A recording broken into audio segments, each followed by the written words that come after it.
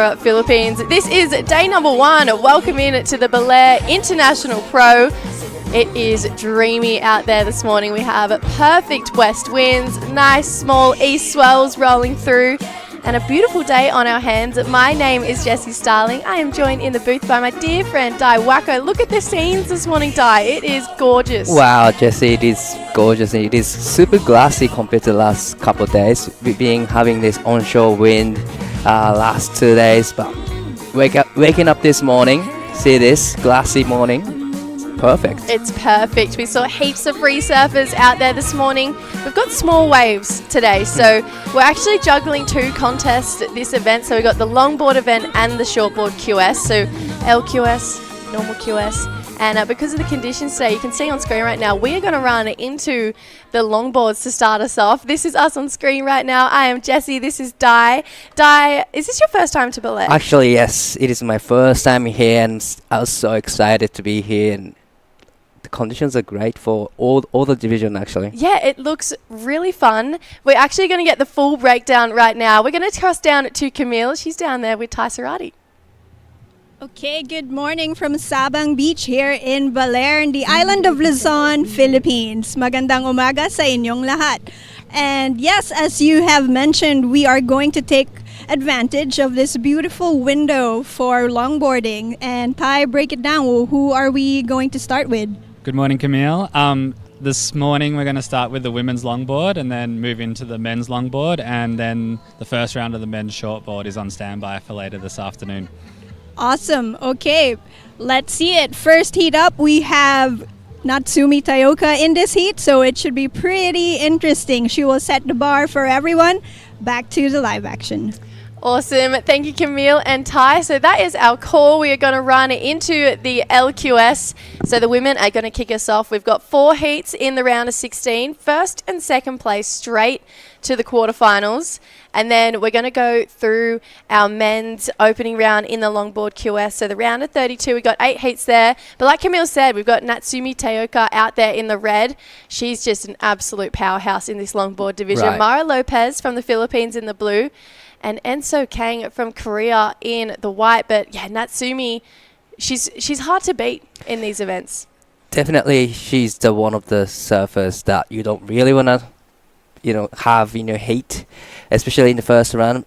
She is the defending champion, and definitely she's trying to get a back-to-back win. And she's also competing in WLT tour, so she's very experienced surfer. She won the Japan national title so many times, so definitely she's the one to watch. And so, Di, we were talking about earlier, this is your first time to Bolair. Right. What were you expecting coming here, and how is it different to what you were thinking? Well, the surf is good, that's what I heard, and then it's for everybody. It's not only for shortboarders, it's for beginners, for longboarders, so I kind of want to experience.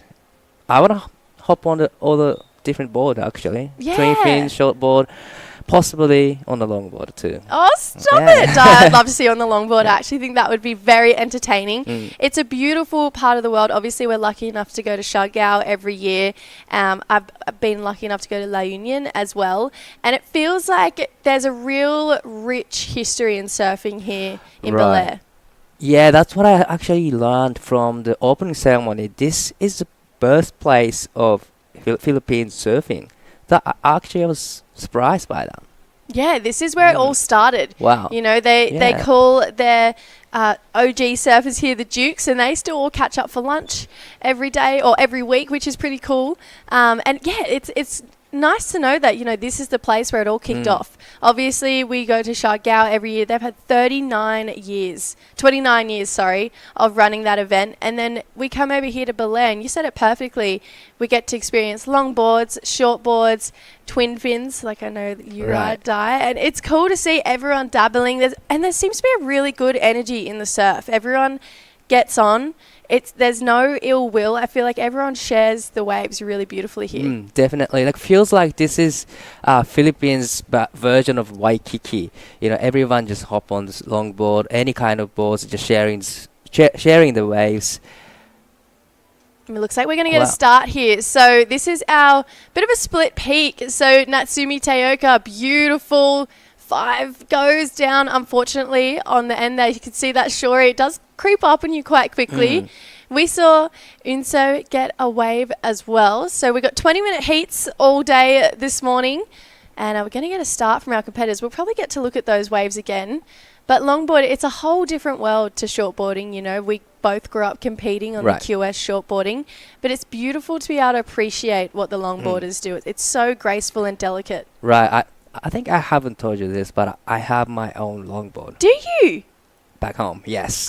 I didn't know this. I love learning new things about you, Dad. Yeah, sometimes I just take out my shortboard because in Japan we don't really have big swells much. So yeah, I sometimes go on the longboard, but on screen we have Surfing Blue, Mara up and riding nice hang 5 to hang 10 and nice footwork there. And again, hang 5. Well, that's beautiful surfing from Mara Lopez from Philippines. Yeah, really gorgeous style there too. You can see she was quite quick-footed there.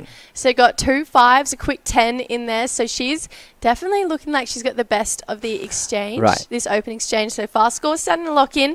Small score for Enzo. So tell me, when do you whip out the longboard?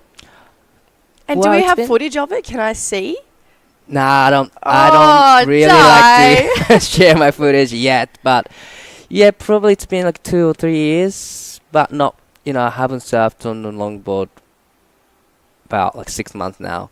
But still, I love being on a longboard and doing a little bit of footwork and trying to be on the hang 5. Really, it's just such a beautiful equipment, and it's such a different world compared to the shortboarding. It's so different, and I feel like it makes you appreciate shortboarding more. Yeah, because it's actually, it is so incredible what these ladies and men who are going to see compete today can do, because it is so hard. Yes. Longboarding is so hard. You think, oh yeah, I could do that. No, you're removing a massive piece of equipment. You have to be so strong in your legs, in your core, and the footwork that they do, you'd have to be so quick and delicate. Definitely, I reckon it's easy for the beginners to start with because it's paddle first and you can take off really easy. But once you're in the competition side, it's so hard. It's so hard to set the rail right and just doing the footwork and going to the nose. You need to have the good balance. You need to have a good core, and you need to know how to set the rail, how to turn the bigger board. Yeah, it's.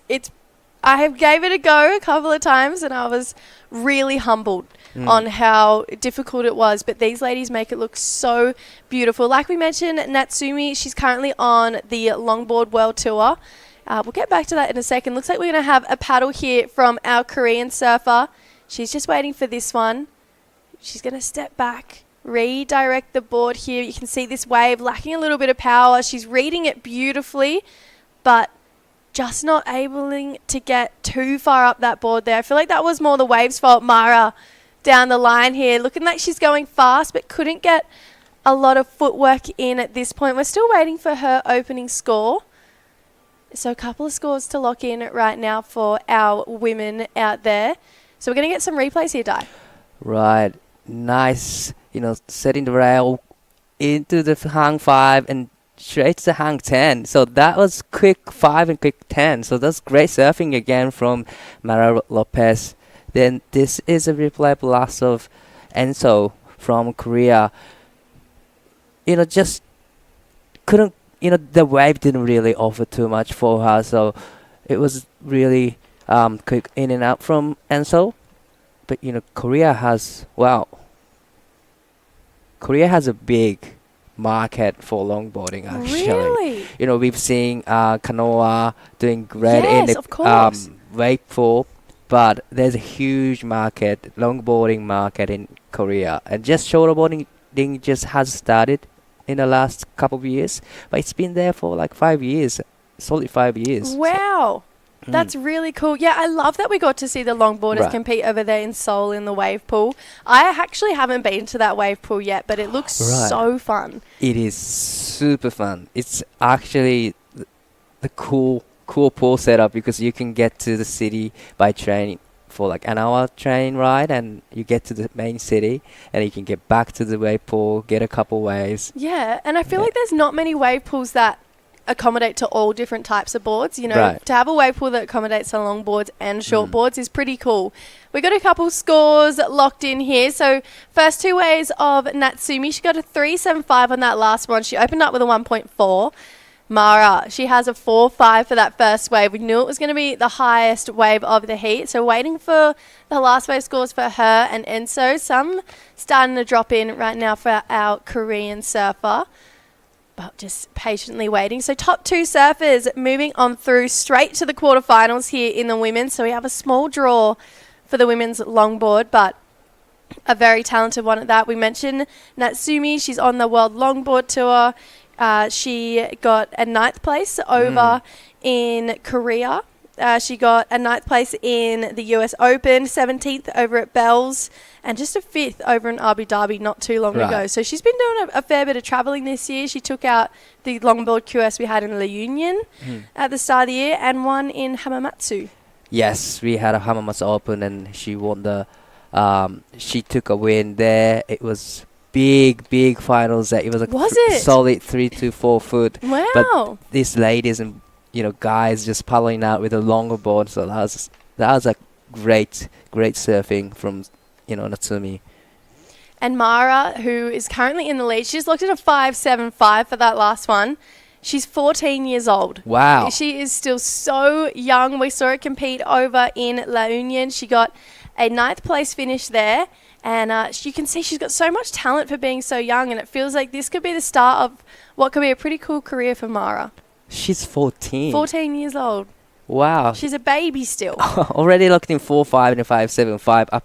She's up against one of the best longboarders in Asia, Natsumi Taoka, and she's doing great in this heat so far. And you're not going to believe it, but our Korean surfer, Enso, she's 12 years old. So we have some young competitors in this heat right now.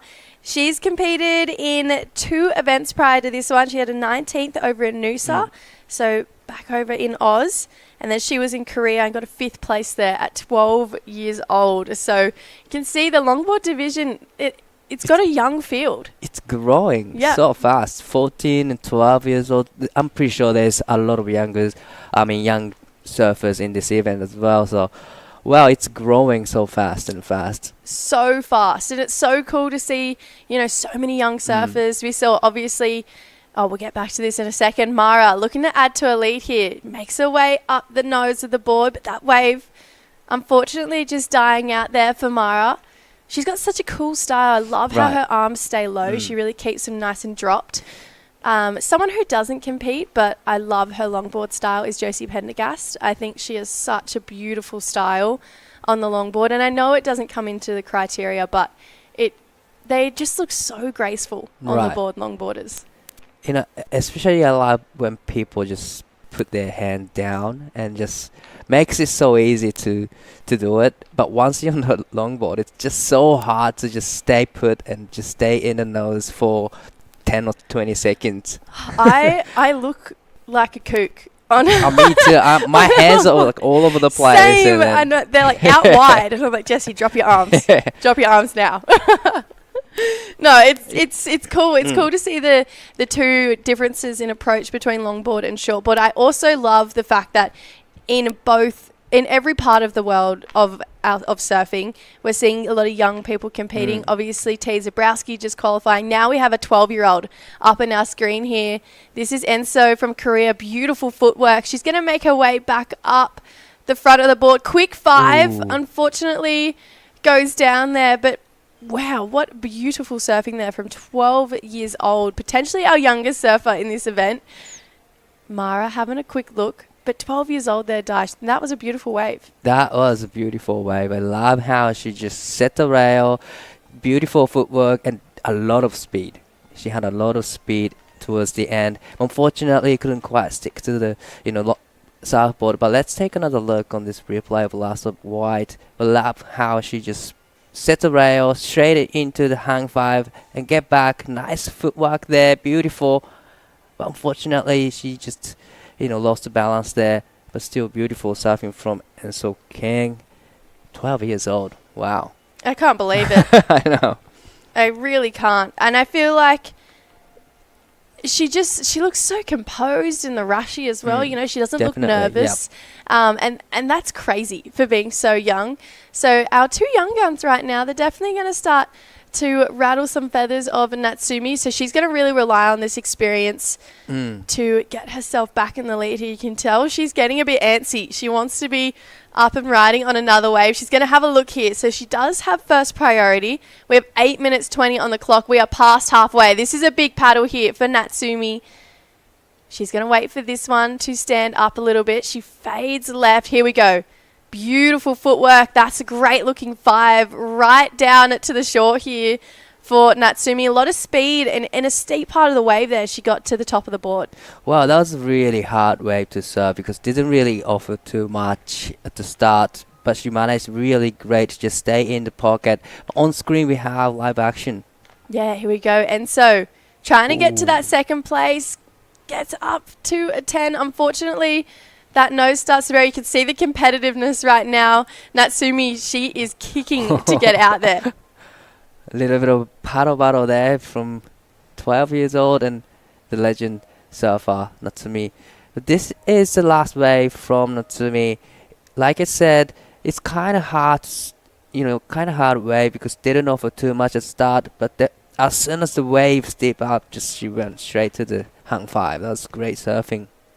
Even just the way she rode, just so cool, was straight to the inside. This is the last year for Enso Dai. Beautiful footwork there. Fortunately, wave kind of dies out. So unfortunate for our youngest surfer, Enso. But there's still 7 minutes remaining this heat. Still waiting for the last of red. Yeah, so right now, Mara, our 14-year-old, she's come out the gates firing right now. 5.75 and a 4.5. So she's asking Natsumi, she needs to post a 6.5 if she wants to take the lead off our young gun. Waiting for her last wave score, like you mentioned, Di. And so she got just a 0.9 there. So she's chasing right now a 2.66. We feel like that requirement is going to go up once we see this last one for Natsumi lock in. And she, she'd be feeling a little bit of pressure here. She's the top dog. She's the most experienced. She's been on the championship tour for longboards and is on the championship tour. But she's kind of, she's looking to set a little bit more authority here. You can see she's having a paddle. She's not happy with being in second position. Beautiful 5 into a 10. Goes for a finishing float here. She's going to keep carrying speed down the line. Looks for more open face. Gets another one in. So Natsumi stamping authority right now. 5 to finish off here. So beautiful surfing. Really long ride. And you can see she repositioned herself on the left and backed herself, her speed, her talent, and got a beautiful ride here, Dai. That was a great surfing from Natsumi. Straight up and goes to the hang 5 and a quick hang 10 and gets the turn in. And camera on the section, actually the wave just kept her opportunities and she gets another turn there. So that's beautiful. 2 turn and in hang 5, hang 10 combo. That's great surfing. It'll be a big number. Oh, sure. Absolutely. I loved that wave. There was so much speed. She gave us variety. Obviously, we got the 5, we got the 10, a couple of turns in there as well. So Natsumi, she, you could tell she wasn't happy being in second here. So her previous to last wave comes in at a 4.6. So now chasing a 5.66. I see that going there. Definitely just up there. Probably, I got a feeling that wave will be the best score so far in this morning. She just set the bar. You need to put turns in as well as hang 5 and hang 10. Absolutely, she does. This is the standard we expected from Natsumi. She's living up to it. We've got a paddle here, not into it so far for Enso. So we're going to wait for this score to lock in. But we feel like we might have a situation change that's going to apply pressure to our 12-year-old surfer here, Enso. Potentially another way here. Wow, big score locks in. It's a 7-point ride. Natsumi, she's going to have a look again.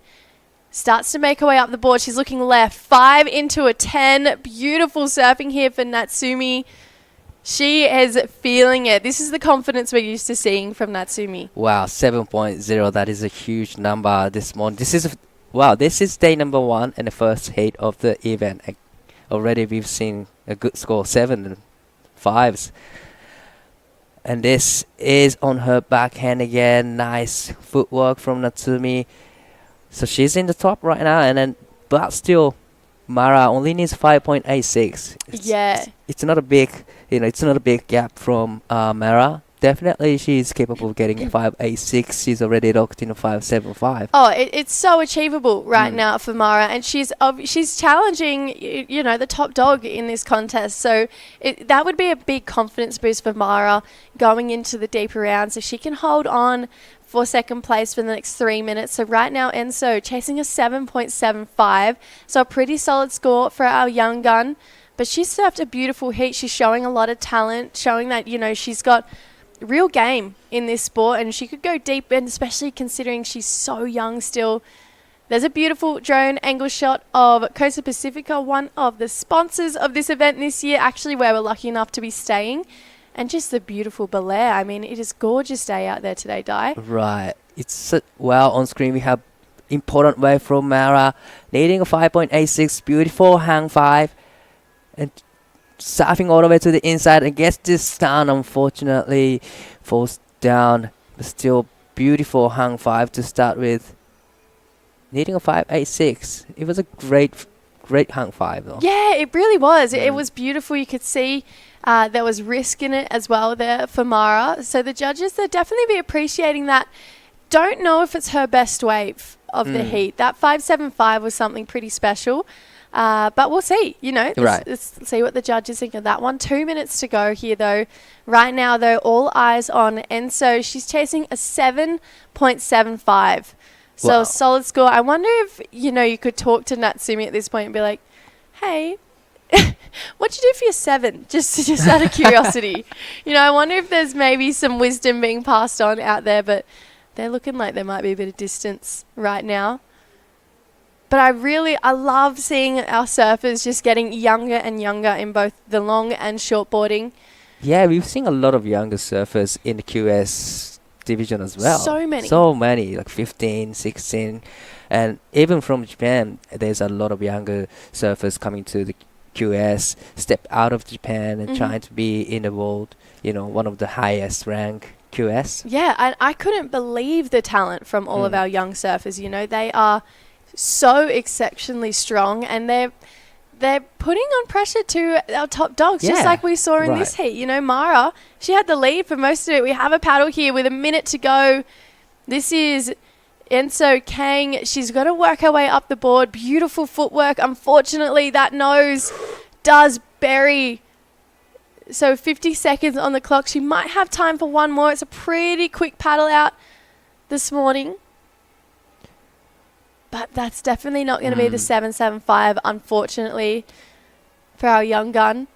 Wow, but she's 12 years old. She's got a lot of competition ahead of her. She's killing it. And you know what? I remember in earlier this year, we actually saw Mara. She double dipped, so she got a wild card into the World Juniors. So I'd be interested to see if we're going to see her competing in the QS as well. So potentially might be getting some QS heats underway today. We have the men's QS on standby. But with 10 seconds to go, this has really been an impressive heat from both Natsumi and Mara Lopez. So it looks like this heat's going to round out. It is going to be our vet, Natsumi. Exactly who we thought was going to win this heat. She's going to take it home. But with a great battle from Mara Lopez, we're going to go to a quick ad break. And we'll be back with more beautiful surfing just like this after this break.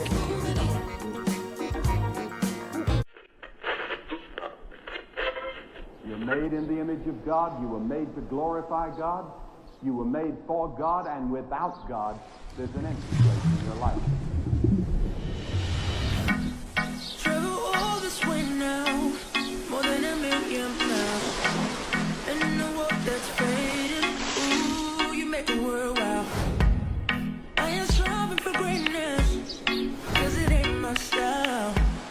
I made me to be going close for the rest of my life now. Where would I be without you? I can only see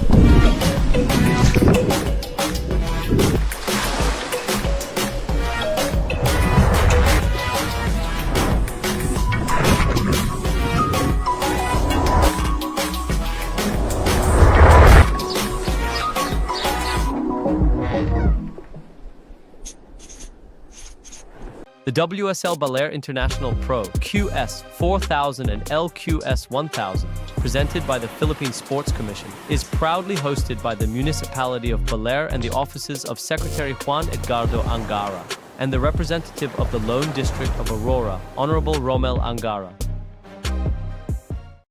We are back with the women's side of the Longboard QS here at Baler International Pro 2025. It's a full week of festivities and surfing, celebrating this incredible part of the world that is Bolair. My name is Jessie Starling, joined in the booth. Camille, welcome in for the first time this morning. Thank you for having me. Hello, everyone.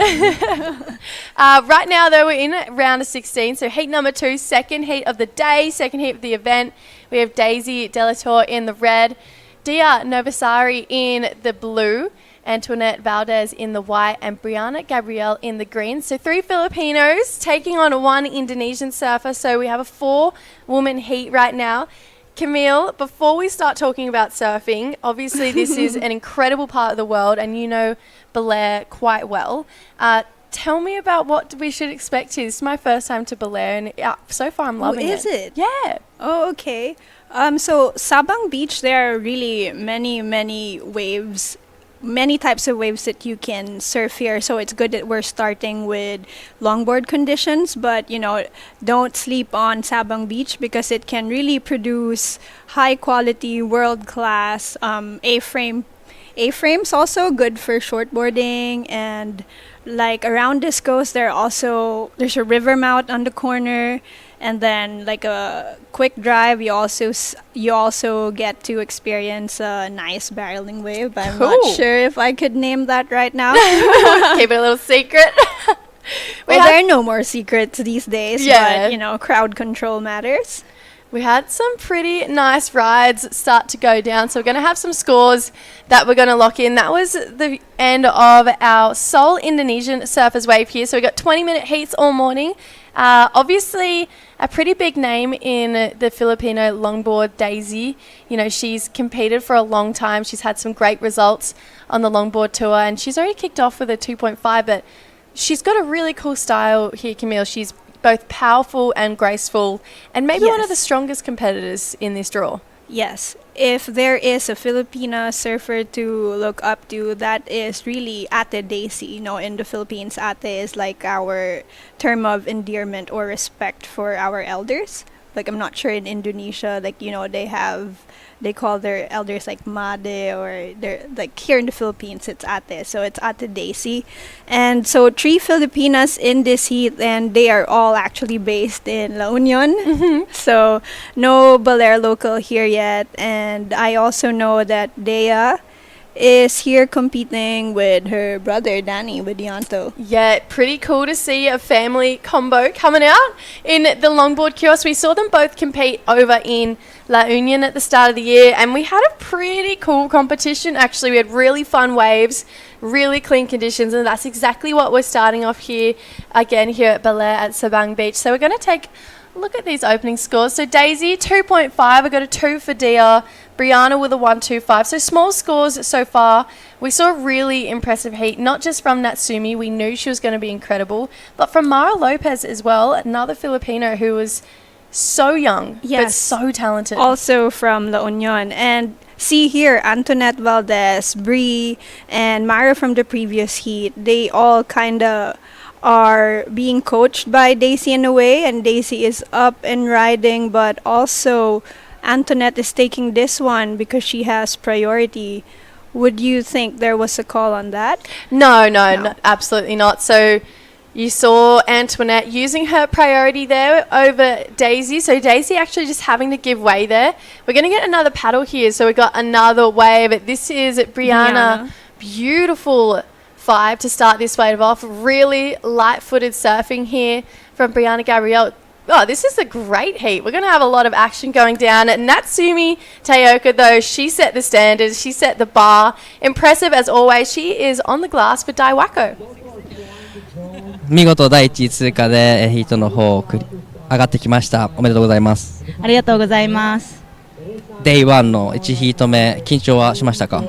そうですね、まさか女子のヒートが先だと思ってなかったので一応準備はしてたんですけど、朝サーフィンして毎朝オフショアで午後になるとオンショアが吹くので、朝ヒートできてよかったです。立ち上がりは少しスローな展開だったんですが、後半やはりその強さを見せて7点5点とスコアして第1位になりました。前半はその緊張があってのスローなヒートだったのか、作戦通りだったのか、どうですか？そうですね、ヒート始まる前に10分ぐらいあってフリーサーフィンできたんですけど、その時すごいセットが来てたので、もう乗るポジションを決めてて、で試合始まった瞬間波が止まって、なんか波もすごい柔らかくなっちゃったので、最初の 1,2 本目はちょっと失敗したんですけど、1本セット乗れて7ポイント出せたのでよかったです。She did have a little bit of a slow heat today, but she always surfed in the morning with the glassy offshore wind, and she loved surfing in the morning, so that was great to have women's side starting in the day. And then she got a slow heat, but still got a 7 and 5. She's super happy with the result. それでは、ヒートの中では12歳、14歳とかなり次世代のサーファーがいました。そういう選手たちと当たるのはどういう気持ちというか、楽しいですか？そうですね、はい、もうあんまり相手の選手のことは考えずに、やってるんですけど、ただやっぱフィリピンとか韓国とか若い選手がどんどん試合にこうやってアジアの試合に出てきてるので、日本の選手もどんどん出てきてこの舞台で戦えたらいいなと思ってます。たくさんの方応援してくれてます。メッセージの方お願いします。いつも応援ありがとうございます。次は今日あるかわからないんですけど、集中して優勝目指して頑張ります。引き続き応援よろしくお願いします。次も頑張ってください。Right, back to you guys. Awesome. Thank you, Dai. Thank you, Natsumi. She has one of the best smiles I've ever seen. She's got such a big smile, a really cool energy about her. And she, like I mentioned, she set the bar this morning. She had a 7 in the opening round, not just of the day, but of this competition. And that's a lot of pressure to be able to get done. We're going to see a paddle here from Daisy. She's going to be stroking in. This is a good looking wave here. Already straight to footwork. We got a 5 into a long 10 here for Daisy. She's keeping speed down the line. And during that interview, we saw Dea lock in a really good score. She needed only like a 1 point something to advance, and she got a 5. If we could pull up a replay of that later, we'll do a walkthrough of it. Yeah, I'm sure it was beautiful surfing from Dea. She's so graceful. We got more action out the back. So you can see Bree using up first priority here. She's going to stroke back to the power source. You can see this wave lacking a little bit of grunt behind it. So you can see maybe a bit of frustration starting to build here from Bree. So many waves going down. The judges definitely have their hands full at this point. So 10.5 to go. Daisy, like we mentioned, she's coaching a lot of the surfers. She has a really substantial role to play in the Filipino surfing, and not just for the longboarders, but the shortboarders too. She always seems to be helping out with that next generation. 5th place to start the year at La Union, which was pretty cool to see. She actually got taken down by Natsumi, but I feel like there's a pretty cool, a bit of a rivalry between those two surfers. A little bit. They always onto the finals rounds, like if it's quarterfinals, if it's Daisy and Natsumi, it's always a must watch. And they have similar styles as well, and the tiny steps instead of the long strides, and both of them are also very formidable in bigger waves of consequence. So they're good with peelers, but also both Natsumi and Ate Daisy can really take on all kinds of waves. And here now we have Antoinette Valdez, who is actually Daisy's niece. Yes, I was going to say, Valdez. I remember one of these ladies being her niece, and I was going to ask you that. I was like, I can't remember. And I'm pretty sure they came up against each other in La Union. Yes, with Kyla. In the first round Daisy's as daughter. well. Yes. Family affair. Yes, I remember this. Yeah, these two, there's a lot of talent in this family, actually. Like you mentioned, all from La Union. And La Union seems to be producing really beautiful and talented longboarders, just like Daisy. We're going to see her stride again straight into this one. So there's these little steps you were talking about here, Camille. Beautiful 5 there for Daisy. You can see just keeping the speed, trying to lock in as many scores as she can. She has that gorgeous footwork. I love those little steps that she does. And when she gets to the top of the board, she gives us a 5 or a 10. She just looks so graceful. Yes, indeed. And she needs a 3.4 to advance. So there was a situation change where actually her niece Antoinette was able to get the score she needed to move on to second place. So let's wait. But Daisy's very capable of getting the 3.4 and more.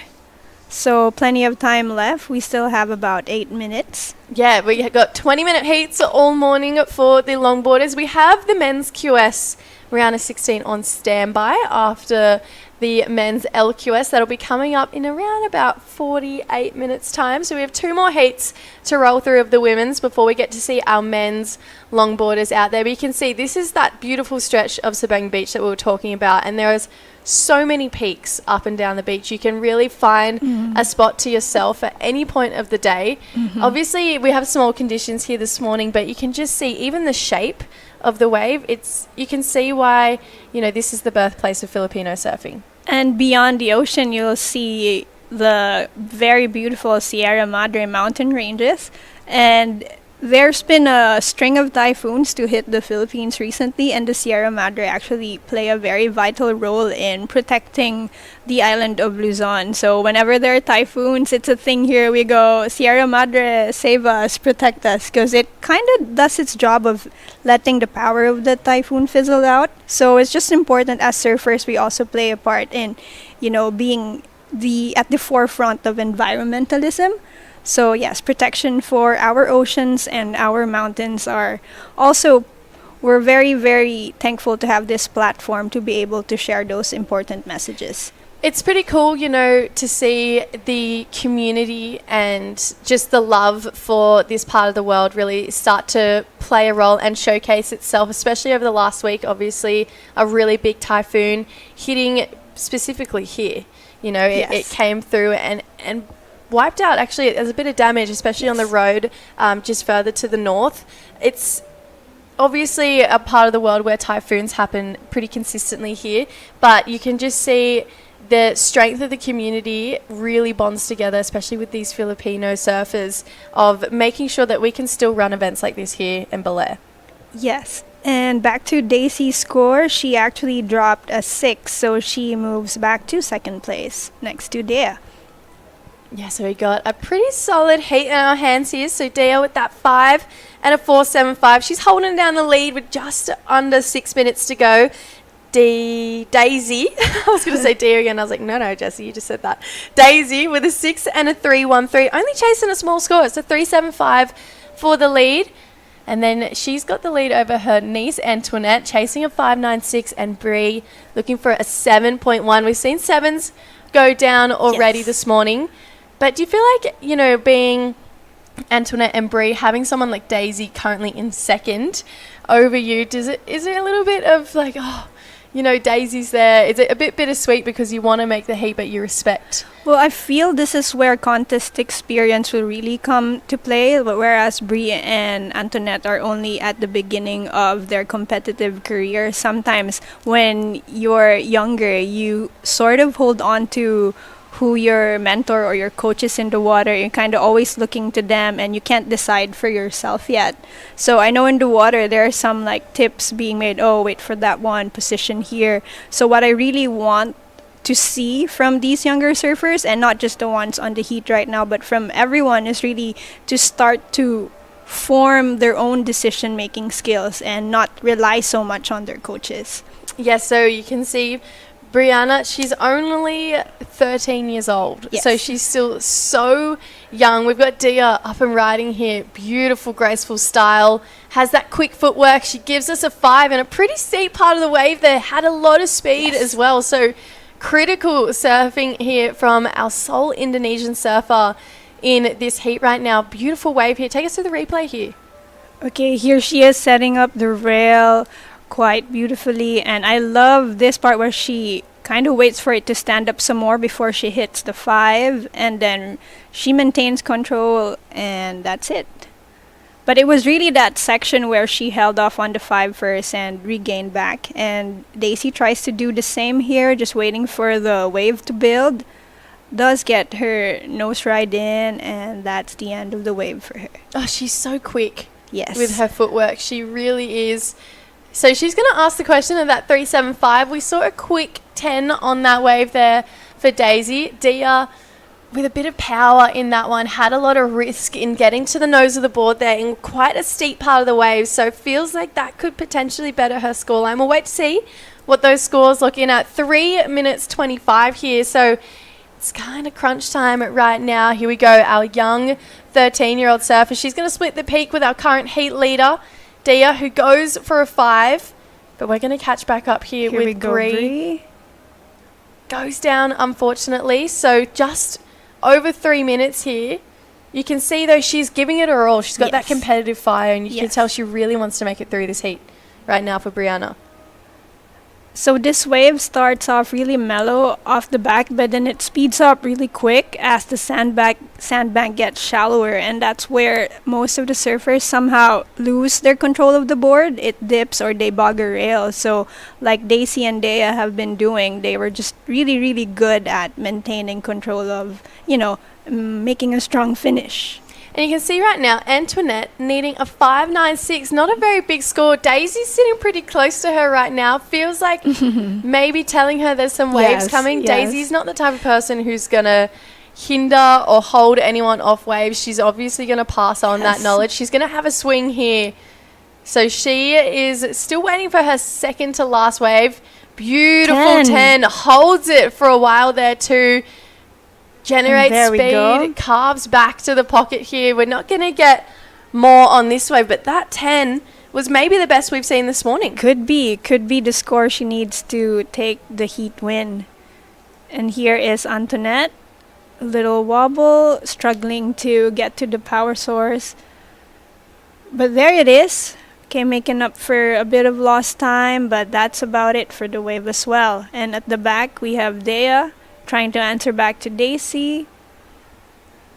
Yes, she's going to get a finishing turn in here for Daisy. She definitely doesn't want to lose this heat right now. We got 90 seconds to go, so we have so many scores to be locked in at this point. We've got 2 for Daisy, maybe 3 for Dia. So the judges are going, hang on a second. Everyone just take a moment, take a break. We've got some scores to lock in at this point. Antoinette has a score to lock in as well. Feels like, though, it's starting to be the Dia and Daisy show. They're really starting to run away with this one. Yes. And similar styles as well.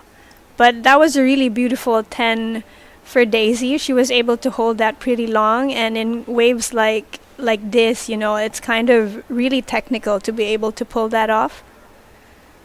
Yeah, it is, especially with that inside section you were talking about and how it does gain a lot of speed. It really starts to steepen up, and that's exactly where she did the most critical part of her footwork and spent a lot of time up with 2 feet at the nose of the board. So we got a beautiful 10 there from Daisy. 30 seconds, so no indication of scores just yet from our judges, so this might be one give them more time. Yeah, that we decide on afterwards. So Dia, her previous to last wave, it's a 4.15, so she's looking at better off potentially a left. Here we go, last effort here from Bree. Beautiful 5. She's got more room to work down the line.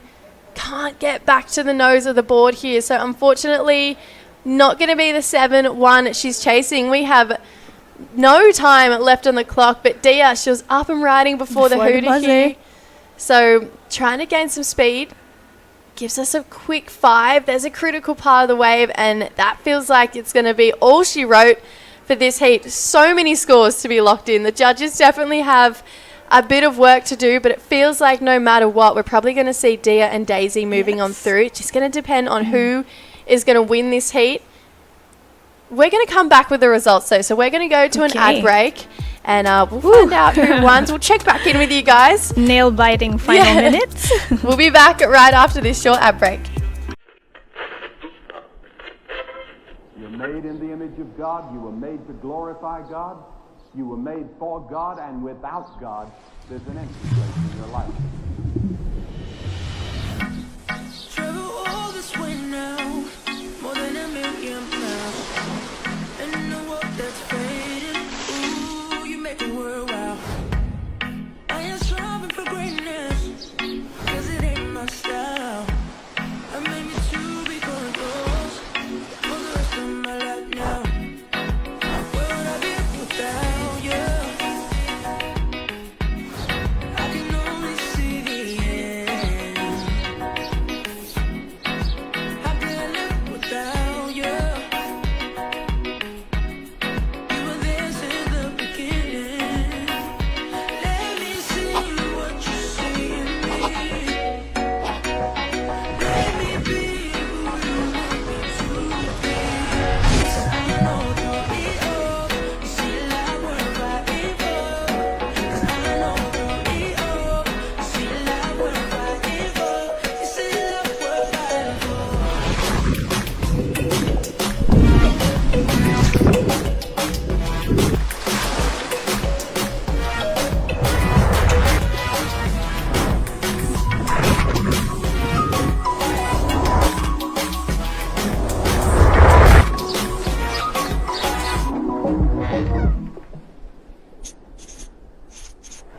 WSL Baler International Pro QS4000 and LQS1000, presented by the Philippine Sports Commission, is proudly hosted by the municipality of Bolair and the offices of Secretary Juan Edgardo Angara and the representative of the Lone District of Aurora, Honorable Romel Angara.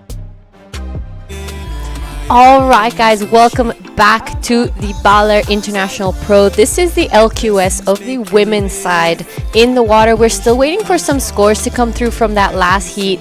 Daisy de la Torre went straight to first. She got a 6.65 and a 6, so she's looking pretty comfortable, but we're still waiting for scores of Dea and Daisy as well to come through, but Dea chasing a 7.65, so it will be Daisy and Dea going into the next round as all scores for all the other surfers have come through. I'm Jana Legati, and in the booth with me is Camille. For the first time together, I'm super excited. I'm actually really excited to be here with you because as I mentioned, I've been following you and I'm a fan of your surfing. Let me fangirl for a minute. Thank you so much. And wow, so you saw that last heat. I was a little bit on the sidelines. Tell us what went down. We're still waiting for the last score of Daisy. So that's the thing with this 20-minute longboard heats. Anything could happen. Like at the start, you think it's going pretty slow, but then on the dying minutes of the heat, that's when 1, 2, 3, 4, 5 scores come together. And yes, Daisy was able to get the score she needed to win this one. And 6.65, one judge gave her a 7 even for that really long hang 10 she was able to hold in the inside section. And our next heat just started. We have here Kyla Jane de la Torre, Daisy's daughter. And we have Sakura Inoue from Japan, Roju Choi from Korea, and Maria Cabell, local girl, actually based here in Bolair. Beautiful. I am super excited. Now on your screen, we have our first ride from our woman in green, Maria Cabell, local surfer right behind her. Roju Choi, our surfer from Korea. So a couple waves. I don't know if anything too significant just yet, but we just started this heat, so it is early days here in Baler. This is heat 3 already of the round of 16. So give us a little bit of back info of the girls in the water that you do know, the local girls. So actually, as I mentioned, Kyla is actually Daisy's daughter, and they've gone into man-to-man heats pretty often, and Kyla's actually at the stage where she has the skills to win one over her mother. That is so exciting. And speaking of, families and siblings, Sakura is also here with, the Inoues are quite the outfit to see during these WSL longboarding events. So we have Taka also in the men's LQS. And Sakura, also another Inoue sister in the draw. Amazing. And what about Marie Chabel? She's a local surfer from here in Baler. Is that so?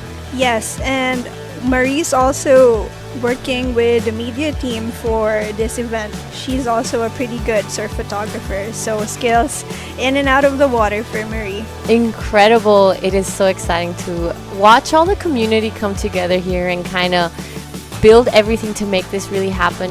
They recently just got struck by the typhoon here, and I am so surprised about how quickly you guys are here in Baler. They've recovered from it because it's looking so gorgeous and clean already.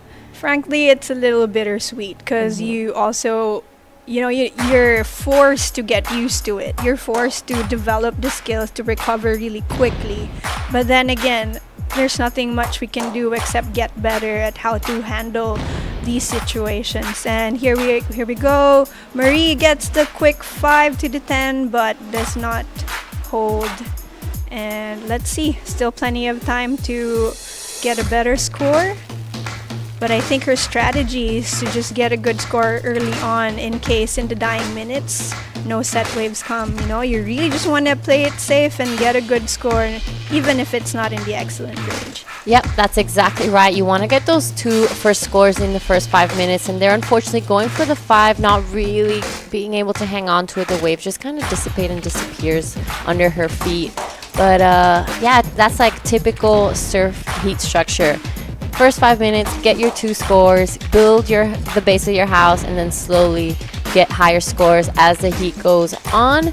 And it's looking like we might have a couple lines coming through. We're seeing the girls paddle out. It is still Kyla and Sakura who haven't caught waves. So technically in the beginning of this heat, it means that they have priority over Ruju and Marie, even though there are priority numbers next to their name. Unless you've caught a wave, you have priority over everyone else. So this right now on your screen is Ruju Choi. Beautiful surfing here. Loving the footwork. She goes to the top, gets that 5, just touches the nose, gets down and tries to shut this one down. She rides out of it pretty nicely. So that's going to be probably the best score of this heat for now. And behind her, we also saw a glimpse of Sakura, and this is the tail end of her ride.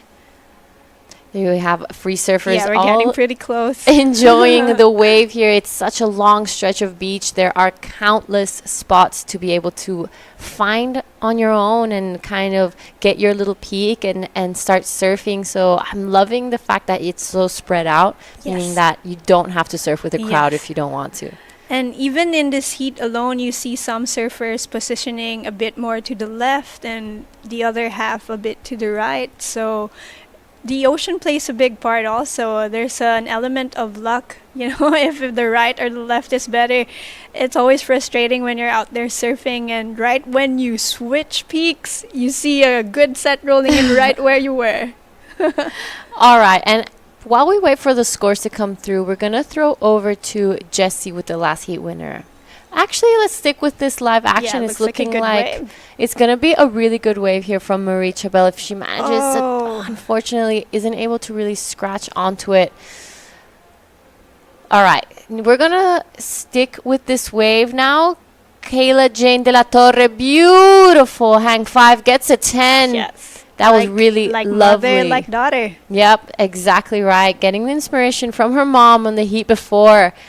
And while there's a bit of a break, we're going to head over to Jessie with the last heat winner. Yeah, thanks, guys. I have a very nervous mum right now, Daisy Kim, so congratulations on your win. But you were coaching your daughter in between your heat win and now. So the nerves, they're not stopping now. Yeah, it's like continuous. Beautiful heat, though. It was so many waves going down. Obviously, your niece was in that heat as well, so full family affair in this one so far. But you got the opening round done. You're into the quarterfinals. You must be happy with this. Yeah, I'm so happy. I just keep myself busy there because we know that the waves are kind of small and there's no so much set. So I take the opportunity to get the waves that comes to me. And talk to me, one last question before I let you run off and go into coaching role. Talk to me about having a daughter in this event. It must be so cool that you guys can travel together and compete together too. Yeah, I'm so very proud because now she surf and she's always on my heat. This time we're on not the same bracket, so I'm happy and I hope that there's going to be a good swell coming. All right, we're fingers crossed for a mother-daughter final, guys. Maybe the first of its kind. Congratulations, and we'll see you in the next round. Thank you so much, Jessie and Daisy. We were just saying how beautiful it is to be able to, surf with your daughter, not only like in the free surf, but in competition. I think that's the first time I've ever heard that. Well, whatever happens, it's a win-win situation, If Kyla wins or if Daisy wins, there's always a winner in the family. Yeah, that's right. I think it's absolutely gorgeous. I would love to have my mom surfing in my heat, actually. I think I'd be like pushing her on waves. I'd be like, go, Mom! Yeah, cheer her on. And not to discount the father also, Jefferson de la Torre, a native of Bolair who moved to La Union when they started a family. So even Kuya Jeff, so Kuya is the term of endearment for older brother. Ate Kuya. Kuya Jeff is in La Union right now, so hello to Kuya Jeff, who must also be panicky and anxious watching the heat for Daisy and Kyla. Wow, we're waiting for some scores to come through, but actually at a certain point in my surfing career, I had to tell my mom to stop coming to my surf contest because she was so nervous that I would see her suffering. I'd be like, Mom, just don't come. And she'd be like, thank you, I can't watch this. Thank you, yeah. She's like, I'll stay at home and you just tell me. Yeah. So I'd be like, Mom, just relax, it's fine. Like, I would be telling my mom to relax before my heat. Would she be the screaming mom? Like, get that one. She would just be like, I'd see her pacing front and down, up and down the beach. So I'd be like, you know what, Mom? Like, I'll just tell you the result. You can Okay. stay at home. And she was like, thank you. Or you could just tune in to the live heat. Yeah, so it's really, really beautiful. Our mothers are the best thing to ever happen to us. All right, a bit of live action now. Looking And like our surfer Marie. Marie Chabel is going to be a quick up and down. out. But Kyla dropped her first score, a 4, so that makes her second in this heat. And here she is again on the live, trying to keep this wave, but then that's it for her ride. Yeah, so still a lot of scores to come through for all the 4 surfers in this heat. We're still waiting for Korean them to surfer come. asking for the time. We still have 10 minutes to go. 10 minutes, 45 seconds exact. Yeah, so nervous times here Yeah. where the judges really taking their time. It's important to really have it on point. They're watching the replays. They're making sure everything's on lock. Here we have Sakura.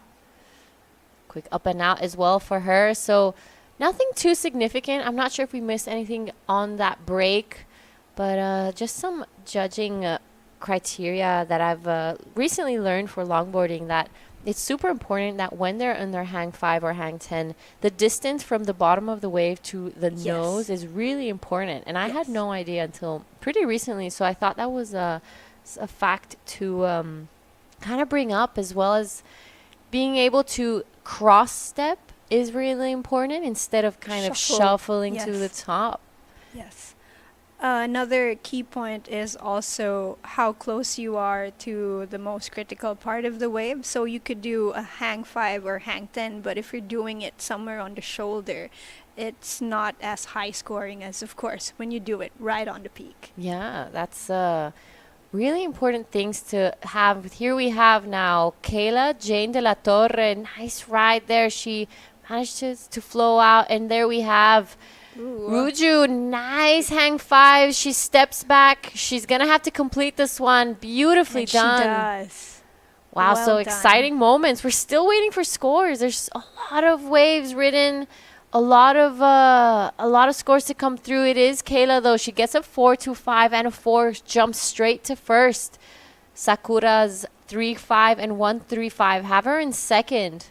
So Roju Choi just needs a 1.61, and that last wave of hers, I think, is more than enough for her to advance. Yeah, that was beautifully done. A lot of control. She stepped to the nose, stepped back. There was not too much shuffling. She had that elegant style to her. Her hands Very elegant. very low, so it was beautiful to watch. I'm excited to see these scores to come through.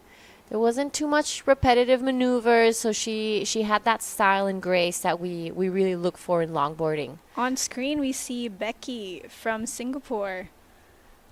On to the next heat.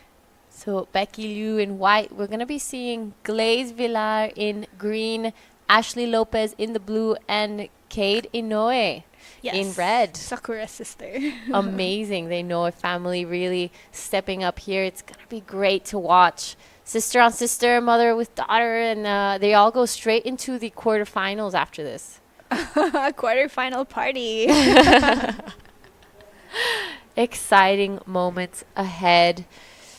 So yeah, a little bit more about the body positioning as well in longboarding. It's important to have that elegant style and your back straight.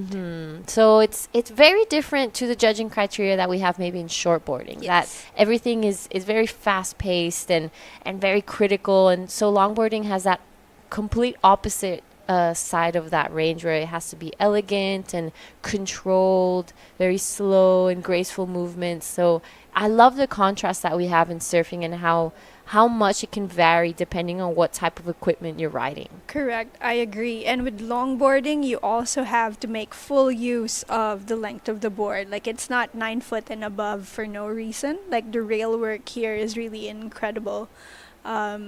So even where you step your feet, like if it's closer to the stringer or which rail to put pressure on, heel side or toe side, I don't know. So that's just it. You have so much to consider, but you have to look graceful and elegant and poised. So it's not easy at It's all. not. Here we It's have Kyla. What do you think of this ride? Okay, here she is, quick to the 5 because she knows this won't offer so much, but is able to hold. But hold on. She's trying to make this reform on the inside, but the wave runs off in front of her. I feel like this is a heat where the wave selection or the choices for waves are a bit different from the previous 2 heats. The longer rides are kind of few and far between the sets. So maybe we're experiencing a tide shift at the moment. Yeah, you're right. The rides have been quite a bit shorter than we had in the previous heat. Beautiful hang 5 there from Kyla Jane de la Torre. Love that she just gracefully finished this wave as well, showing that control we were talking about. I'm loving how spread her fingers are and low her hands are when she's surfing. Very beautiful to watch from Kyla. She is currently in first, that 5.75 and 4.25. So she's looking pretty comfortable right now. She has the 2 highest scores of this heat. She's keeping busy. She's not sitting still. I'm loving that she's really hunting and creating her luck here. And look at this shot. All 4 surfers are positioned in 4 different places. No one's bundled up together. So it's really a matter of luck right now where the best set will roll in.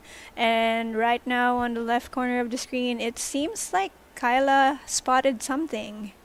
Yeah, like a couple lines coming through. We're going to hope to get some more scores. Last 5 minutes. We are in the dying 5 minutes of the heat, but here's Marie, gets the 5, steps back, but see, in the inside section, that's where it's also really hard and technical, where the reform kind of pushes the water up again, so your nose just won't glide forward. And it takes a surfer of caliber, like now we have 2 surfers up. We have Sakura and Roju Choi. Sakura's still going. This is a nice looking little wave for her with the finish. And she gets, not quite gets that one. Wow, that was a beautiful ride from Sakura. She really held that 5 for a really long time. She was on the nose. She had the control. So I'm excited to see that score. She needs a 6 to go to first. I think she could be battling for that first place. She's very capable of getting first place. All right, here is the replay of those last 2 scores. 2 women on a ride, but it doesn't really affect each other as one was much deeper than the other.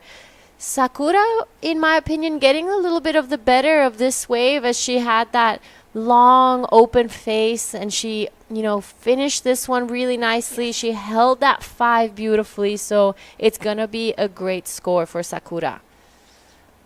And here we go, Marie just getting as many waves as she can. And this is a nice looking runner for her, good speed. And there we go again, that inside section could be some place to avoid, a tip for the next competitors. And here's Kyla again, quick. Oh, nice. That's a signature hang 5, the Valdez de la Torre way. Beautiful soul arch there for Kyla Jane de la Torre. She really held that nicely, and I can't wait to watch this replay. Okay, here we go. She sees this one. She really paddles hard for it. Cross steps to the nose, arches her back, so and then stylish. manages to step back to the tail. That was a beautiful use of her board. Very stylish from Kyla. Fighting back for that first position. She knows that Sakura got a good score, so she doesn't want anyone to take her first place. That's true. What I also love about Kyla's ride right there was when she popped up, she was already way over past the middle point of her board. Usually when you pop up, you're kind of near the tail, but there it's like, no. I'm going to leap forward and be closer to the nose as possible. All right, here we go. Roju, what do you think of this one? She's not giving up. She really wants to advance and holds her position here, and nice elegant cross step to the 5 and is able to do a little cutback slowly, and that's just the point of difference, I think, where you're not able to hang on in the whitewater. It matters a lot to the judges to show the commitment that, hey, I want to finish strong on this one. Yeah, you're right. I agree. So we're going to have a bit more live action here. This is Sakura Inoue. Beautiful cross step to the nose. Loving the footwork. Oh, she gets around the section. Very critical. That was nice. That was really nice. Wow, so she's not holding back anymore. With a minute and a half left, she wants to get that first spot. But it is Kyla Jane de la Torre with that 6.5, that beautiful soul arch we saw in the beginning. Deserved, yes. What do you think of this one? I think this is a really critical hang 5, but the wave she picked just didn't have more on offer. Unlike this one from Kyla, another one that she took a while back. I like these little graceful looks to the back, to cut back, but no more. Again, shorter rides this time, but you still have a lot of opportunity to show the judges that you understand the judging criteria and can perform to the best of what the wave has to offer. Yeah. Less than a minute to go. Where did the time go? Beautiful drone shot here of Amazing. Baler. Crisp, crystal clear, and look at those palm fronds. They're not moving, meaning there is no wind this morning. Beautiful. We've had a couple windy days when we got here, but we have been blessed by the Baler Bay that is beautifully glassy now, and we have our surfer in white, Roju Last Choi. chance for Roju Choi. Talk us through this one. Long hang 5 to hang 10. There she gets it, and the wave's still going on. She just has to show the judges she's committed to finish strong, and that was a better ride for her than the previous one, but she needs a 5.55. I'm not sure if that was quite enough. I think I agree with you. I don't think the last score was enough. Does this last wave of Sakura Inoue go into her top 2? It does not. So we're just waiting for that last one of white to come through. Body language showing that she wasn't really convinced as well. Now we have the beautiful mountain range. What did you call them earlier? Sierra Madre. Sierra Madre. Beautifully poised there on our background. The last of white wasn't enough to go into the advancing position, and with that we're gonna head over to a quick break and see you guys back in heat 4 of this round of 16.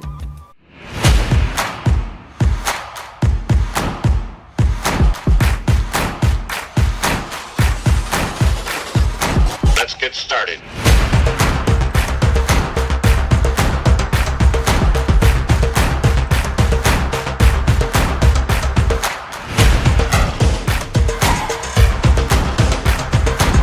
Let's go.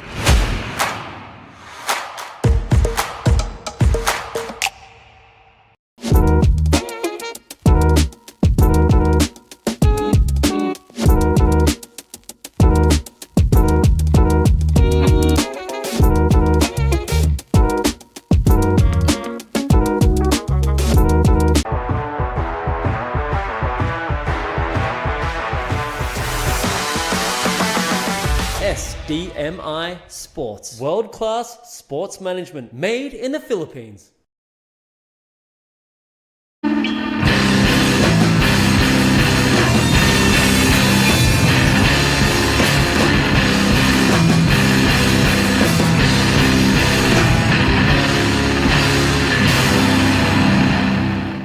All right, we are back in the Baler International Pro LQS on the women's side. This is the last heat of this round of 16 women's in the water right now. Kaide Inoue in red. We have Ashley Lopez in the blue, Becky Liu in white, and Glaze Villar in the green. I'm Jara Legati. I want to welcome back in the booth Dai Wacko.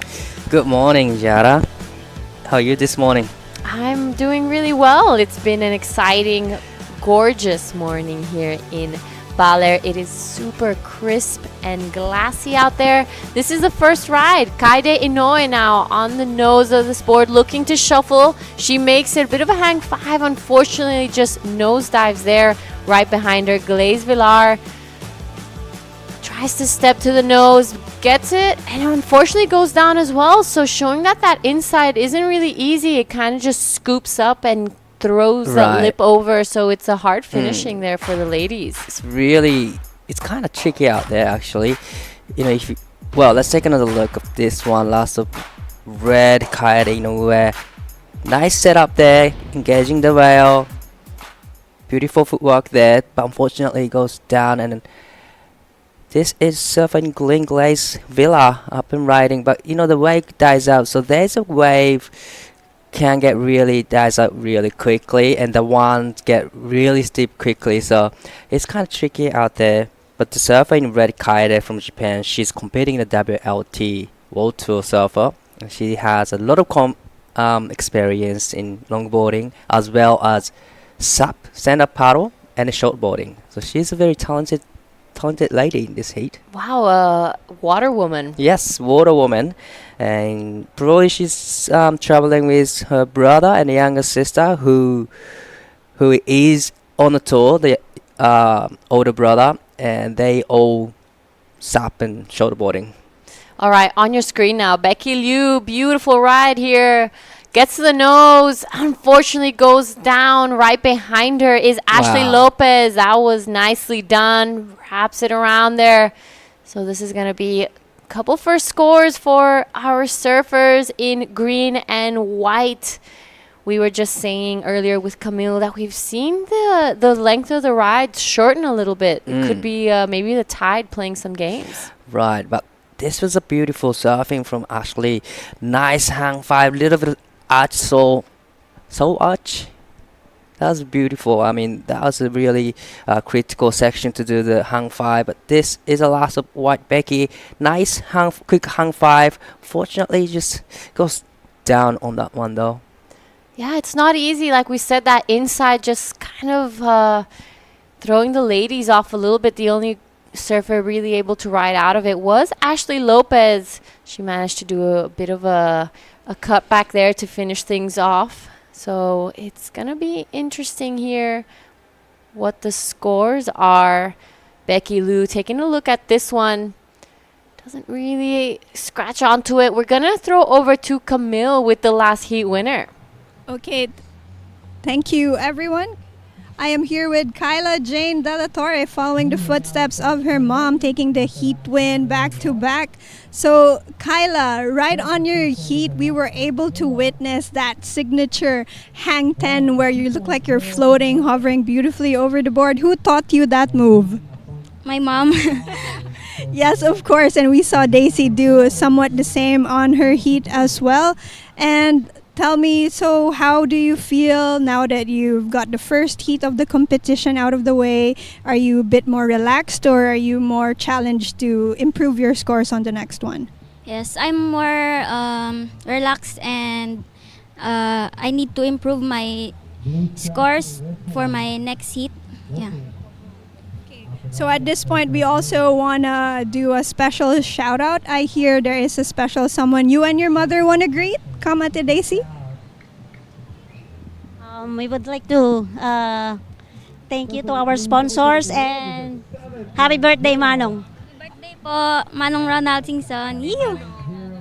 Okay, so Ronald Singson, one of the biggest supporters of the surfing industry and our athletes, as you can see. Happy birthday to you. And what about Kuya Jeff, your dad who stayed in La Union? Why did he stay in LU? He was fixing our home because the typhoon na pumunta po sa nag-hit po sa La Union is nasira po yung bahay namin, so nagpaiwan po siya doon para ayusin yung bahay. Pero susunod po siguro.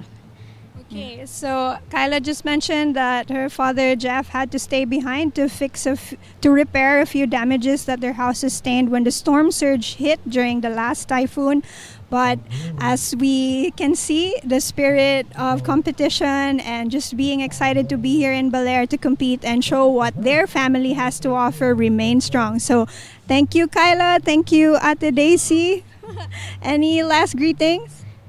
Thank you po kay Manong Ronald Singson po ulit, dahil siya po ang sponsor namin, yun po. And sa Kudo Surf and Rose and Sun, tapos sa Nayad po. Thank you so much for everyone's help. You know, it takes a village to raise up champions. Okay, back to the live action. Amazing. Thank you so much, Camille and Kyla. That was a gorgeous interview and a lot of insight to what's been happening here. Back to live action. No, this is Glaze Villar Unfortunately, kind of falling just over the handlebars in on that last one. We had some scores come through. Ashley Lopez, 7-point ride to start things off, a 3 to back it up. Becky Liu, a 2. Kaide Noe, a 1, and Glaze Villar, a .85, and looking like her second score is going to be pretty similar. But something we were mentioning in the earlier heat with Camille that, you know, I was so surprised getting here and seeing how quickly everything kind of got reconstructed.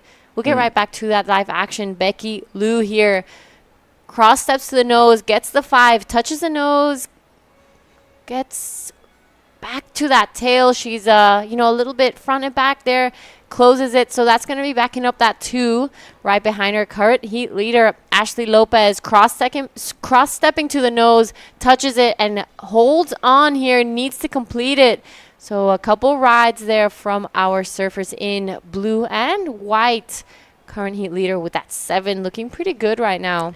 Wow, Ashley locks in 7. And this is the last of Ashley. Nice fade turn to start with. Great quick 5 and back to it. And another quick 5. So definitely it'll improve her situation right now. And this is the last of Becky. Nice, you know, fading turn as well. Gets the hung 5 and back to, and back at it, but gets a turn in. So that was a great combination from Becky Liu. Definitely it'll be a best score for her in this heat. Yeah, Becky's showing poise and control. Her shoulders are relaxed, her arms as well, which is an important scoring here in longboarding. And then it is Kaide Noe cross-stepping to the nose, loving the footwork there, does a 10, then controls it back to the tail. So this is going to be a great score for Kaide. That was a great surfing from Kyla.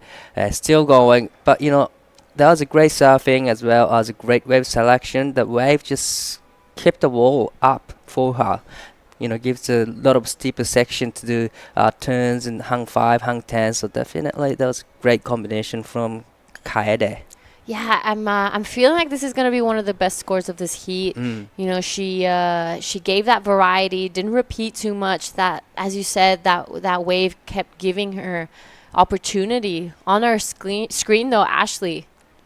Wow, that was a great technique, engaging the rail really well, and gets turned. Unfortunately, couldn't hold on to it. This is the last of Kaede. Nice footwork there.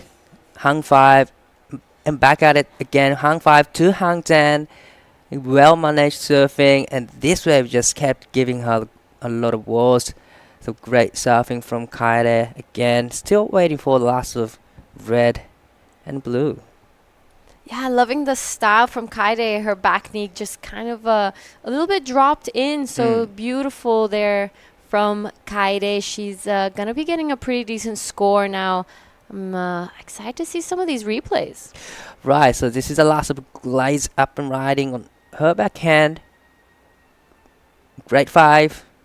And trying to go again. Unfortunately, couldn't quite engage the rail. So didn't hold on to it. So she's currently in the 4th place, needing a big score, 6.15. There we have last of Kaede comes in at a 6, shoots straight into second position there. Glaze Villar now taking a look at this one. We're still waiting for one more score of green. She stands up here, cross steps halfway up, makes it to the nose, does a 5, unfortunately just falls off there.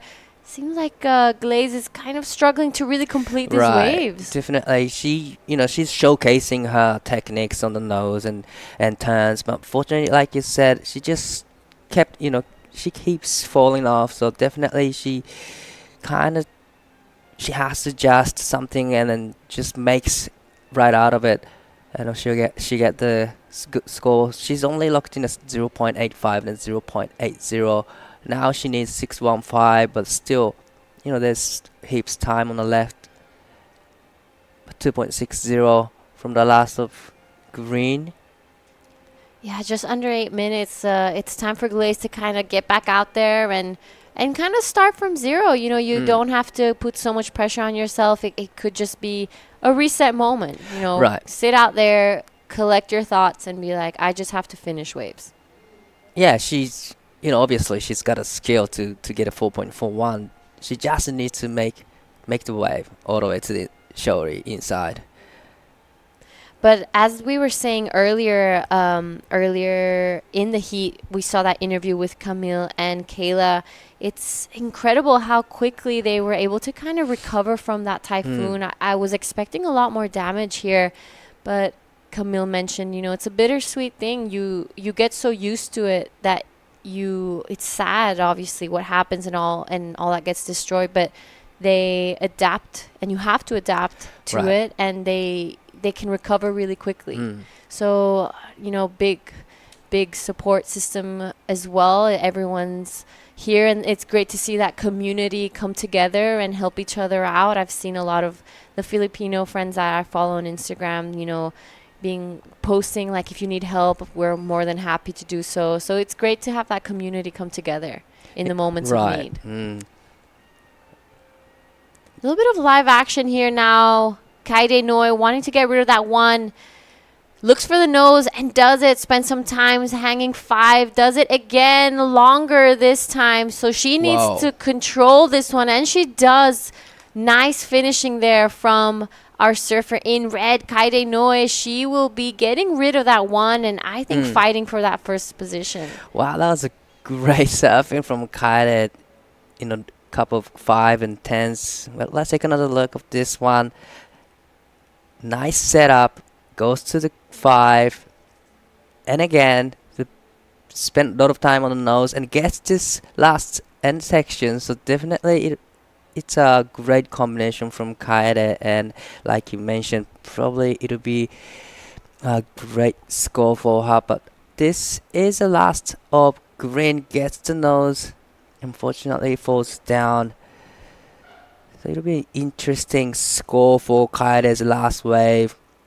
She's just trying to get rid of the 1.0 at the moment and needing 4.01 to go into the first. But like you mentioned, you know, it'll be really close. But I got a feeling she's going to go to the lead. Yeah, she spent most of her time in the pocket of the wave, not far from the whitewash. And that really increases your score in longboarding. You could see that her board had a lot of distance from the bottom of the wave, which is actually a huge factor that increases that score. And she had a lot of control that second hang 5, spending more time at the nose than the first one, which is going to show that control. She was poised, her shoulders relaxed, and that's what the judges want to see.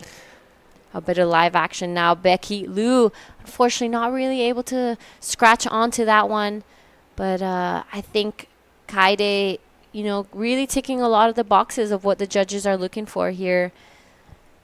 That elegant, clean style, that gives higher points as well. So you're looking for a lot of that traditional longboarding here in these longboarding events. You know, you don't have to do a lot of turns and, you know, a lot of carves. You kind of be classical longboarding surfer. Yeah.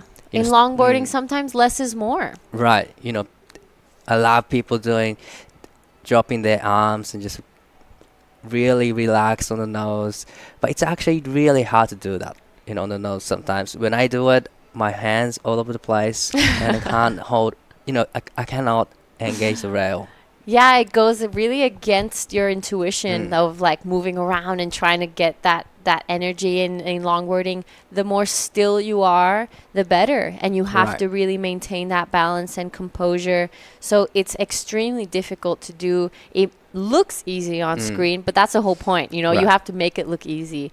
So these ladies doing incredibly well. And Kaede showing exactly that, of 5.9 for her last wave, goes straight to first, making life a little harder now for Becky and Glaze. With 3 minutes left, they're looking for decent scores to get back into this heat. Well, 7.55 and 7.40 are the requirement for Becky and surfing green Glazer now. So 2 minutes and 50 seconds on the clock.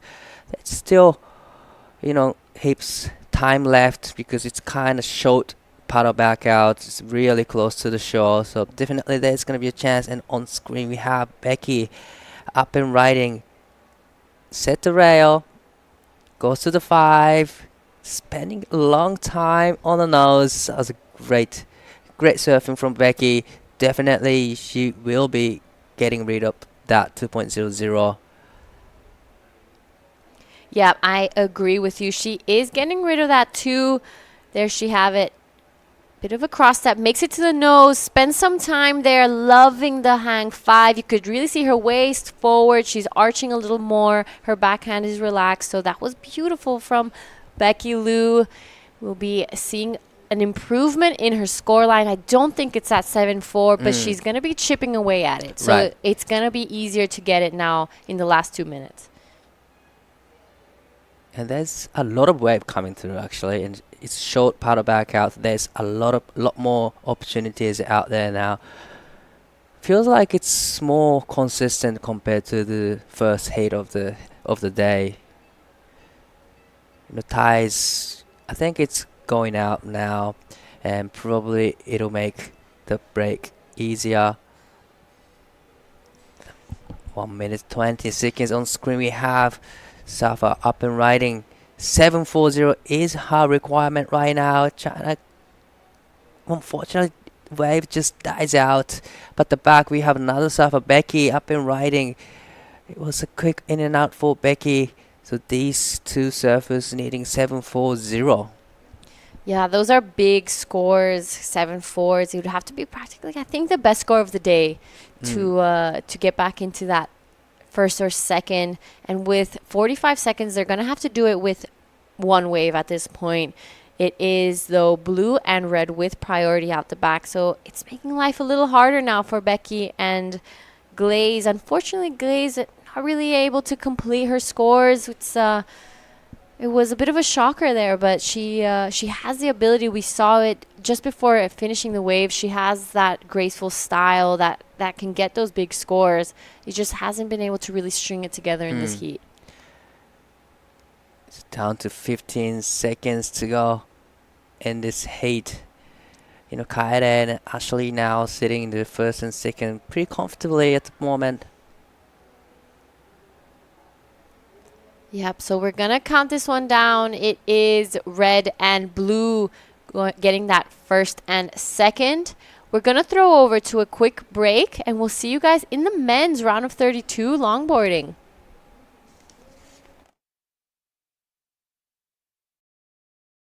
Record revenues from regulated gaming has boosted PAGCOR's social responsibility efforts, bridging gaps in the government's education, healthcare, disaster response, and national security programs.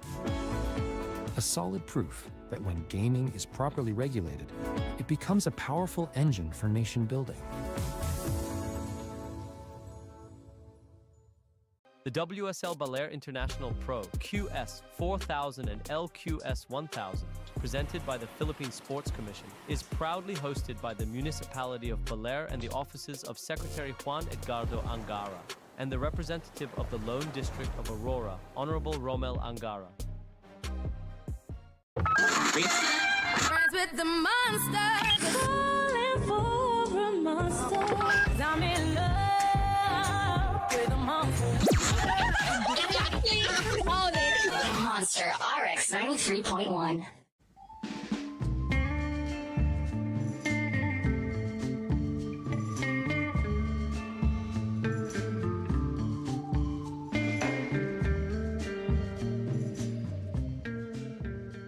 All right, guys, welcome back to the Baler International Pro LQS. We have moved on to the men's right now. On your screen is Warren Lopez. Good looking ride there.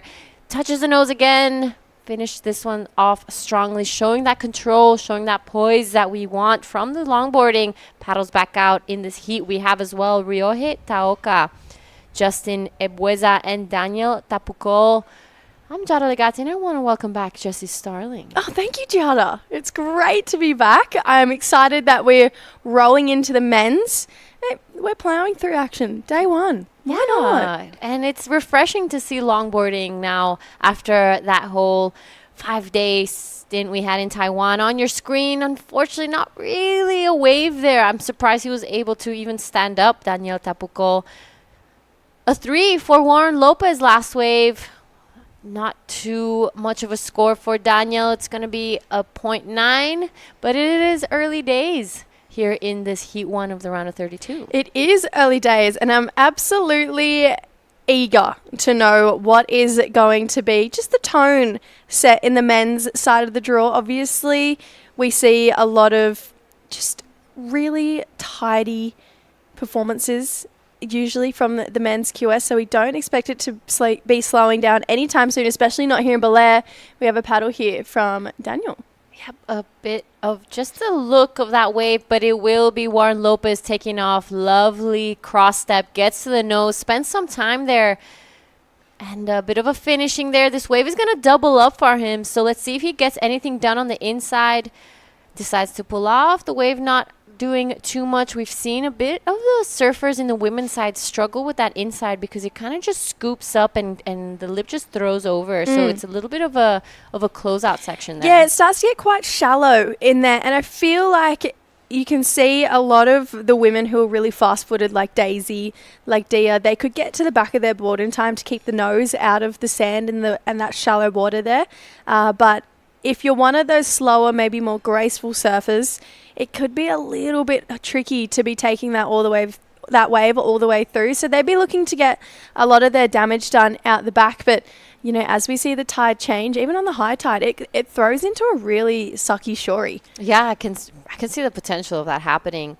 So Warren Lopez's last wave, a 2.60. He did spend a lot of time on the nose on that hang 5, but you could really tell that the bottom of the board was pretty low on the face of the wave, so it wasn't as high up as maybe the judges are looking for, and that could really decrease your score a little bit. You need to have that board on the curl of the wave, and the higher up it is, the higher your scoreline can be. So that's kind of what they're going to be aiming for in this heat. But it's hard. That first heat of the men's is going to be setting up the scoring for the rest of the day. Yeah, we saw the standard really set in the opening round of our women's as well. We obviously saw, just Natsumi. She's so talented. We knew that she was going to really set them up. Got a 7-point ride in the first heat of the day and the competition. We have a bit of a beach cleanup going on here. And this event, it's not just a surf contest.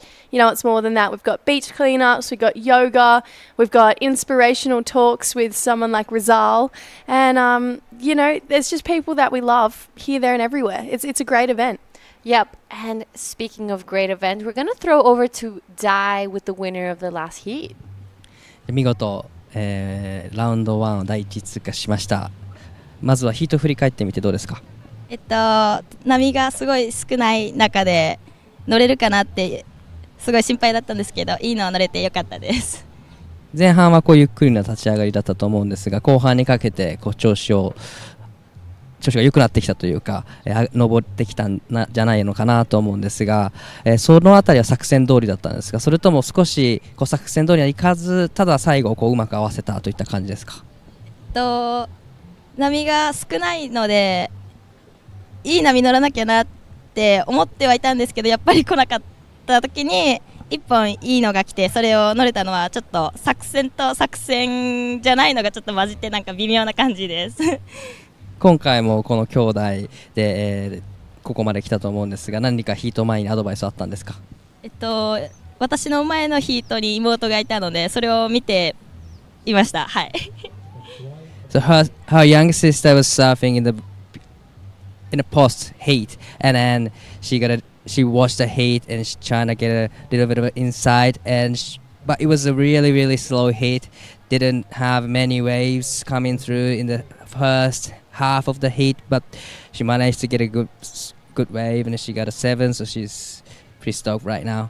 それではたくさんの方が日本から見てくれています。何かメッセージがあればお願いします。はい、皆さん応援ありがとうございます。まさかの次のクォーターファイナルでまた妹と対戦することになりました。どっちか一人しか勝ち上がれないので、2人でいい波になってどっちかお互い頑張って勝ち上がれた方がみたいな感じでやっていきたいと思います。引き続き応援の方よろしくお願いいたします。次も頑張ってください。ありがとうございました。Back to you guys. Gorgeous. Thank you so much. Dai and Kaide. A great heat there. Couple waves ridden on that break. Warren still with those 2 scores. Justin Ebuesa a 2. Daniel Tapuco a 0.9. It is currently 9:30 a.m. here in Baler. We're going to be reaching that dead low tide at 10:15. We're going to be seeing a 0.7 and then that high tide at 4:20, almost 2 meters. So quite a big difference here. But this wave, as we've seen the past 2 days, I haven't seen too much affected by the tides. No, it stayed really consistent actually based on all the tides. And even with the smaller swell that we've had over the last couple of days, it's still been breaking across that high tide. And that's a really good indication of that. This wave has a lot of power in it. This is a replay here of the last of Justin. You can see slowly making his wave up the board, buries the nose a little bit here, still gets some work done, but just thinking about where he's placing his cross steps and his 5 on the wave, like you were mentioning before, Giada, probably not going to go super crazy high with that last wave there for Justin. So it's going to lock in. It's a 2-point ride, right about where we saw it happening. Welcoming back in Dai Wacko. We are right into action here. Ryohei, fast cross steps here. So he's going to get some work done, as well as Justin on a left. Daniel on a left, Justin on a right. And Dai, we're straight into the men's right now. And we're going fast so We're far. going fast. We're just finishing the women's round 1, round of 16. And then in a post-heat interview, she said she's going to be up against her young sister in the quarters. Oh, next wow. up. So she was kind of happy and sad moment. One of them has to say goodbye in this event. So, well, that's going to be interesting. But on screen, we have Surfing White up and riding. Yeah, Justin. Beautiful cross steps. Gives us a 5. Hangs up there for a little while as well. So the judges will definitely appreciate this wave here. Gets a quick little tap at the end there too. It's never fun having a sister in a heat, especially a man on man. Especially man on man. It's hard to have your sister, your brother, sister in your heat, because one of them has to leave. So, but one of them's getting through. Yeah. So you're getting one member getting through. But yeah, no, it's definitely not what we're looking for. Unfortunately, in the quarters though, right now, beautiful surfing here from Warren. So he's got so much speed, a lot of power in his surfing as well. And I feel like although he's so powerful, he's got this really fast footwork. You can see if he needed to hold and control that board in the bigger surf, he could. But even in these small waves, he's looking lightning this morning. Definitely. This is the last of green first. Quick 5, back at it again. Spent a lot of time on the nose. Spent a lot of time on the nose on the second attempt and gets to turn in. So that was a great combination there. And then love the takeoff there, straight into hang 5. Beautiful control. And yeah, that was great surfing from both blue and green. And in this hit, we have Ryohei Taoka. He's a brother of Natsumi. He's a younger brother of Natsumi. And they traveling together all the time. And, so definitely he's getting great advice and insight from Natsumi. Yeah, Natsumi obviously being so well-rounded, so talented. It would definitely help to have a sister who knows how to get results on every level of this tour. Can't get over that last wave of Daniel, though. He held that 5 for so long. Definitely, it was one of the longest, hang 5 this morning so far. But on screen, we just saw Ryohei just paddling towards the right side of the area really quickly. Yeah, so we'll see if we catch up maybe. Ryohei looking for something. We can see Daniel, though. He is 33 years old. This is his first contest of this year. So he's had a bit of hiatus. We didn't see him compete at all the last couple of years as well. So it's cool to see some new names entering the draw here too. Right. Wow, this is the first comp in this 2025 season. And we're in November. And it'll be probably the last. Yep. But, it's such a different world in the longboarding competition, because you don't have to be super good at competition in the longboarding, you can still showcasing your style on the video or like on the Instagram and stuff. So you don't have to be in the comp, but definitely it's fun to be in the competition as well. Yeah, and I feel like there's a really big field of longboard free surfers, and Right, there's actually definitely. maybe less of a field that compete. So there may be more the minority. Wow, that's a beautiful 5 here. Gets to the foam. He can see he's a little bit frustrated with it as well, but he's just, he's looking like he'd be the type of surfer who would really thrive in that bigger stuff as well. You have a paddle here from Ryuhei. He's going to wait, hold his speed right now. Now we're going to get this wave going. Can see really light touch on the nose of the board there for a 5. He's got really graceful footwork. We're going to the nose again here. 2 quick 5s for Justin. And he's just, those cross steps, he's got them down pat, looking really centered over his board here. Wow, that was a beautiful surfing from both Ryuhei and Justin from Philippines. A completely different approach from red and white. Ryuhei just loved how he took off the wave really late and straight into the nose. And Justin just quick. He's got a really quick footwork there, and that was beautiful hang 5 and hang 5 to hang 5. So that was great surfing. So a lot of scores coming to lock in for all the surfers. And it's interesting, it's really hard to get to the nose of the board, and you have to pick your moment to get there and then to stay there for a long time.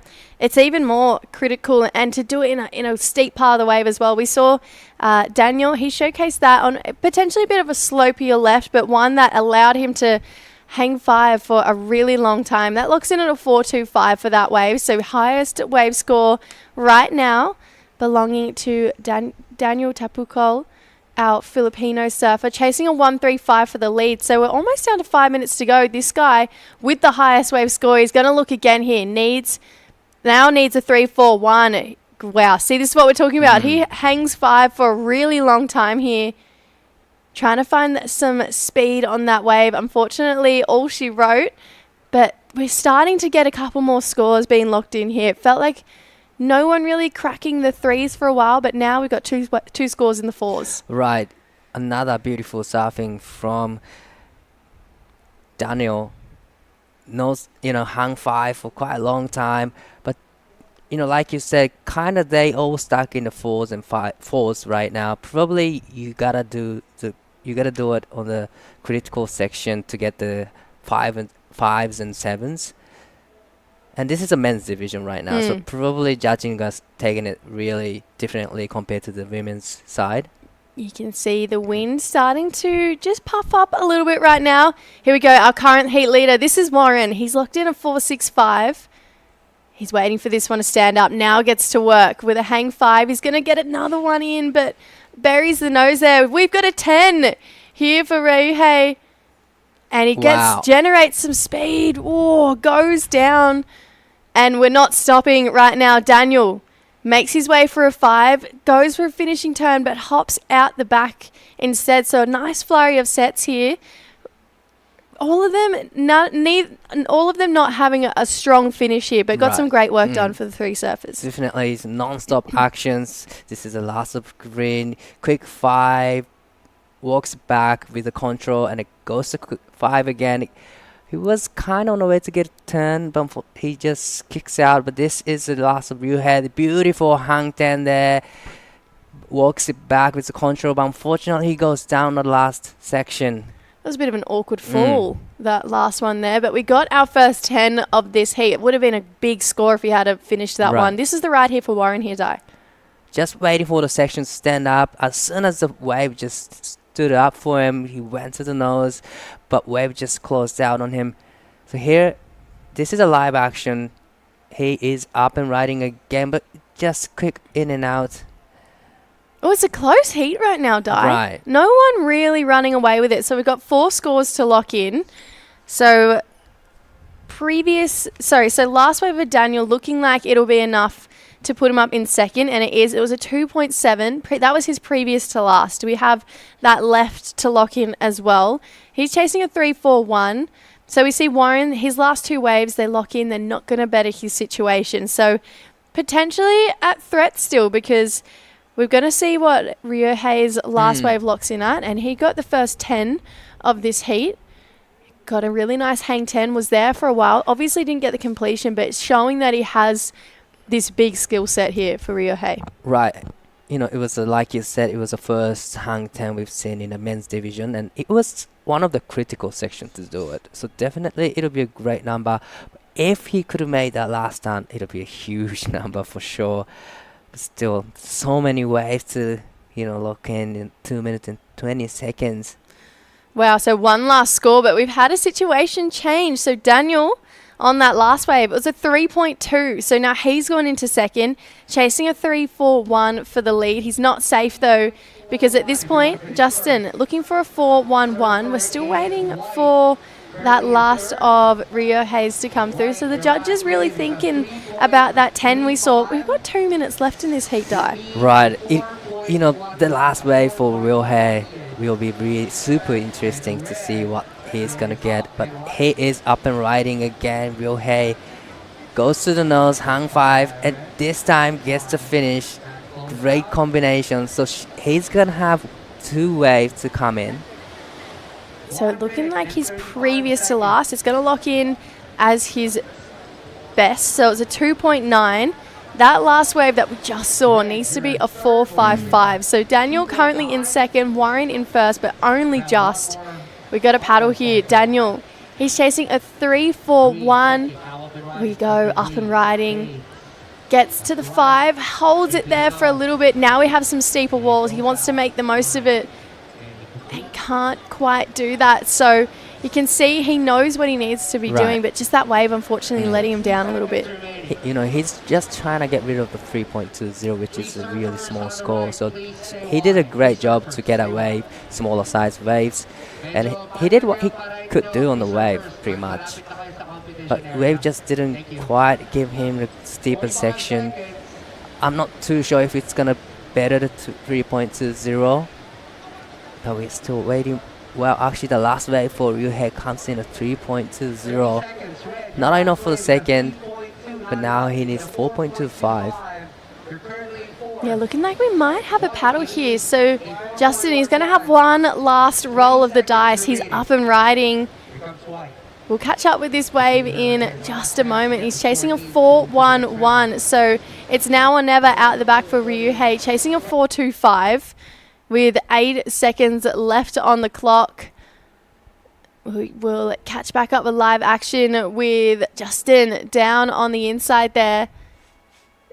So that heat is over. We are going to go to an ad break and come back with the results of this heat. So stay tuned. We're going to give you a bit of a cliffhanger and find out who made it through right after this.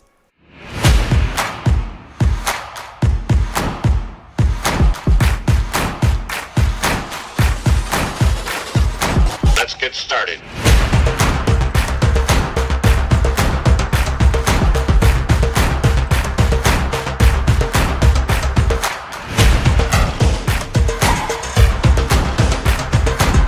Let's go.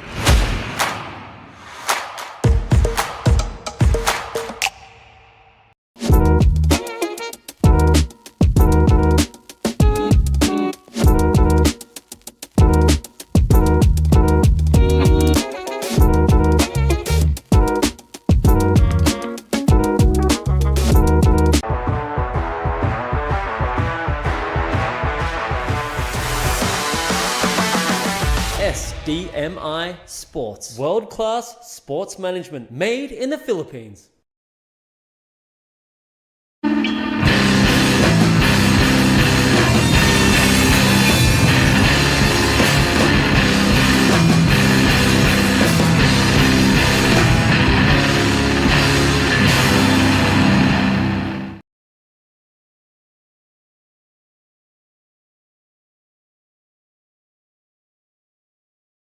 Filipino is happy. Oh, really? Yeah. So it's a Tagalog word for happy. Like, I am masaya. I'm happy. Masaya. Yeah. So he looks like a happy guy. He is. Maybe that's why. Ooh.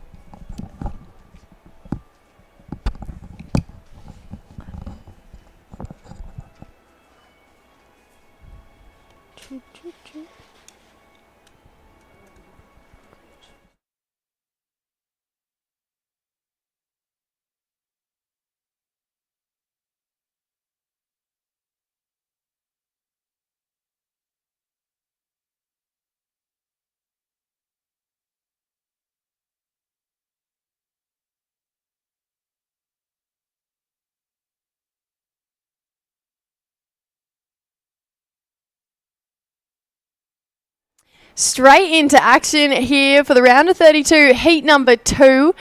This is June Esquivel on your screen right now. We are into day number 1 of action here at the Baler International Pro LQS1000. I am Jessie Starling, joined in the booth by the beautiful Camille, who has had the pleasure of chatting to some surfers, watching some action. What are you making of day number 1 so far?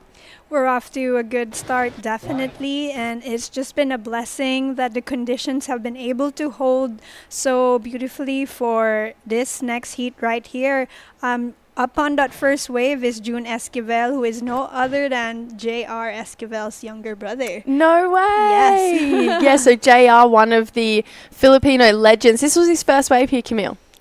Yes, a bit of a slow start and a bit far from the critical section of the wave, but like Giada told me, it's really just heat structures. You just have to pound in those first few scores on the first 5 minutes and slowly build your house. So I think that's what June is doing here. Just get a score in the board and plan on getting better waves in the coming minutes of the heat. June, obviously, with the incredible role model that his older brother, the Filipinos' first surfing world champion, Yes. JR, which is pretty cool. And he's gone on to win 3 now, I believe. 3 times to qualify for the World Longboard Tour, and that last one that just finished, he finished 8th. Amazing. In the world. Incredible stuff. This is his little brother, live action.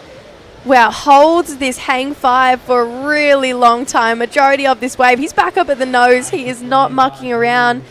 3 hang 5s on this wave and a floater to finish. So you can definitely tell the talent. It runs in the family. Yes, and he's really hungry to win events. I see that with June. He just surfs and trains every day in La Union, no matter the conditions. And I think this is like a very self-fed drive. It doesn't even have to do really much to compete with his brother. He just really wants to do this. He loves surfing that much. And here we go. Here was that multi-hang 5 wave from June Esquivel. A bit of a wobble, but still I think he's just getting his footing in so he'd feel more comfortable in the next rides that he will take. Yeah, I really loved that wave from June. We have live action here. This is Jairu. He's going to take this one through. So he's got some steep wall here. Quickly gets to the back of his board, looking for the completion. He got some nice work done. Beautiful cross steps. Gave us a hang 5 as well.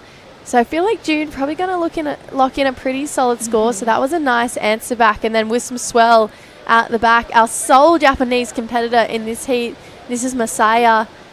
Ooh, looking very stylish and smooth. From fade to the hang 5, hang 10 combination, a quick float, and still riding, hanging on to this wave. And as we were chatting before the broadcast started, Masaya actually means happy in Filipino. Yeah, so cool. So it's one of the coolest names, and everyone who greets him will go, "Oh, you're Masaya. You are happy." You are happy. Yeah. No, it's awesome. It feels like there's a lot of different dialects from where you go in the Philippines, slightly different ways of saying things. I was talking to John Carby, and he said, he speaks the language in Siargao, but can't understand some of the language here. Yeah, so the biggest or the national language is called Filipino, or like Tagalog. It's what mostly the mainland Luzon speak, but over at the Visayas you have the Bisaya language, and then a further variation of the Bisaya language is Siargao. And then over north of north you have the Ilocos region, and they have Ilocano. So it's really a different way of speaking, but I think the heart and the spirit of the Filipino people are one and the same. So that's the beauty of surfing. It will unite you, no matter which part of the country you are from. Absolutely, no matter what part of the world. It's definitely something that ties us all together.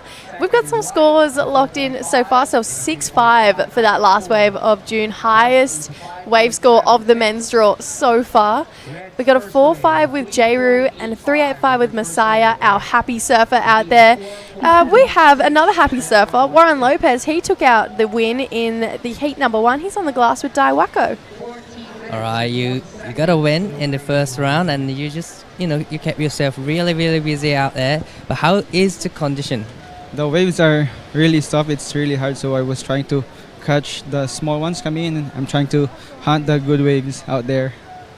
Is that your original plan? Just keep yourself busy? On this kind of condition, I'm just gonna hunt a good wave because the big ones are really hard to wait, and it's gonna take my time too long.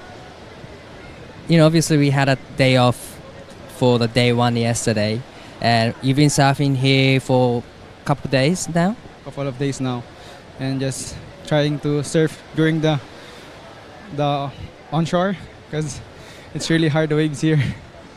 Because it's beach break. I'm not used to surf at the beach break. I used to surf at the Mona Lisa point break. That's a reef break. Right, so you're from Union, and who are you traveling with this time? I'm traveling with my siblings and the rest of the LU surf team. How's the trip going? It's really fun and exciting. That's it. Thank you. Great hanging out with the friends and siblings? Yeah, I'm just hanging out with them, surfing with them every session. Is there anything you like to say to your family, friends back home, Union? Yeah. Nagpapasalamat po ako sa lahat ng tumulong sa akin makapunta dito sa com na to, and sa family ko, maraming salamat po sa pagsuporta, and shoutout po sa daddy ko, hey Fernando po. Thank you so much, and back to you guys. Awesome. Thank you, Di. Thank you, Warren. He looks like a really fun guy to hang out with. Great personality, great energy, and we'll be seeing you in the round of 16. Yes. And good interview as well. Good job, Warren. I know these guys are not so used to speaking on the mic, but I think he killed it. Oh, he nailed it. Yes. We could get him in here. Have a chat with him for a little while. We saw a couple waves go down during that interview. June is exceptionally talented. He is finding the nice steep waves and getting to a 5 or a 10 and staying in the critical part. You can really see he's in tune with his equipment out here. Yes, that is true. And Masaya might need to better his score. He got just a 3.85, but at least he knows the benchmark now because June has been able to drop a 6.5 and a 5.25. And even Jairu has gotten a 4.5. So Jairu is actually one of our youngest competitors. I think he's only 12 or 13 years old. No. Yes. Oh my gosh. So many young competitors. We saw a 12-year-old from Korea competing in the women's draw. Yeah, you're right, 12 years old. We saw him compete over in the Union, got a 25th over there. And he has so much style, so much class, and a lot of confidence in the Rashi, which can't be taught. You either have it or you don't. And at 12 years old, he has it. Here we go. We got live action here. Masaya on the 5. He's going to cross step back, try and get a nice turn. You can see he's got a lot of power in his surfing. Maybe struggling a little bit with this wave here, though. He's going to keep riding it all the way through, but bulk of those points would be pretty much based on that turn. Unfortunately, just getting a bit of bulk on that 5 we saw at the start of the wave. I agree with you, Jessie. I think Masaya has a really powerful style of surfing, which would look really awesome on bigger faced waves. I think for the conditions we have right now, it would benefit, lighter surfers, or if you're just lighter and quicker on your feet. And so you can string together, more maneuvers in a wave the way that June and Jairu has been able to do. Fun fact, Jairu's nickname is actually Pong Pong. Pong Pong? Yeah, so do you know why? I don't know, but Filipinos have quite the talent to give very unique nicknames to their loved ones. Super cute. Do you have a nickname? People just shorten my name, Camille. They call me Cams. Cams, I love that. Yeah, us Aussies shorten everything. My name's Jessie, people call me JJ. I don't even have a second J in my name, but I get called JJ. It's one syllable. Oh, 2 syllables, Jessie, JJ. Yeah, everything gets shortened for us back home. So I find Jairu, though, Pong Pong, that is a world apart. Super left field, but I love it. I'm here for it. We see score lock in for Masaya. 4-7 for that last wave. So he's gone up into second. Now Jairu, he's pretty close. There's only 0.55 between second and third right now. Needs a 4.06. He just looks like he's in cruise control out the back. He's got his foot up on the board. He's kind of laxing right now. All of them look very relaxed with 9 minutes and a half left, and you see them all kind of bundled together. They have chosen the same peak to surf in this heat, unlike previous heats where everyone's kind of taking their own, like, one's to the left, one's to the right. So I wonder if that has anything to do with the shifts in the tide and, as you mentioned, the wind starting to buff up a bit. Yeah, it is. It's been doing this the last 3 days. We have really clean mornings, perfect offshore winds, basically no wind. And then right around that 9:30, 10 o'clock mark, we see this wind slightly pop up from the right of your screen, and it's progressively gets stronger throughout the day. However, it doesn't really filter in that much, especially with a lot of the free surfs we've seen going on over the last 3 days. No one really too phased by the wind. Here you gotta love the wind. Yeah, you gotta be used to it, you gotta love it, and you can definitely tell that these guys, they're not afraid of it. And I actually feel like it creates these really fun little pockets to be able to get your board up and vertical in the lip for, especially for those shortboarders. I feel like when that wind puffs up, you actually see a lot of them start to filter out in the surf. There is a thing called wind air. Wind air, yeah. Air wind. Air wind, there you go. Yeah, everyone loves a bit of air wind. Right now, though, Jairu on the answer back. Quick 5. You can see lost his balance a little bit. Quick footwork, wow. And a nice backhand Rio to finish that one off here. So 4.06. I liked that wave. Yes. And their heat IQ is also really improving. Like at 12 years old, there's so much to learn. But I think, like as you said, it looks like he's just free surfing and enjoying himself out there. But as he joins more and more of these contests, he's definitely going to build up on numerous skill sets. And on screen now, we have Masaya trying to get a better score with this one, but this is not the wave that will do it for him. Yeah, weird wave choice there for Masaya, and he loses second priority here. That's all right. Jairu got his froth on. He's up and riding again, straight to 5 to start this wave off. Beautiful control of his board. Bogs a little bit on that second hang 5 here, but you can see he's hungry for the win. We've got June up and riding. He is just in control, in command at this point, but you can see that 12-year-old Grom froth really starting to come out in Jairu or Pong Pong now. Super quick footwork, just the tiny cross steps, and that is hard to do. It's not as easy as it looks, but they make it look easy. They make it look so easy. It is so humbling for someone who grew up shortboarding to try longboarding. It is so humbling. You're like, I just thought I would pick it up and be good at it, but it's a completely different sport. Where you transition your weight on your feet is so different. You have to be so light. Your weight has to sit a lot higher in comparison to shortboarding, where your weight sits a lot lower and where your power comes from. So yeah, it's pretty interesting. We've got John Esquivel on your screen. He's going to be coming up next. This is cousin now. June and JR's cousin. They all run the John blue Andrew boards. Esquivel. I think these are all part of JR's quiver. Cool. They're all borrowing the pros. Fair enough. He's probably on the best equipment. Yes. And I love the fact that he's sharing with his family. It shows the type of person he is, and he's always giving back to the community and the Filipinos. Yes. JR is just an outstanding guy like that, passing on the equipment and the strategy and the skills. So it will be very exciting to see what the future Philippine surfing team will be, especially with guidance from athletes like JR. Yeah, and I love how invested they all are about giving back. We spoke about it with Daisy on the women's side of the draw. She seems to have really taken on that leadership role. JR doing the same for the men's. Right now, they're Messiah. A lot of water burying the nose of that board there. Got some light footwork, but unfortunately, you want to see that nose up and out of the water. I think he's struggling a little bit to find his flow in this heat, and there's 5 minutes to go. I wish Masaya luck, that he makes the most out of this last 5 minutes. On the inside here, Pong Pong, Jairu, having a look. He needs a steep wall. He's going to find one here. Gets to a 5 and another one. He's going to hold it there. Quick cross steps back, and then with a finishing turn, he is chasing down This 406 gives us a bit of a And 3-0. body language there. He liked that one, a bit of a tumble and cartwheel in the water.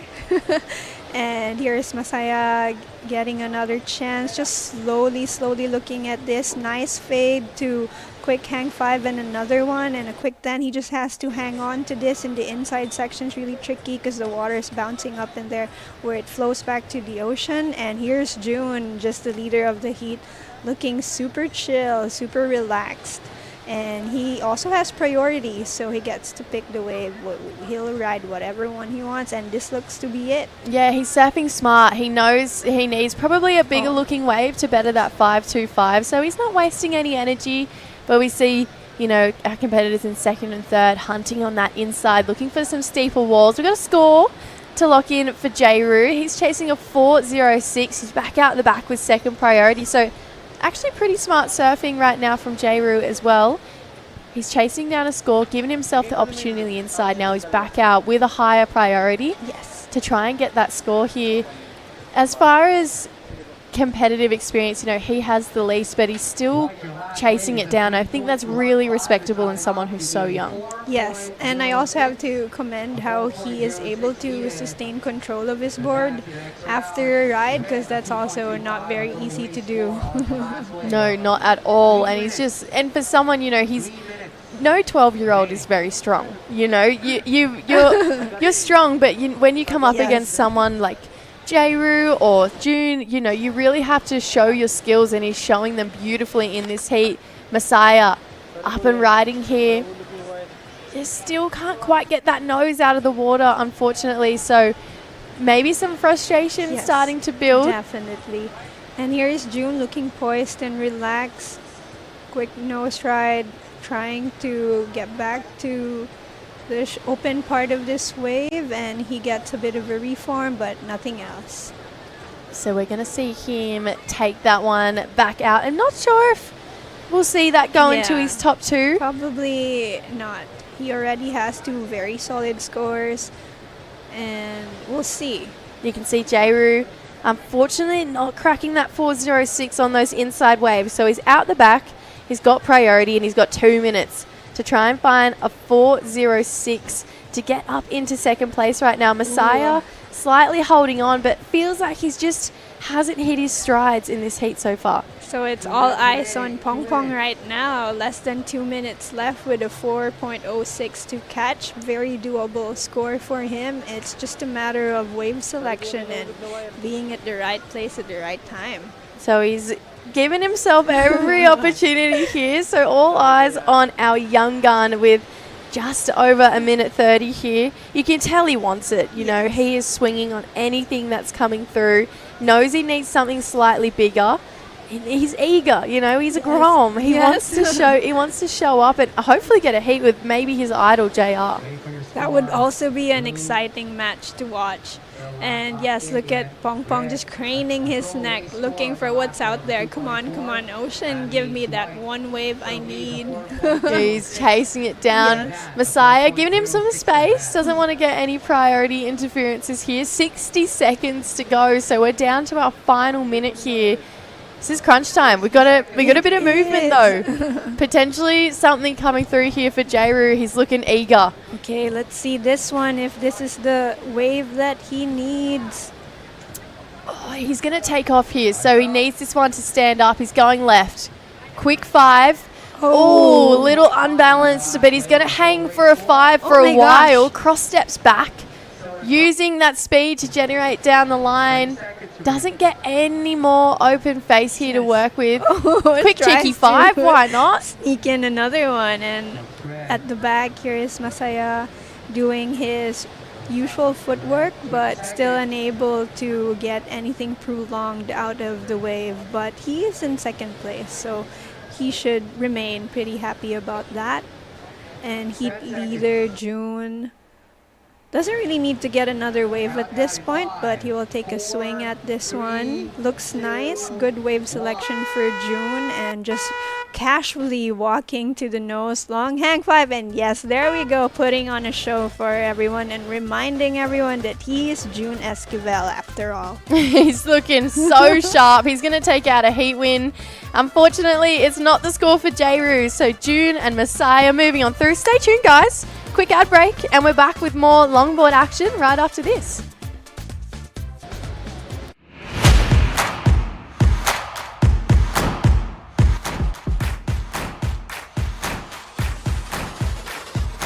Let's get started.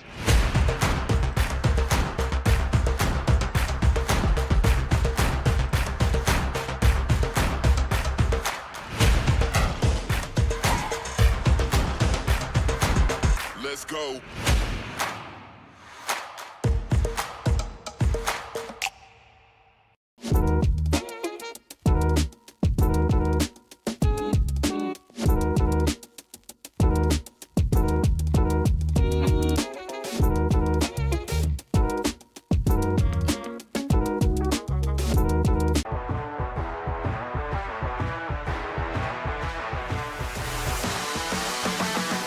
SDMI Sports. World-class sports management made in the Philippines.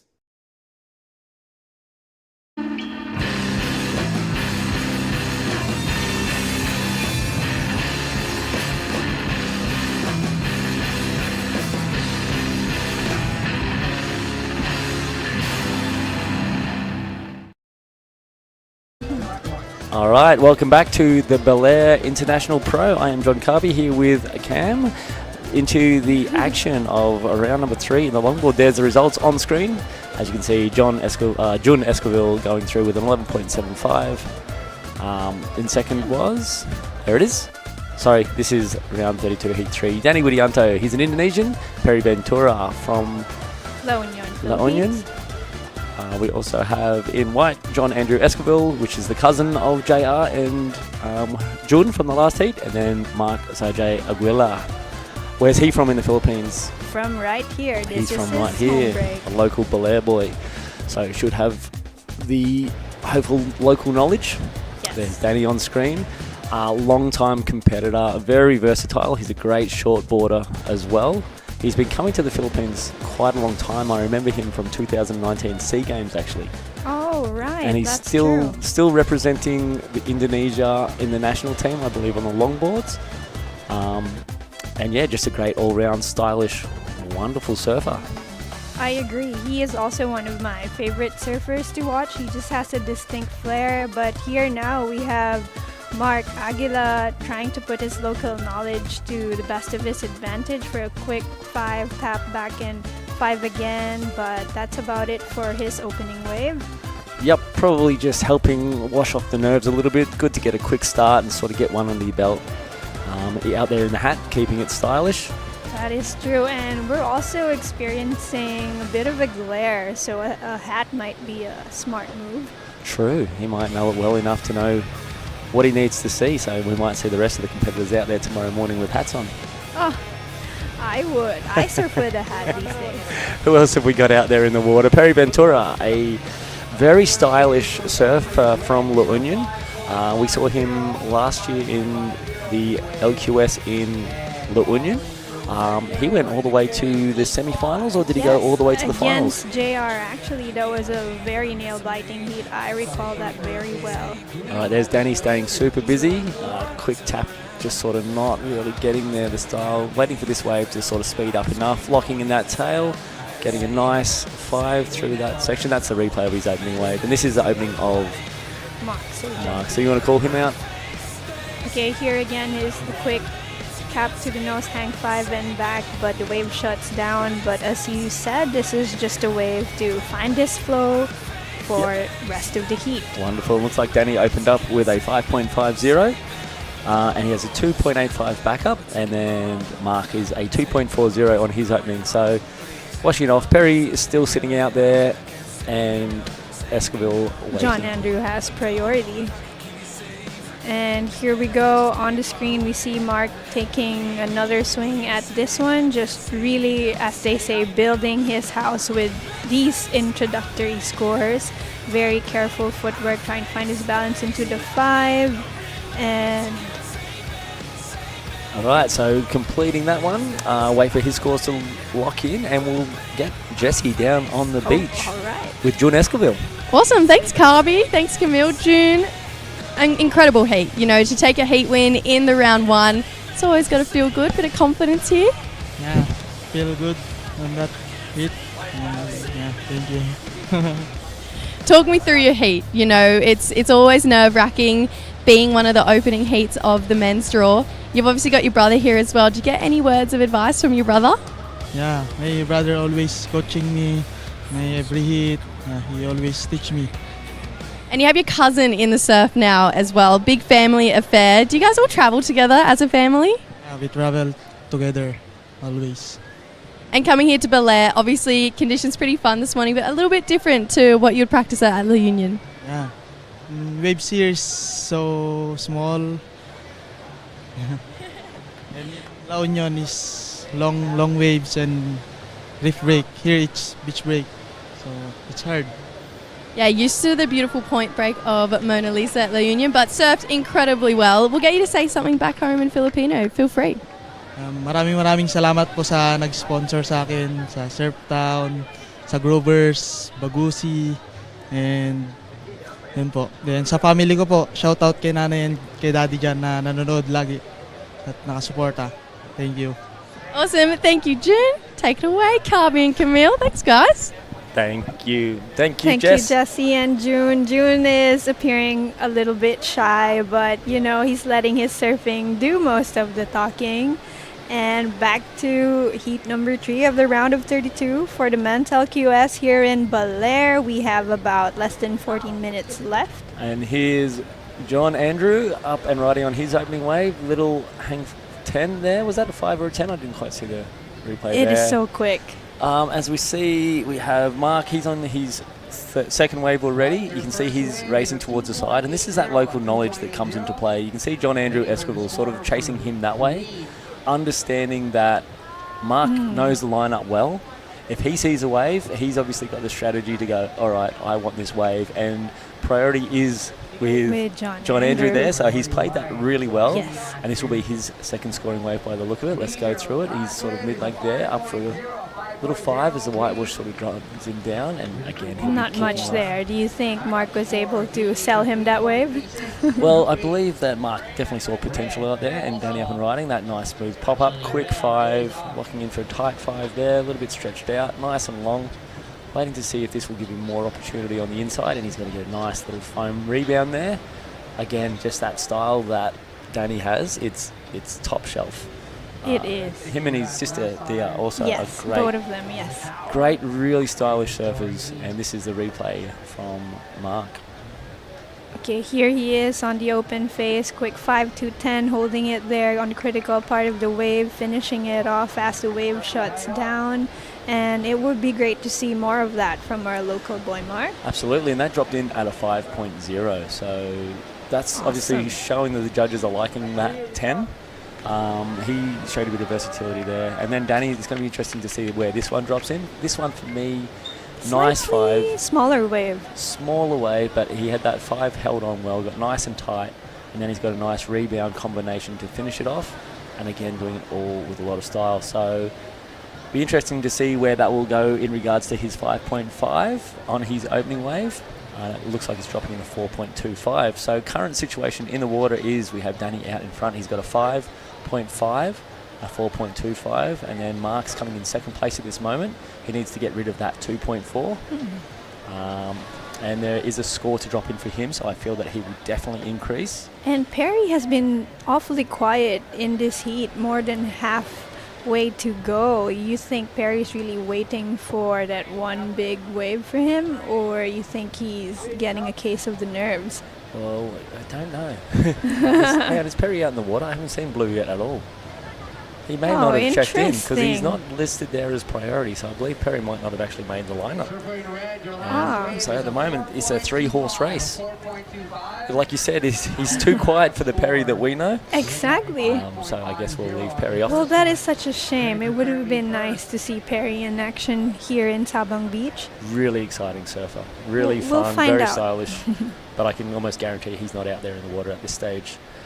So who we do have, we have a few scores to drop in. One coming in for Mark still. His 5 is now backed up with a 3.50. So he's still in second place. He needs a 4.76 to get up into that first position to sort of get into that safety zone.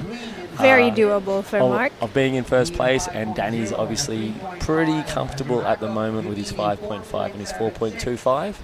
We'll probably see him slow down and get a little bit more selective as this heat sort of draws out. And bring out the big guns. Absolutely, and it looks like John Andrew, maybe his wave choice might be letting him down a bit. What do you think?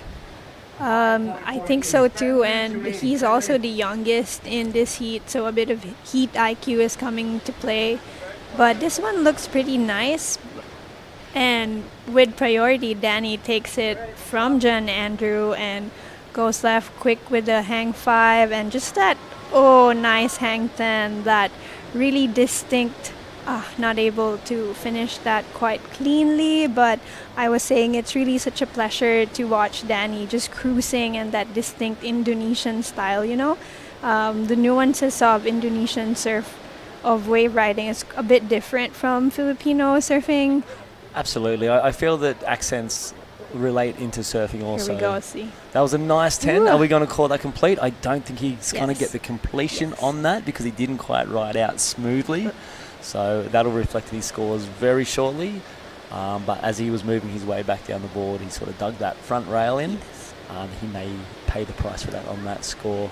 The accents, and as I can see the numbers dropping in, they haven't given him a completion. It's in the 1 range, so will not go towards his top 2 scores. So this is a great reminder for competitors to really hang on and finish cleanly. Otherwise, all your effort would have been in vain.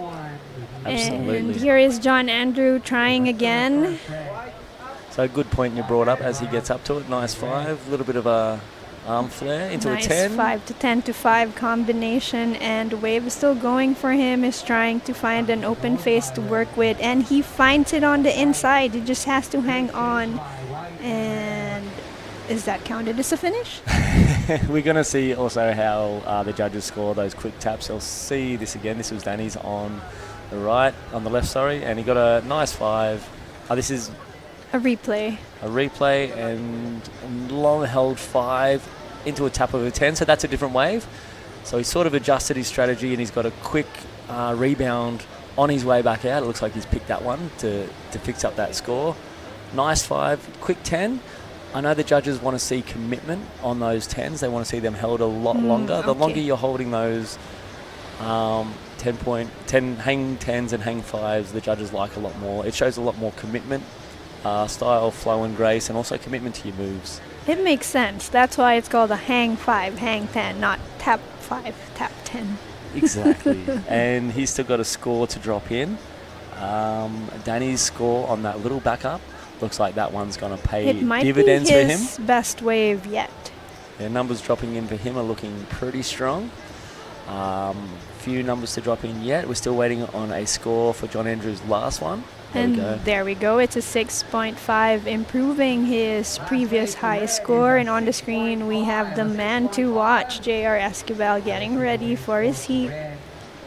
He's going to sit under the shade of his longboard. Using his longboard as a shade. As we mentioned, there is a bit of a glare. It is quite blinding out there when you see the ocean just reflecting that magnificent Baler sun. So, yeah. Yep, as the score. I see you wearing a hat now. I am wearing a hat. I'm wearing a Cemento surf hat, which is a local surf shop here in the town of Bolair. They've got everything. There we go. John Andrews' last wave dropping in at a 3.85. So he's letting these guys know that he is in this heat. He now needs a 4.66 to get into the lead. And that number shows that he is in that ballpark.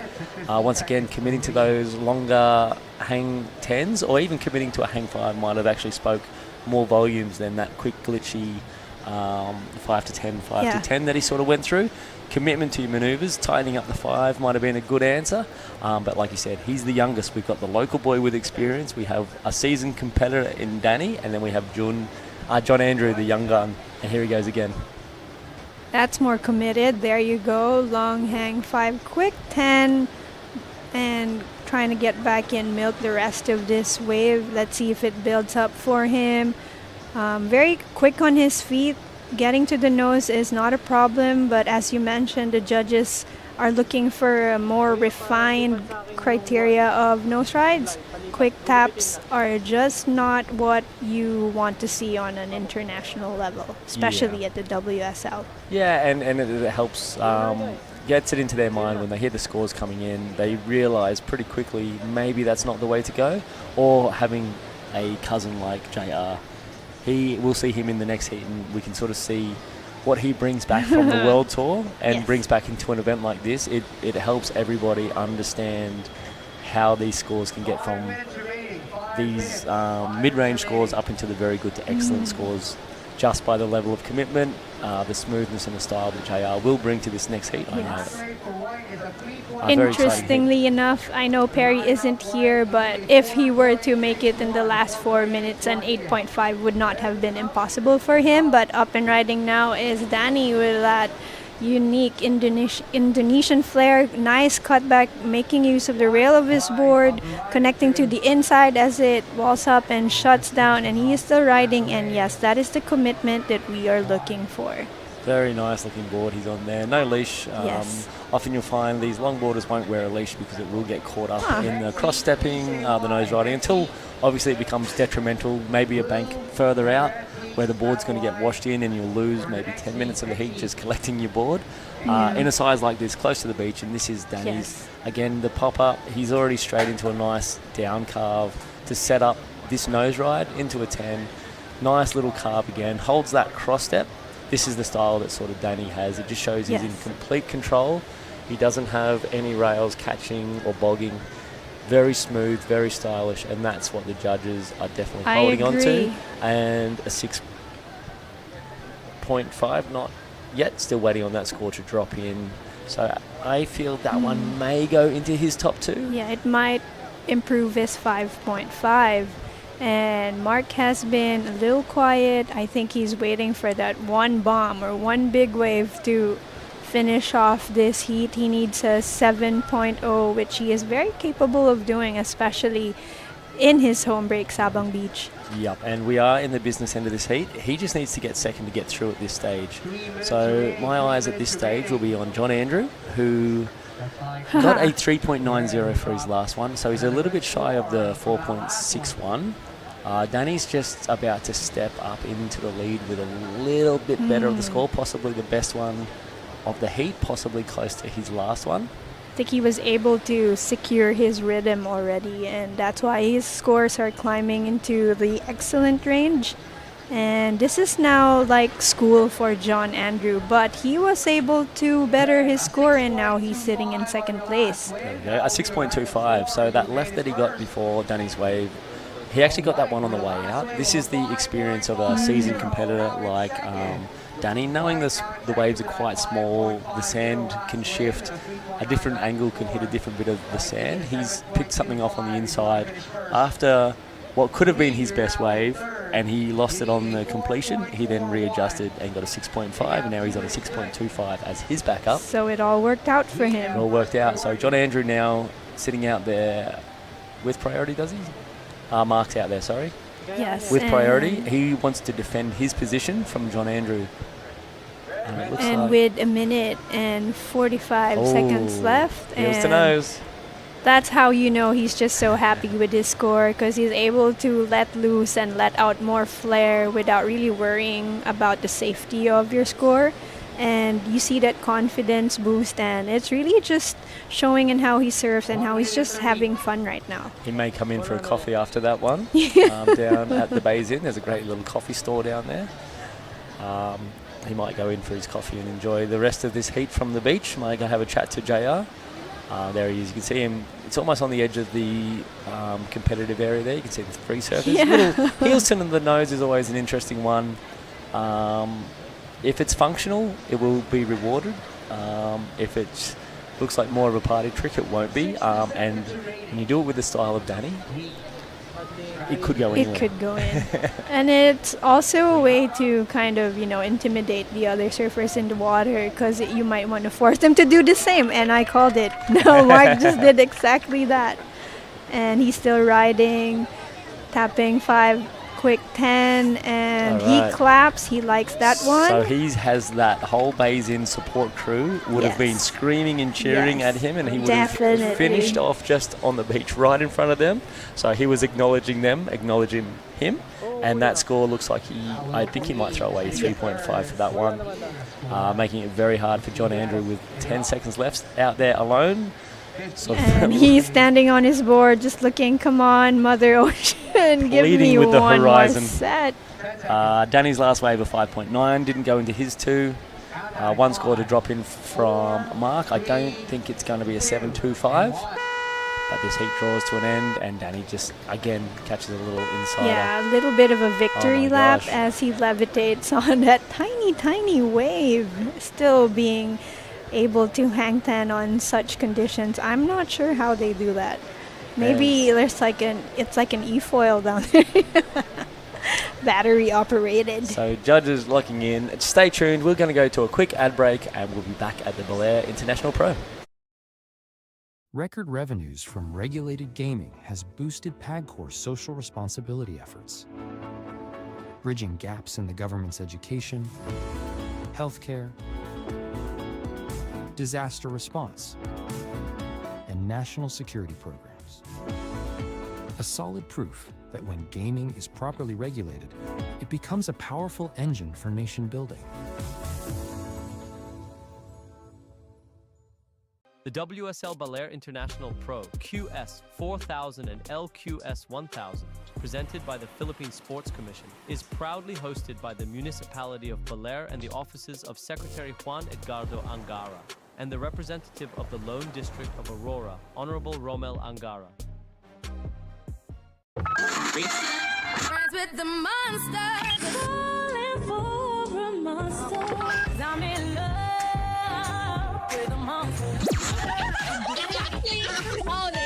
Monster RX 93.1.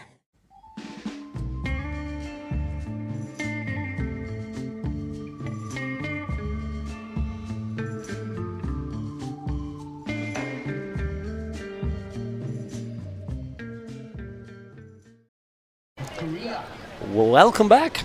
Di, back in the booth. Back in the booth, and this is the first time with you in the booth. Pretty exciting for both of us. And this is exciting heat. This is a great heat. This could be a final on any day. We Yeah, have right. Roger J.R. Escoville, current world number 8, I believe. Benito Narita from La Union, who's a very seasoned competitor, and Kainoa Hijay from Korea, who is the current rankings leader for the Right. LQS Asia region, coming through with a win in the Korea Wave Pool event at the beginning of the year or halfway through the year. I don't know what part of the year we're at. The first event of the season, Right. put it that way. Definitely. Actually, second event for the longboarding series in Korea in July. That was in July. Yes. And this is pretty much the last event for the longboard series right now. Yep. And Kainoa Hijay is our event ranking leader at the moment. So this heat is going to mean things for people. Exciting little fact that Kainoa from Korea came in, and he's actually borrowing one of J.R. Escoville's longboards. Wow, really? And the condition is, because they're both in the shortboard event, that J.R. will borrow one of Kainoa's boards for the shortboard event. That's So a nice friendship right there. It is. you know? It's a great, and it sort of shows the personality of JR, that he is such a helpful fella. Right. He's learning so much on the world tour, and that surf community that's helping him along in those circles, he's bringing that back to the Philippines and beyond to help out others, which is super cool. Wow, this is interesting heat and exciting heat. So 3 minutes in already, so 20-minute heat. This is heat number 4 of the men's round of 32. There's so many waves coming through at this time. So we have first surf up and riding. This is Kanoa straight to the nose. Hold on to the nose quite a long time. Really nice control trim there, and it gets to the 5 and quick 10. It's a great first wave from Kanoa. At the back we have serving up and riding 5 to quick 10 and back to 5 and gets a end section as well. Yeah, he has that power. He's from La Union. You'll see him out there when it's massive. He's still going. He's looking for something on the inside, and it looks like this thing might. No, maybe a little bit of wasted time for that 5 on the inside. I'm sure the judges have already put their attention elsewhere. Did Kainoa go that wave also? Maybe. Looks like JR searching out the back. It'd be interesting to see the experience of JR here. Will he catch more? Will he be more calculated? You know, a lot of people from Lion surfing this event, and they trying to keep themselves really busy, but on screen we have JR up and riding. Nice 5 and 10 into 5 again. Great surfing with a well controlled surfing. So great surfing from all the surfers actually. Yeah, like we said at the beginning, this is a super exciting heat, and JR looks like he's also taking this thing all the way to the beach. Again, is that 5 on the end of it really worth the extra paddle, or is it more to do the damage and get out? Right. Anyway, we have Camille down on the beach with our Indonesian, Danny Winianto. I'm looking forward to hear. Down to you, Camille. Thank you, John. Yes, as I mentioned during the commentary, Danny Widianto is actually one of my personal favorites to watch because of that silky, smooth, yet conservatively powerful style that we see from Indonesians. So, congratulations, Danny. Tell me, how do you prepare for the heat? What do you do before you get in the water? Any rituals, or do you meditate, listen to music, that kind of stuff? Yeah, maybe meditation and look the wave and listen to my dad. Yeah. Listen to your dad? Yeah. What kind of what other preparation did you make coming into Bolair, making this travel a long way from home? Did you do anything differently this year compared to other years? Maybe this year I'm in the national surfboard in Indonesia, and yeah, many training, many surfing, and yeah. What's one of the things that you are most excited about being back here in the Philippines? I'm so happy to be here in Baler, already 2 times here, and yeah, the waves is looking good, and same like my home break, halfway, yeah, same. That's why he had great command of that heat, because Sabang Beach is quite similar to Halfway Beach in Kuta. Yes, so do you want to say anything, words of thanks or greetings to anyone back home, your friends and supporters and followers? Terima kasih buat dukungannya, terima kasih buat sponsor saya, Ima, Flanagan, 60 Surfboard, ya semuanya. Terima kasih Ibu, Bapak, let's go. Okay, I'm actually also looking forward to watching you surf in the shortboard division. Congratulations, and back to you guys, John and Dad. Thank you, Camille. Yeah, Danny, a shortboarder. He's on the shortboard national team of Indonesia. Similar to JR. JR's also got this skill of switching in between longboard and shortboard. He's also going to compete in the shortboard division. What do you think about that crossover? You're a shortboarder. How do you go on the longboard? I'm learning. I would say just learning, and I'm still beginner, but I have my own longboard back home, so I'm just trying to be street cred. You have it, huh? Well, this is surfing red JR up and riding, nice hot 5 to 10, and again it's 2-5 and 2-10, trying to come around the section. Unfortunately, web just didn't offer too much after that. Well, a few scores locked in already. First wave for JR comes in 4.75. The last wave for Benito comes in at a 4.90. First wave for Kanoa, 4.25. So pretty much the same. Yeah, Benito's on his second wave now. He opened up with a heels to nose. We'll get to that replay of that one, but you can throw a blanket over those first waves. 4.75, 4.9 and 4.25. Splitting hairs at this stage, the judges. Right. So looks like Kanoa's about to take off on his second. Well, he is on a smaller size base, but beautiful footwork, well controlled surfing from Kanoa back to 5 and 10. Holds it long time back to the 5. Wow, that was a really, really long time on the nose. Straight up, JR up and riding. 5 to the finishing times. Great combination, a lot of actions. A lot of action. We're sort of flipping from wave to colour to wave, so everybody's staying busy out there. JR, that's his second, or probably his second wave. Looks like Kanoa's taken his second wave. Benito's had a few more on top of that. As you can see, them all racing back there. Here's Benito, this was his. He jumps up and gets straight to a hang heels. There it is there. Wow. A nice stylish hold. And then he comes down a little bit of a wobble, not too much on this inside section. I think there's one more little nose tap here for the 5. And then kicking off, so Kanoa on the next one.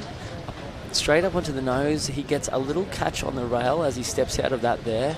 You can see the splash coming up, but this 10, where he gets this board into the levitation through that critical section, pulls it into a 5, the money will be right there, so we'll see where the judges take that. And then JR on his final wave. He does have this composure and this style that it's a pleasure to watch, and if it's good for us to watch, it's good for the judges to watch. And it's just the style part of the criteria really favours surfers like JR, because he's a strong, steady guy that doesn't look like his body's reacting to the board's reacting to his body, which is pretty amazing. Do you longboard? No. My goal in life is to nose walk, and I can't do it. It kills me. I don't know if it's the boards I'm on, but I went out the other morning actually with some of the instructors down here in Sabang Beach with the Philippine Sports Commission. We took out their crew to get practicing, and I'm a beginner. It's embarrassing. You know, these guys all make it so easy. Stay composed, well controlled. But on the screen we have Surfing Blue up and riding Benito. Nice hang 5 to start with. Nice trim ride with the control surfing, and a quick hang 5 to hang 10. And there he goes. Steep section goes to the hang 5 and hang 10 again. So a couple of good hang 5 and hang 10 there. Well controlled surfing, and he likes it. Surfing all the way to the inside this time. Yep, and down there on the beach they have the support crew. They're just sitting outside the coffee store at Bay's Inn there. They're all standing there, and this is where these boys are finishing up. Here he is. It's a nice long wave too, from out the back all the way through. You can see Kanoa having a look on the shoulder. 5 there, a nice bit of rail work. There's not too many turns being done. Benito is a strong guy. Quick little on the nose there. Trimming into this section, gets a nice 5. Nice pause on the 10 there, and a back into a 5 to finishing it up with a nice little foam climb. Wow. So giving that variety, and as he gets to the beach, he's hearing those friends on that crew from La Union just cheering him on, encouraging him. Definitely, yeah. It's a nice setup, you know, just It's close to the beach and close to the hotel, close to everything, so people can watch, and then actually competitors will hear everything. What people saying on the beach. Absolutely, it's good for us because we come from the Costa Hotel, which is where we're staying. We can swim across the pool, and then we're on the beach. Right. How helpful is that? It's so much. It's the best setup so far. Yeah, I want to shout out to my good friend Jerry Deegan back home, who unfortunately couldn't be here this time. He's a big part of the Philippine surfing crew and events. He's at home with his wife Susan, so a big shout out to Jerry Deegan and Susan back there. We miss you, Jerry. I'd love to see you here again next year for sure. Well, there we go. Here goes all the supporters, all the travel buddies watching from the beach. It's almost like 30 meters away from there to the ocean. If you threw a rock, you could probably hit one of these guys and they'd finish up on the shore. Not that we would ever do that. There we go. Benito dropping a 6.0 for that last one. Wow. So judges rewarding the wave selection that he put in there. Definitely. It was one of the longest waves we've seen ridden throughout the morning from start to finish. He literally ended up on the shore, and he got plenty of work done. So using that wave to its full potential, Benito, the judges rewarded that. So currently out in first place with a 6 and 4.9, Benito, and it puts Kanoa into second place. He's got that 4.8 and 4.25. Needing a 6.10, definitely within his capabilities to get that in this dying 7 minutes 45. And JR, a 4.31 to get up into second to get through at this stage. Again, knowing JR, you're definitely not going to write him off. Right. And he's already qualified for the World Tour next year, I believe, coming in that top 10. So He just joins these competitions because he loves to stay fresh. He loves competition in the Philippines, and he loves this community that he's sort of in and around. And when he comes back, he brings the experience, the skill, and the knowledge that he's brought, and he shares it with, we just saw in the 2 prior heats, his brother and his cousin. Wow. Yeah, so it's pretty amazing. And the guy out there with him from Korea is also on one of his boards, so it's a pretty amazing setup. Amazing setup, that's for sure. And even with, Benito with a 6, it's anyone's game actually, still. 6-1-0 for Kanoa, he is so capable of getting that, but this is JR needing 4-3-1. It's not a big score. Well controlled surfing, hang 5, backs at it and gets the finishing turn right there. So he is just looking for 4.31 to go into the second at the moment, and still surfing all the way to the inside. Strange. What do you think of that, Dai? Well, it'll be close. Let's take another look. He did really great there because wave kind of flattened out, but still managed to get the 5 in, another 5 in there, and this is a big moment. Gets the finishing turn right here. Yeah, and maybe once again, maybe should have kicked out and gone back out there. He's looking for that inside to step up because knowing JR, he could hold another 5-second hang 5 on the way through that section, but he just got a nose tap just to finish it off. Here comes Kanoa. This is very important way for Kanoa to great fade turn and straight to the hang 5. Hold on to it really long time. Well controlled. Little bit stumble there, but still managed to ride out of it. So he is looking for the wave to get rid of the 4.25, and we have surfing blue quick in and out. So it's gonna be an interesting exchange from white and red. And blue may be making a little priority error there as we hit that 5-minute mark. Possibly would have been better to sort of hold on to priority, but the field is quite spread out there. Being a beach break, a lot different to a reef or a point break. There's a bit more of a playing field, so sometimes priority isn't that like diet to win or to lose might not come down to that priority. You might be catching something on the way out or something on a different section of the wave where no one is under priority. Is a great strategy out here also. And on screen we have Southern Green, Calvin Santiano from Philippines coming up next, heat 5. Interesting heat again in heat 5. We have Taka Inoue, Kenta Ishikawa from Japan, JL Edgar Calvo, and Calvin Santiano from Philippines. So 2 Philippine surfers up against 2 Japanese surfers. I love watching Taka. He's one of my favourite surfers. Whether he's on a shortboard or a longboard, that guy is dynamic. And a sub, and his sliders, and anything else that he puts under his feet. There he is, the Taka crew. Taka crew. He's travelling with his sister. And Taka Mama, she's here for sure. For always. They're travelling always together. Big shout out to the Taka family. Like, they just bring a flavour to this tour. That's just so much energy, so much fun. And Taka is definitely... I remember seeing him, I think he was in Australia, sending a Superman on the longboard as one of the clips I remember for him. It's I've seen the footage. Not many people are doing that. He didn't quite pull it off, but man, that guy represents fun.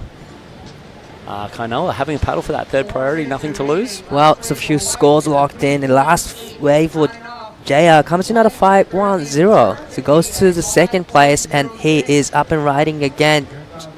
Goes to ride. Slowly up to the nose, gets a hang 5, and gets back at it again, and gets the finishing turn as well. So he's non-stop. He is non-stop, and this is the experience coming into play. He had a slow start; it wasn't working out for him. He was sort of in third place for a while. JR's decided now he's got to pull the trigger and start surfing, and that's exactly what he's doing. Right. Kanoa. Again, most of his training comes from the wave pool. He has a bit of the beach breaks over there. He travels a lot to Australia, Hawaii. Here's JR again on his last one. Nice 5, holding it well, tightens it up there on the end. A little bit of a stumble on a 5 there. Into that foam climb. He gets a little bonus little foam climb on the inside. Not very critical or much on that one. And then he's just loves finishing it, doesn't he? He just want to surf all the way to the inside. He doesn't want to waste any time on the wave. Now Kanoa is sitting in the third place, needing a 5.06. It's not a big score for Kanoa. He can get it. JR just got a 5.4, so he just made it a little bit harder. Not too much. He's not putting it out of Kainoa's range of 5.7. Second priority, 2 minutes and 30 seconds. Well, there's not much difference between all the surfers. You know, Benito 10.90, JR 10.5, Kanoa 9.05. And I was going to say, I thought we were going to see JR head over to Kainoa and sit on his shoulder, but it looks like he's looking for one of these off priority to push it harder. I reckon he wants number one.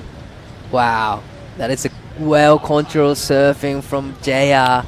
He's just showcasing his experiences from the top level. And this is one of those points of the beach break, right? Priority sometimes can be a curse. JR on the way out, he just locked in smaller wave, but doesn't really come into play when it's already 1 to 2 foot anyway. He locks in this 5 into a 10. Well-controlled surfing, hung 5 for quite a long time into the tank, quickly transitioning into the turn. So a sensational combo start to the finish of that wave. Again, this is where we start finding out what the judges are looking for, what they're going to reward. Right. Long ride from Benito came in at a 6.0 because he got a lot of work done. That one from JR with the experience, 5.75, puts him in first place now. Wow, he's just showcasing his experience. He is in the lead, so now Kanoa needs 6.10. Wow, what a exciting finish for JR. 3 minutes, cool, composed. That's how he does his surfing. That's how he does his heats. I'm pretty sure the guys down there, both La Union boys, Benito and JR. So, interesting. Interesting, just like we expected, this heat turned into the great heat. So Kanoa, important wave. He is up and riding, and Benito is also up and riding again, needing to get rid of the 4.90, setting up the rail. Heel 5. Unfortunately, goes down. But great technique from Benito again. So 25 seconds in this heat. Did he leave the door open for Kainoa? We saw him take off on that. I saw him racing out the back in the background of one of those clips. Here's JR now, which will be a victory lap. Unless Kainoa can go out and get a pretty massive score. So at the back, we see Kanoa just trying to get one more wave. JR just surfing all the way to the insides, checking out who else is on the wave. But pretty much this is, like you said, the victory lap from JR. Yep, it'd be interesting to see what Kainoa did, if he did anything on that last wave. Looking for a 6.10. It's going to be hard for him, but Benito probably won't improve his score on his last wave, so all eyes will be on what Kainoa did, if he did anything. Kainoa's last wave was just an up and down, so we can shoot off to a commercial break and we'll see you on the other side. Record revenues from regulated gaming has boosted PAGCOR's social responsibility efforts, bridging gaps in the government's education, healthcare, disaster response, and national security programs. A solid proof that when gaming is properly regulated, it becomes a powerful engine for nation building. The WSL Baler International Pro QS4000 and LQS1000, presented by the Philippine Sports Commission, is proudly hosted by the municipality of Bolair and the offices of Secretary Juan Edgardo Angara and the representative of the Lone District of Aurora, Honorable Romel Angara. Friends with the monster, falling for a monster. 'Cause I'm in love with a monster. Monster RX 93.1.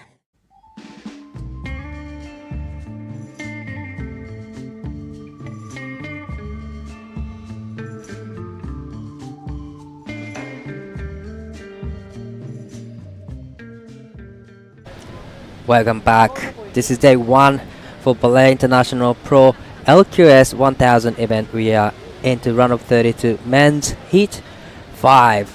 We have Taka Inoue, Kenta Ishikawa from Japan, JL Edgar Calvo, Carl Vincentiano from Philippines. So 2 Philippine surfers up against Japanese surfers.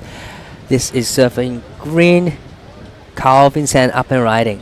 I am Dai, working in the booth with Jesse.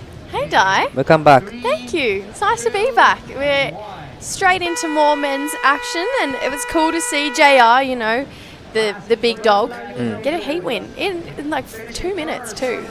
Right, and that was a big hit actually. We had the, Benito, Nerida, and Kanoa Hije.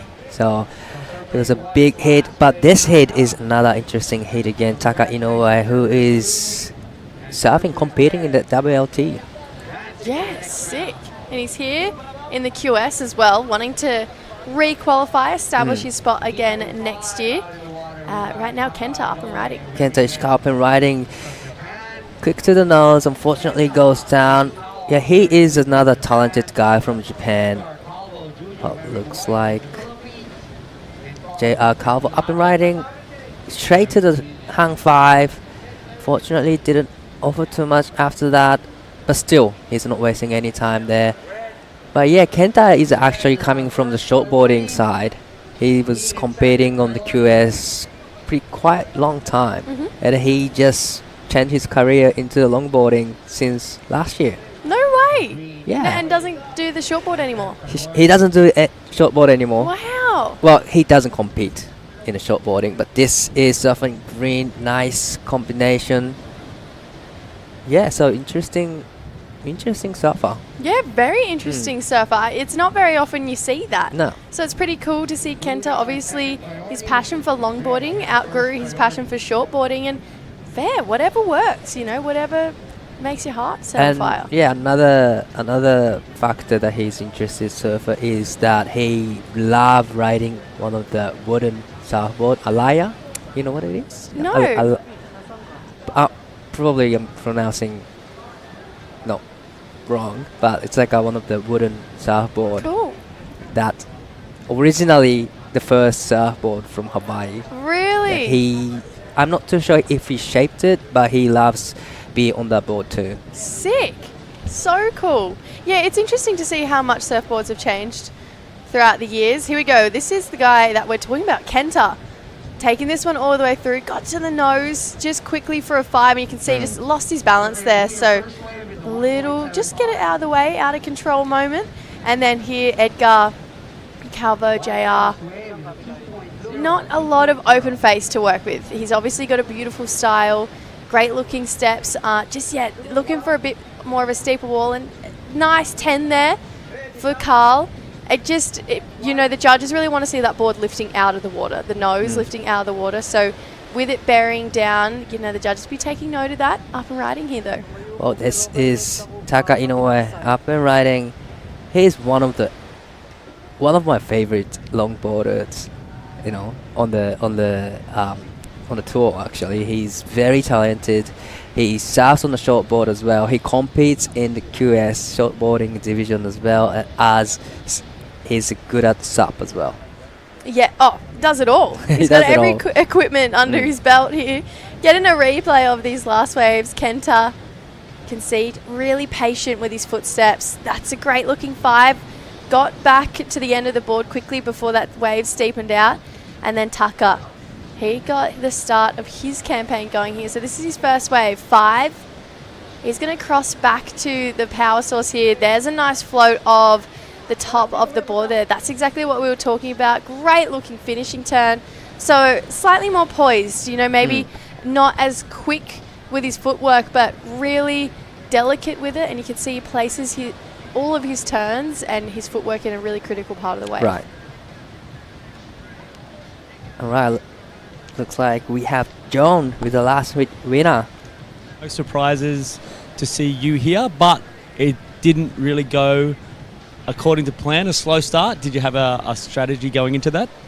No, I just want to enjoy and surf the waves, and just trying to get some good waves. But it's a slow start, so decided to just go surf with them.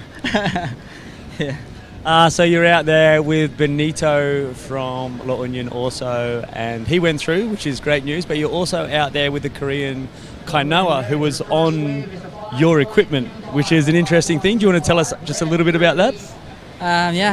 I let him borrow my board. He messaged me before they come here, and before I go here too.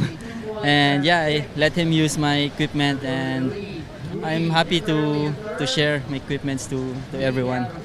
It's a great side story. It shows that you're learning a lot on the world tour that you're on with the longboarders, but you're also coming back and supporting not just your community but the LQS longboard community in the Asia region. So it's a testament to, I guess, who you are as a person. We've seen your brother go through. We saw your cousin in the heat before that.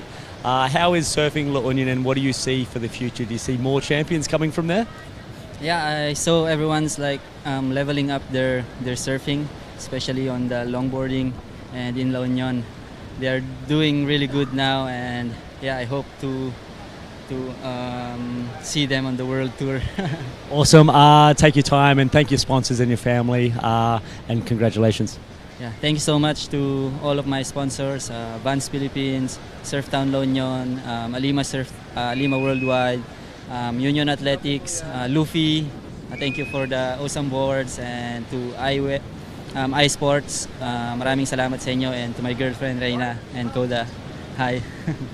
It's a growing list for a growing champion. Congratulations, and we'll see you in the next one. Back to you guys in the booth. Thank you so much. That's a great interview from one of the experienced surfer in this longboard division. You know, that's great to hearing the stories. You know, sharing the surfboard with Kanoa, and I think Jaya will use Kanoa's shortboard in the QS event. Oh, cool! Swap it round. Yeah. Why not? I love that. Sharing is caring. Yep. You know, and you can see these guys, they want to help each other out. Back Right. to this heat, Kenta Ishikawa, you can see really showcasing these skills he has. Quick 10 before that one steepens out, so really light footwork, fast on his feet to make those end sections, which people have been struggling with. Right now, though, Edgar, beautiful 5. He hangs up there for a little while. You can see cross steps it back to carve. Great looking patience on this wave. Steep wall. Gets a finishing turn in here, so that's going to really add to his scoreline. Maybe his best wave so far. And then Tucker started off with a 5.25 and then got this beautiful ride here. Lovely footwork. Gets a quick 10 and powers through the whitewash there into a finishing turn. Stayed high on that wave, so the judges, they're going to like that one from Tucker. Definitely. So we're still waiting for the last of Tucker, but at the moment Kenta is in the lead with a 2.5 and a 4.00. Like I said, we're still waiting for the last of Taka, but still, wow, 4.50 for the last wave for Taka. You know, we're straight into the lead, but on screen we have something green, great hang 5. So now he is sitting in the 3rd place, needing 3.51 to go into second. Edgar now in the 4th place, needing 4.50 on screen. Kenta up and riding, needing to get rid of the 2.50. Nice 5 to start with. Nice rail turn there. Stalled into the hang 5. Just trim down the line, this flat section, and goes to the nose. Again there, hang 5. Beautiful combination from Kenta Ishikawa. And right out of it, really clean. Yeah, really cool wave there for Kenta. You can see why he made the transition across. He's got a really nice style. He's got quick footwork here.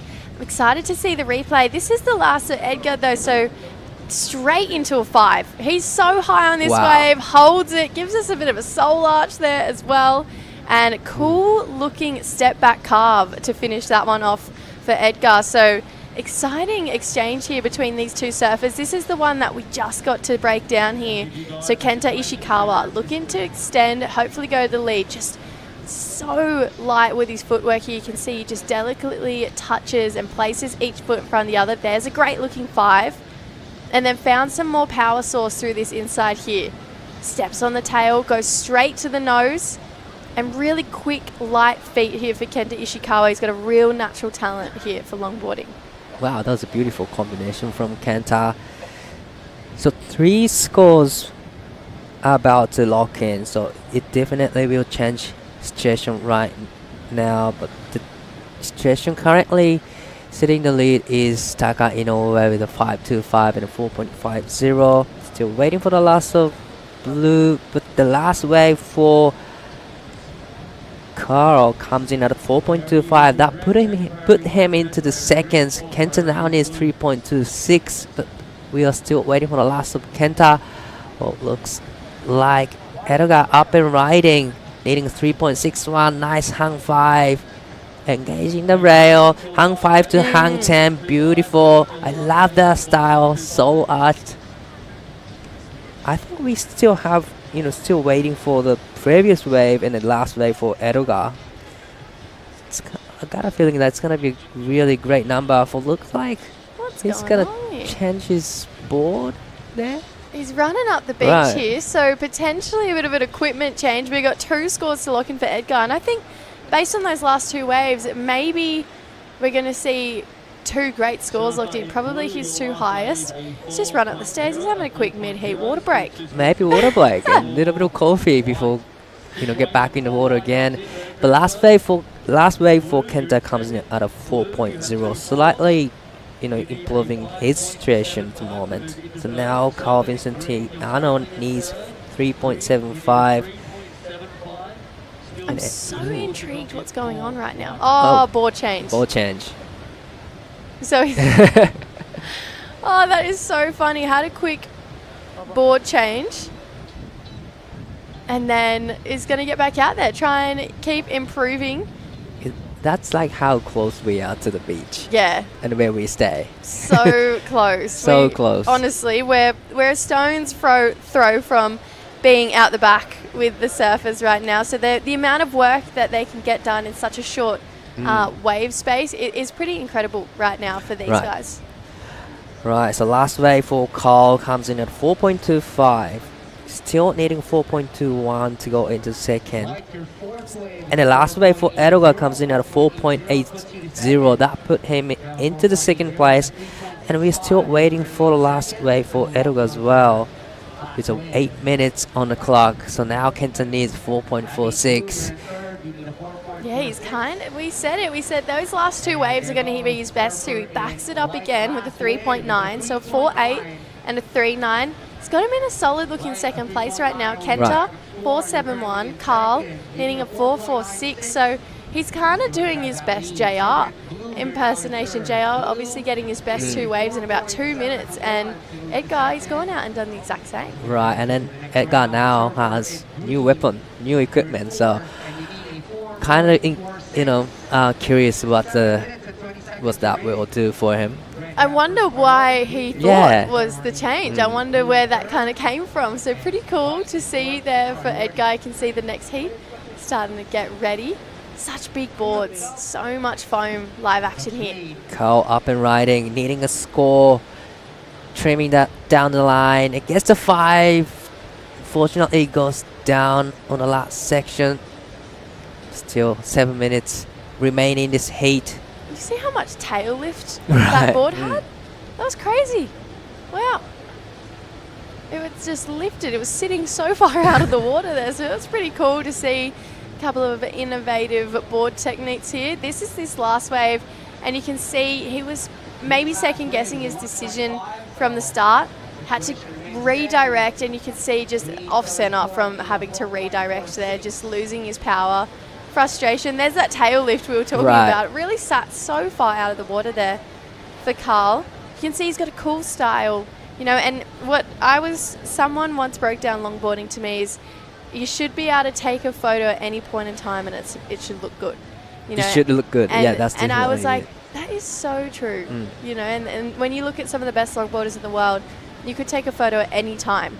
And still they look good. And they look incredible. Right. So, yeah, it's cool to see just that dance between power and poise for the longboarders, both in both the men and the women. It's really cool. Well, that's why I don't look good. I don't look good in photos on the longboard. That's why. I really don't believe you. I don't. You've got so much style. I'm learning. But, longboard is really like a completely different sport. It's completely to me. Different. But it's so much fun. You have to know how to use a longboard. You have to know how to engage the rail to get to the nose. So it's so much learned from longboarding. Actually, you can put it into the shortboarding skills. Oh, absolutely, absolutely. No, it's really intriguing to see how they translate across. and just being able to have that light footwork. And then you can see surfers who are amazing longboarders and shortboards even move their feet up and down the board on a shortboard as well, and you can see it really translates where they get their speed from on shortboards. So no, it's really cool, and I'm excited to see maybe a crossover of some competitors through both the long and shortboard division. Right. And I spent a lot of time in Hawaii when I was younger at one of the legend longboarders in Hawaii. He's Bonga Perkins, probably he's a really famous guy and he's world champ. And I love his charging pipeline with longboard.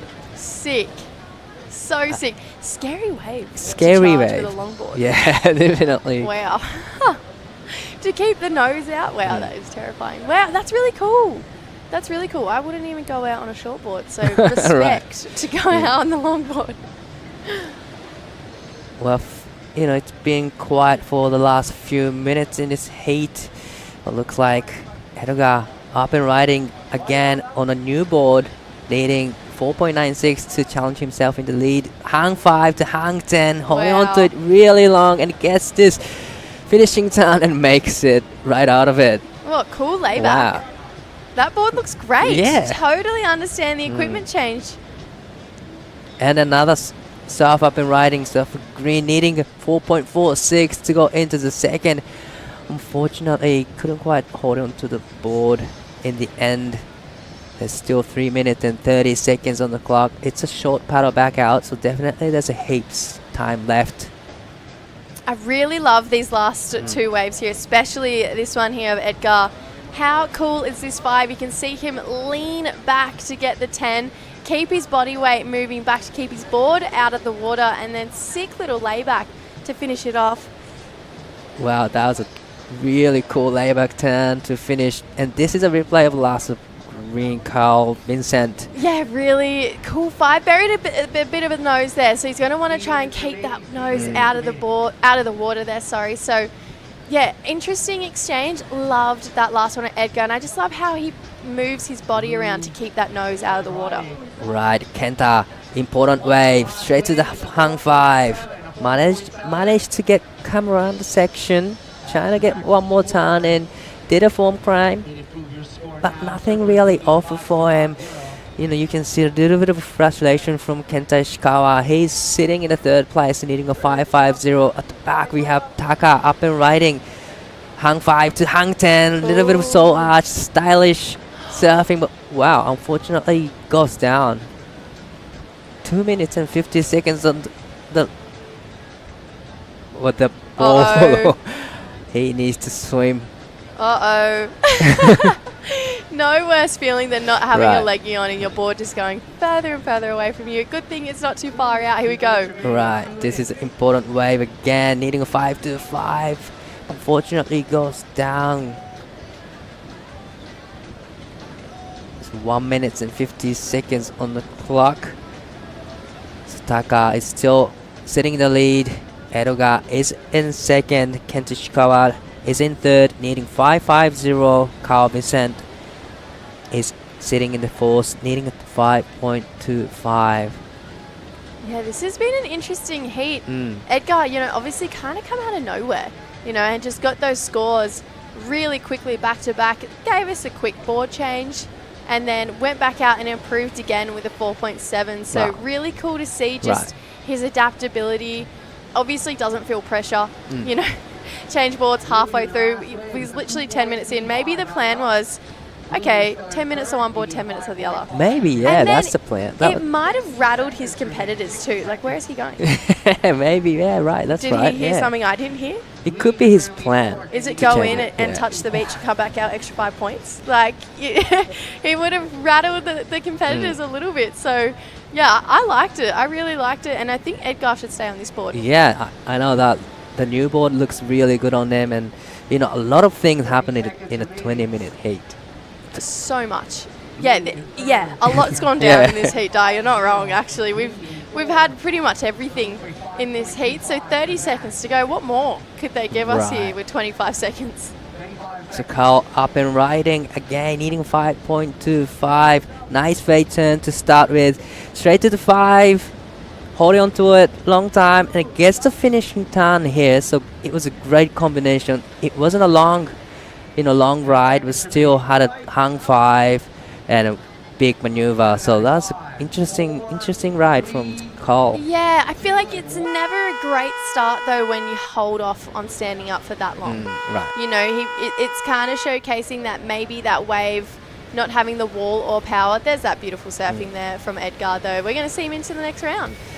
All right, so we're going to go to the quick break and we'll be right back with a lot of action with Heat 6 with men's round of 32.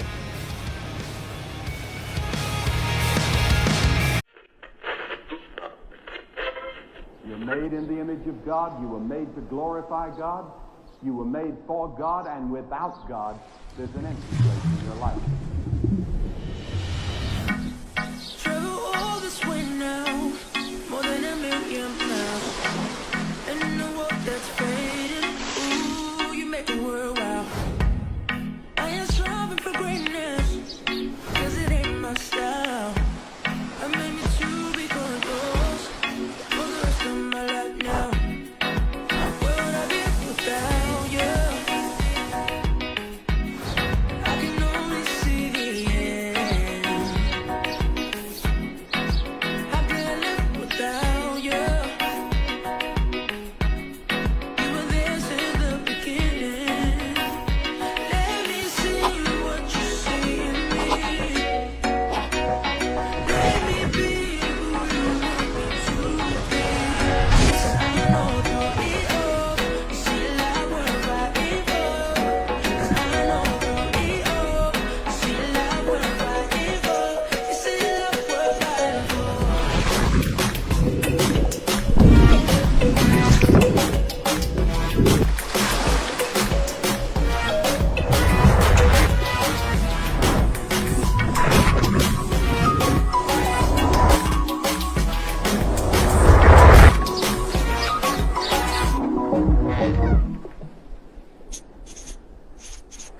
The WSL Baler International Pro QS4000 and LQS1000, presented by the Philippine Sports Commission, is proudly hosted by the municipality of Bolair and the offices of Secretary Juan Edgardo Angara and the representative of the Lone District of Aurora, Honorable Romel Angara.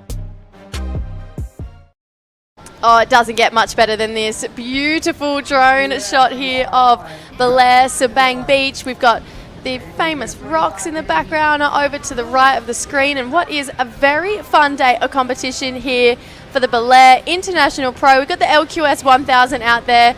We're only in Heat 6 of the round of 32.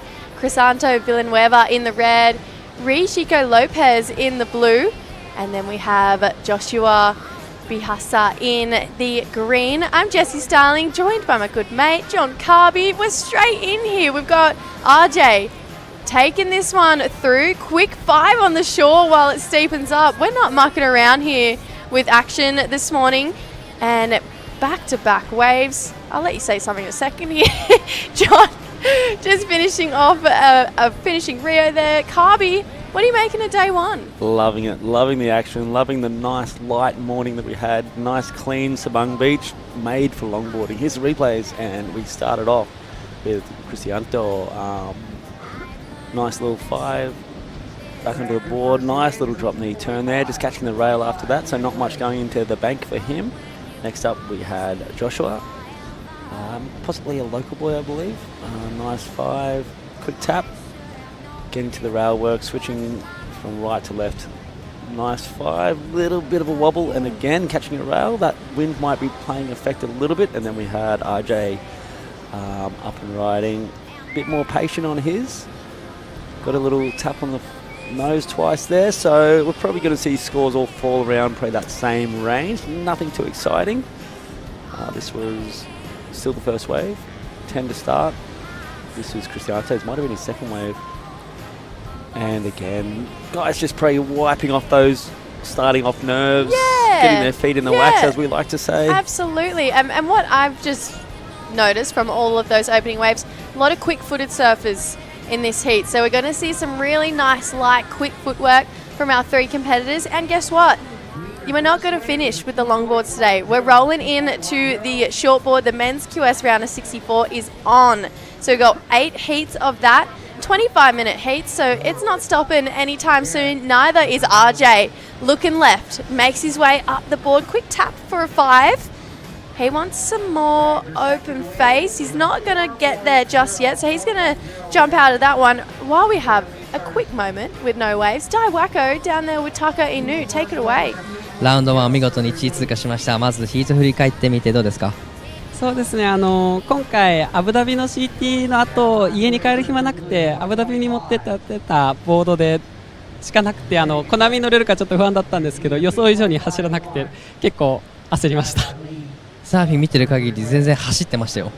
ありがとうございます。でもこれベルズビーチの大きい時乗ってたやつですごい大きいの調子いいんですけどコナミが思ったほど走んなくてちょっとスタックしたりとかしてたんですけどでも2本乗れてよかったです。この後どうやって調整していきますかこのコナミに？そうですね多分ロングより前にショートがあると思うんでそっちで一旦気分をチェンジして、楽しもうかなと思います。ちなみにこの後 QS の1から8まであるそうです。今日ですか？さっき発表されました。はい、そうですね結構疲れましたけどもう1ヒート頑張ります。So he's traveling straight from Abu Dhabi to here. So he's using one of the bigger board. It's not for the smaller waves. So he's kind of struggling to surf on the bigger boards, but still, happy to get the result in here. And he was kind of surprised by I was telling him that QS is on, and he's in the QS division again. So he will be surfing probably this afternoon. So he's gonna have rest and get ready for the QS again. たくさんの方応援してくれてると思います。QS も待ってると思うのでメッセージの方お願いします。そうですねQS1 ヒート目なんであと3つもしないぐらいであると思うんで引き続き応援していただけたら嬉しいです。明日楓ショートさくらと楓がロングはクォーターでマンオンマンやるので、そちらも楽しみにしていてください。じゃあ次も、ショートの方でも頑張ってください。ありがとうございました。ありがとうございます。 Back to you guys. Awesome. Thank you, Dai. Thank you, Taka. We're going to see him competing again today in the shortboards, just like Dai mentioned. So pretty cool to see a lot of people double dipping. We're getting both long and shortboard competitors. And Tucker's one of my favourite to watch on the longboard, the shortboard. The kid is dynamic, he's fast, he's exciting. He can do things on longboards that's crossing over from shortboard, and he goes back the other way too, so it's super cool. JR Esquivel's doing the same thing. Yep. Jo Marie Ebewies is doing the same thing. Yep. We don't see many shortboarders go the other way. Bring it on. Bring it on. Multi-category, multi-talent, everything. I'm open to it. Here bring we go. bodyboards? Let's bring bodyboards in. Yeah, you know what? Why not? Why not? Sups. Subs. What's the limit? Do it all. Kayaks? Right, let's not stop there. We've got a couple replays here, Carby. Take me through them. There's a lot going on. We have RJ out there, a lot of speed, carried a lot of speed on that one. I didn't quite catch the opening of that wave. We were talking about sups and kayaks. This is Cristianto, nice little drop knee turn, redirection, catching a rail. There's been a few little glitches in this heat. And this is the replay of Joshua. Looks like he's fading off to go to that left. Nice hang 5. Waiting for this wave to sort of run down the sandbank. Waiting for his opportunity to get a quick 10 and again off the front of the board. Yeah, you can definitely see that wind starting to make a couple of lumps and bumps and potentially just catching our competitors off guard a little bit. Love Crisanto's style. He's got that really cool step back carve locked in and you can see he's just really in control of his equipment, but those bumps, it looked definitely catching him off guard there. Big smiles though for our competitors who will be competing today. That is Roger Casagay. He's going to be coming up next. A lot of Filipino longboarders. It feels like it's really big over here. And we are in the north. It's the longboard capital of the Philippines for sure. The waves, we had the World Junior Shortboard Championship in La Union last year, which showed that it's also a very good... This year, sorry. January to January. Which shows it's also a very high performance with Bronson Maidi taking out that one. And on the back of that, we had the LQS, where a lot of these guys will come from. It's in the blood up there. It's an amazing location. A lot like this, there's mountains, there's sand, there's beaches, there's points, there's reef. So is La Union further north than here? We're on the east, it's basically on the west. Oh, it is on the west. It is on the west, so in the west, Philippine Sea over there. We get, again, up and riding is Cristianto. Great looking 5, gets another one, powers through that foam there. Oh, that's a great one. Steep part of the section, a lot of speed. Goes for a bit of a drop the wallet, because why not? So that was cool. There's that style I really like. So far, loving his flair. And this was a really critical wave here. He needed a completed ride, I feel like, for his confidence. Yep, and the patience that he showed at the start of this wave, it's Geb's at 5, and then through that section, which gave him that boost of speed to get up there for this section into the finish with a nice little bit of style. So style definitely coming into play on that one and showing a bit of variety too for the judges. And a bit of the variety of speed also. The judges are looking for any point of difference out there in that lineup. The way that he sort of got boosted into that second 5 is definitely going to be a standout for the judges. Really cool to see that style. This is our man coming up next. This is Sitipong Chapman.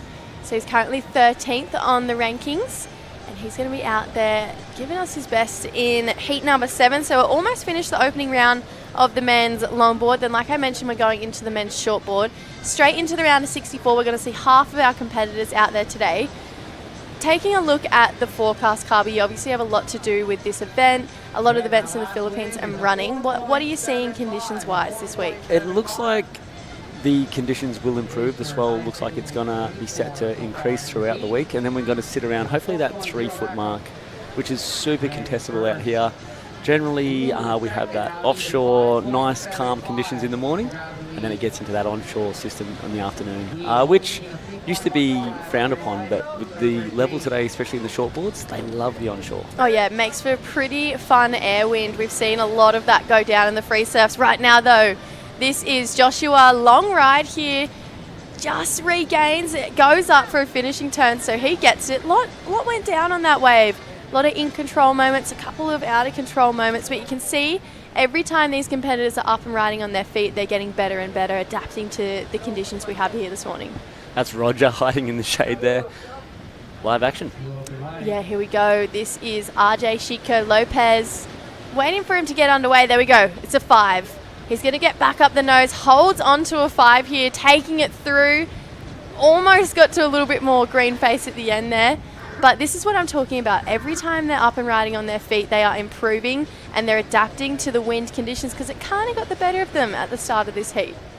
It did. There's Roger Kasugai on screen. He actually won a fair play medal at the SEA Games in 2019, which is great for surfing to stand out.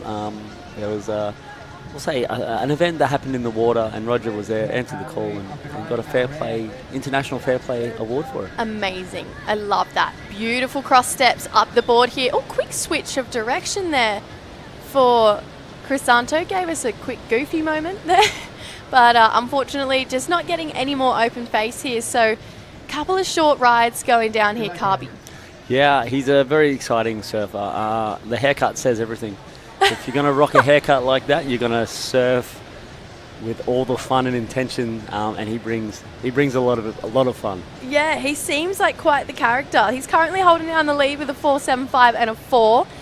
3 and a 2.3 right now has RJ in second. He's got a score to lock in, and Joshua with a 3.1 and a 2.15, so pretty close right now between all our competitors. And I learnt today that those mountains in the back of your screen are very important to slowing down typhoons that hit this part of the world. Yeah, we had one great example. Well, I don't know if there's great examples, but just last week we had a super typhoon as we head to live action. Here we go. We'll get back to that in a second. Joshua taking off left, trying to move through, holds a 5 for a while, but you can see that foam just throwing him off guard there. He might be looking again on this inside, might see him swing left. He doesn't like it, but like you were mentioning, Carby, super typhoon. So that super typhoon came through last week, a week before the event, so we were quite nervous about the event, obviously. But as it hits that mountain range, it sort of pushes back on the wind. We had a bit of a storm surge, and a big shout out to the community of Bolair and Aurora, who did go through a pretty scary moment, allowing us to come here a week later and just to help support the economy and industry by hotels and foods and everything like that. It's great to be here. And those mountains in the background, definitely a big part of that. Yeah, picture. beautiful to see how much goes into play here. This is a great looking wave. Quick 5, but buries the nose there for Crisanto. It was going so well on that wave there. But yeah, like I was saying, it's actually inspiring to see how much the community pulls together here. We'll get back to this. Replays here, Carby. So here we are. This was the opening one. That nose bog, that's not going to go towards his score. It's not going to dig him out of even his 2.15. And this was Cristiano. And again, you can see his flair. He's the current heat leader at the moment. He's holding a 4 and a 4.75. So he's looking to increase. And it's this sort of stylish from natural to switch dance, switch to natural. He's sort of got it all. And this was the last wave of RJ. Nice carve. We haven't seen too many carves. The face hasn't really delivered too much of the rail game. It's been a lot of 5s and 10s. And he's putting together quite a good combination. Sort of missing the exclamation mark on the finish of that wave. But he's been catching a bucket of waves, as has Cristiano. But that little carve might just be the point of difference for the judges to sort of give him the nod and put the scores in. Like I said, just a little missed opportunity on that final hit to finish it off cleanly. But scores to drop in for him. I feel that he's going to get rid of his 2.80, and will he be nudging the lead with a 5.75? Maybe not, but it might help him step towards that. Yeah, I don't think it's the 5.75, but it was a really beautiful performance all round. You know, he got a lot of 5s in. Obviously, I agree, missed that opportunity for an end section hit there, but showcasing that he can really lay some rail, you know, on big equipment. He dropped a 4.25, so now only needing a 4.51, which he just showed he knows what a 4.25 looks like. With that finish, he's probably there already. Yeah, I'm really liking what we're seeing right now for RJ. So it's pretty cool to see a lot of opposing styles. You know, this feels a bit more traditional. Really classy surfing right now for RJ. 5, you can see pushes his weight back. Try and keep that nose out of the water. The judges are going to be really looking for that. Another 5, that's better. Didn't bury the nose on that second one, but it was pretty quick.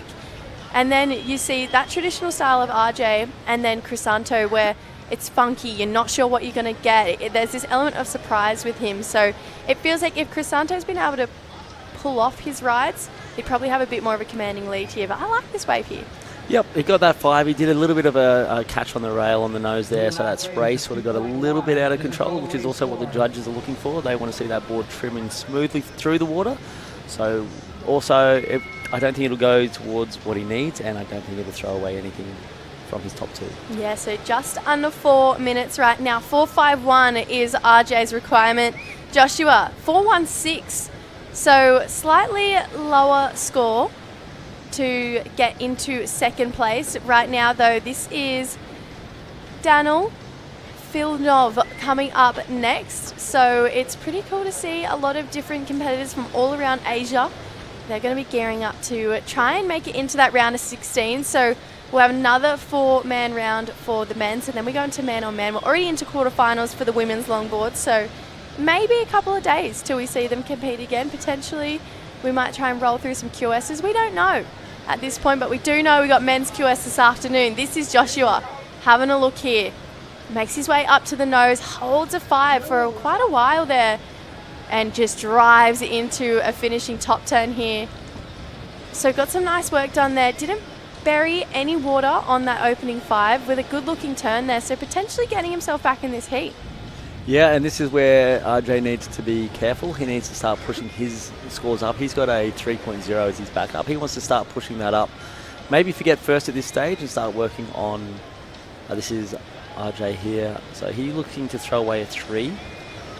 Nice 5 getting through that critical section there. Holding it well, little tap on the nose for the 10. This wave looks like it's giving him a few opportunities, and unfortunately, again, just missing the exclamation mark on the finish.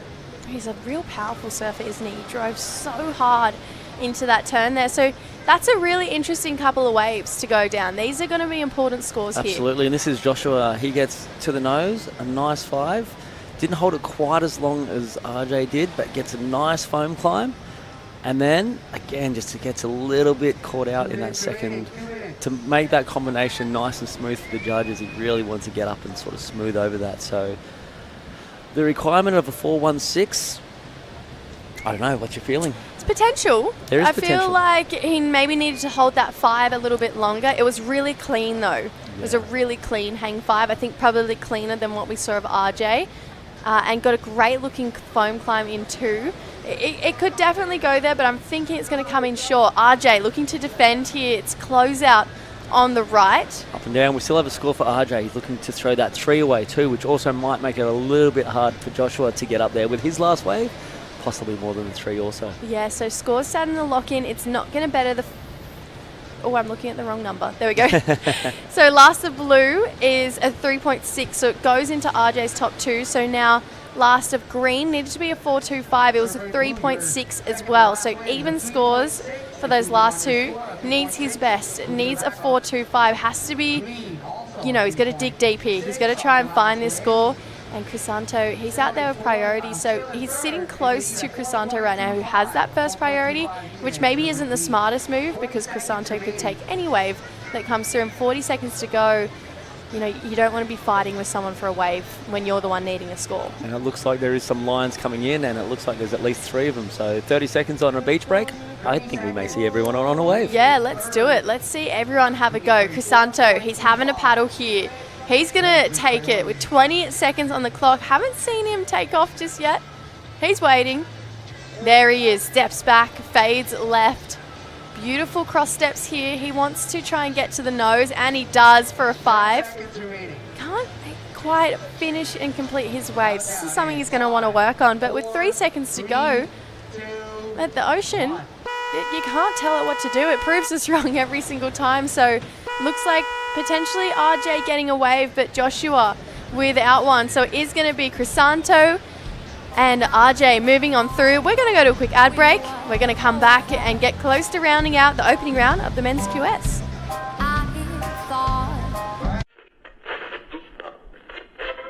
You're made in the image of God. You were made to glorify God. You were made for God, and without God, there's an empty place in your life. Travel all this way now, more than a million miles. And in a world that's fading, ooh, you make the world wow. I am striving for greatness, cause it ain't my style. I made me to be going close for the rest of my life now. Where would I be without you? I can only see the end. How could I live without you? You were there since the beginning. Let me see what you see in me. Let me be who you want me to be. I know through it all, you see like what I'm fighting for. 'Cause I know through it all, you see like what I'm fighting for. You see like what I'm fighting for.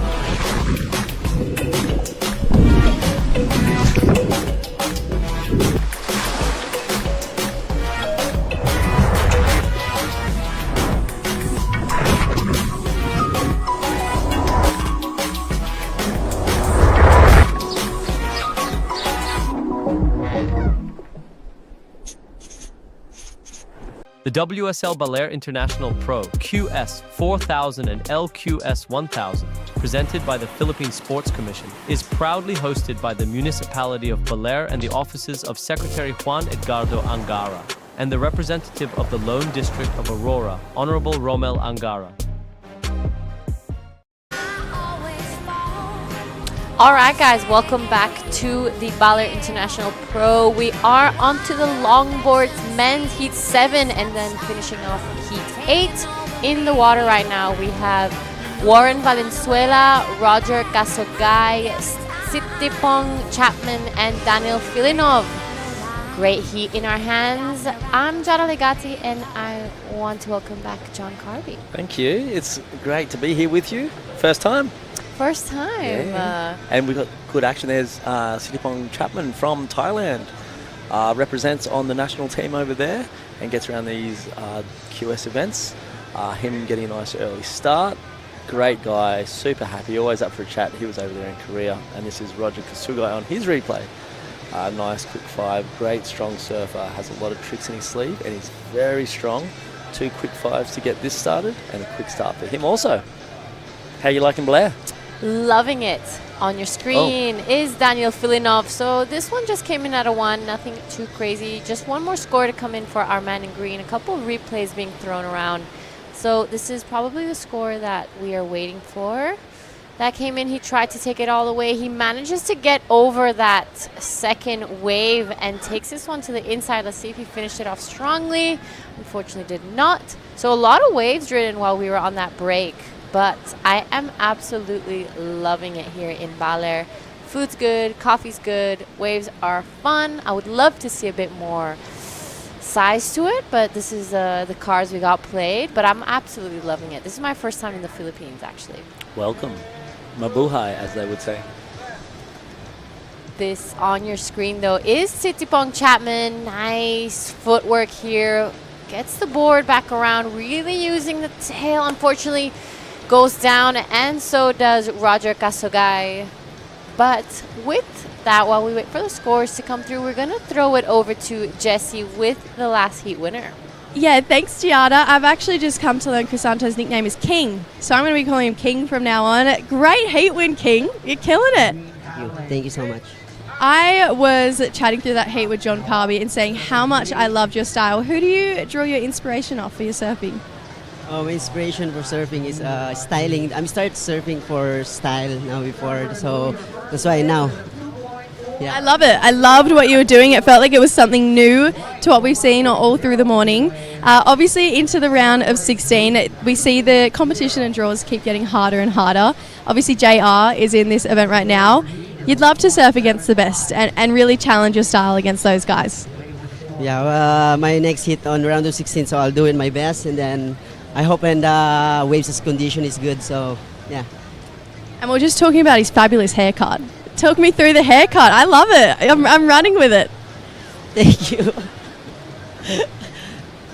Got it done about a year ago, he was telling me before. And mullets are pretty big back home where I'm from in Australia, so you'd be rocking it back in Australia too. Yeah, my girlfriend told me like my haircut is like this, so okay, that's you said like that, so I'll do it. Like, nah. Doing it for the girlfriend. I love that. Feel free to say thank you to your sponsors and all your people back home. Thank you for my sponsor Naoki, and then Zebra, Mori also, and then Southwell also, they're all supporting of me, and then my family. Hi, Jess. Thank you. Awesome. Thanks, King. Thanks, guys. Hey, Carby. Heard that. Thanks, guys. All right. Yep. Amazing stuff. Thank you so much, Jessie and King. We've had some waves ridden while we were on that break. A 4-5 from Roger and backed it up with a 1. We're still waiting for one more score. Here's a replay. What do you think, John? This is Roger, very experienced surfer, and this is where these sort of things come into play. He's been on the national circuit for a long time, takes part in a lot of the WSLs in town. This is the bucket full of replays. We have Warren taking along this one, nice little fade, take off, walking it to the nose. Not quite getting there, and then just catching that rail. With this wind fluffing up, we're going to catch a few rails. Here's a little bit of a smart play from our surfer in blue, which is Sitipong and Roger.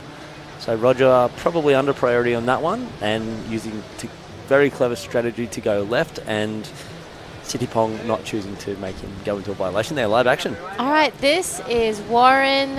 He is on his 5th wave of the heat. Unfortunately, not really completing it. It didn't have too much potential anyway, so I don't think it'll be too much of a loss. Warren's super busy out there. It looks like Roger Kasugay in red has got the best of it so far. A lot of throwaway numbers there. I don't think many of them will be there at the end of the heat with 13 minutes to go, but 4.5 and a 3.0 Roger currently in control of this heat. All right, so tell us a little bit about what makes Baler special. Bolair, it's got a lot of potential on this coastline. Live action, looks like that one might fade away or it might reform out of there. Bolair, it's just the people make this place probably special, and then everything else around it is just a bonus for me. The food's good, the waves are good, the people are good.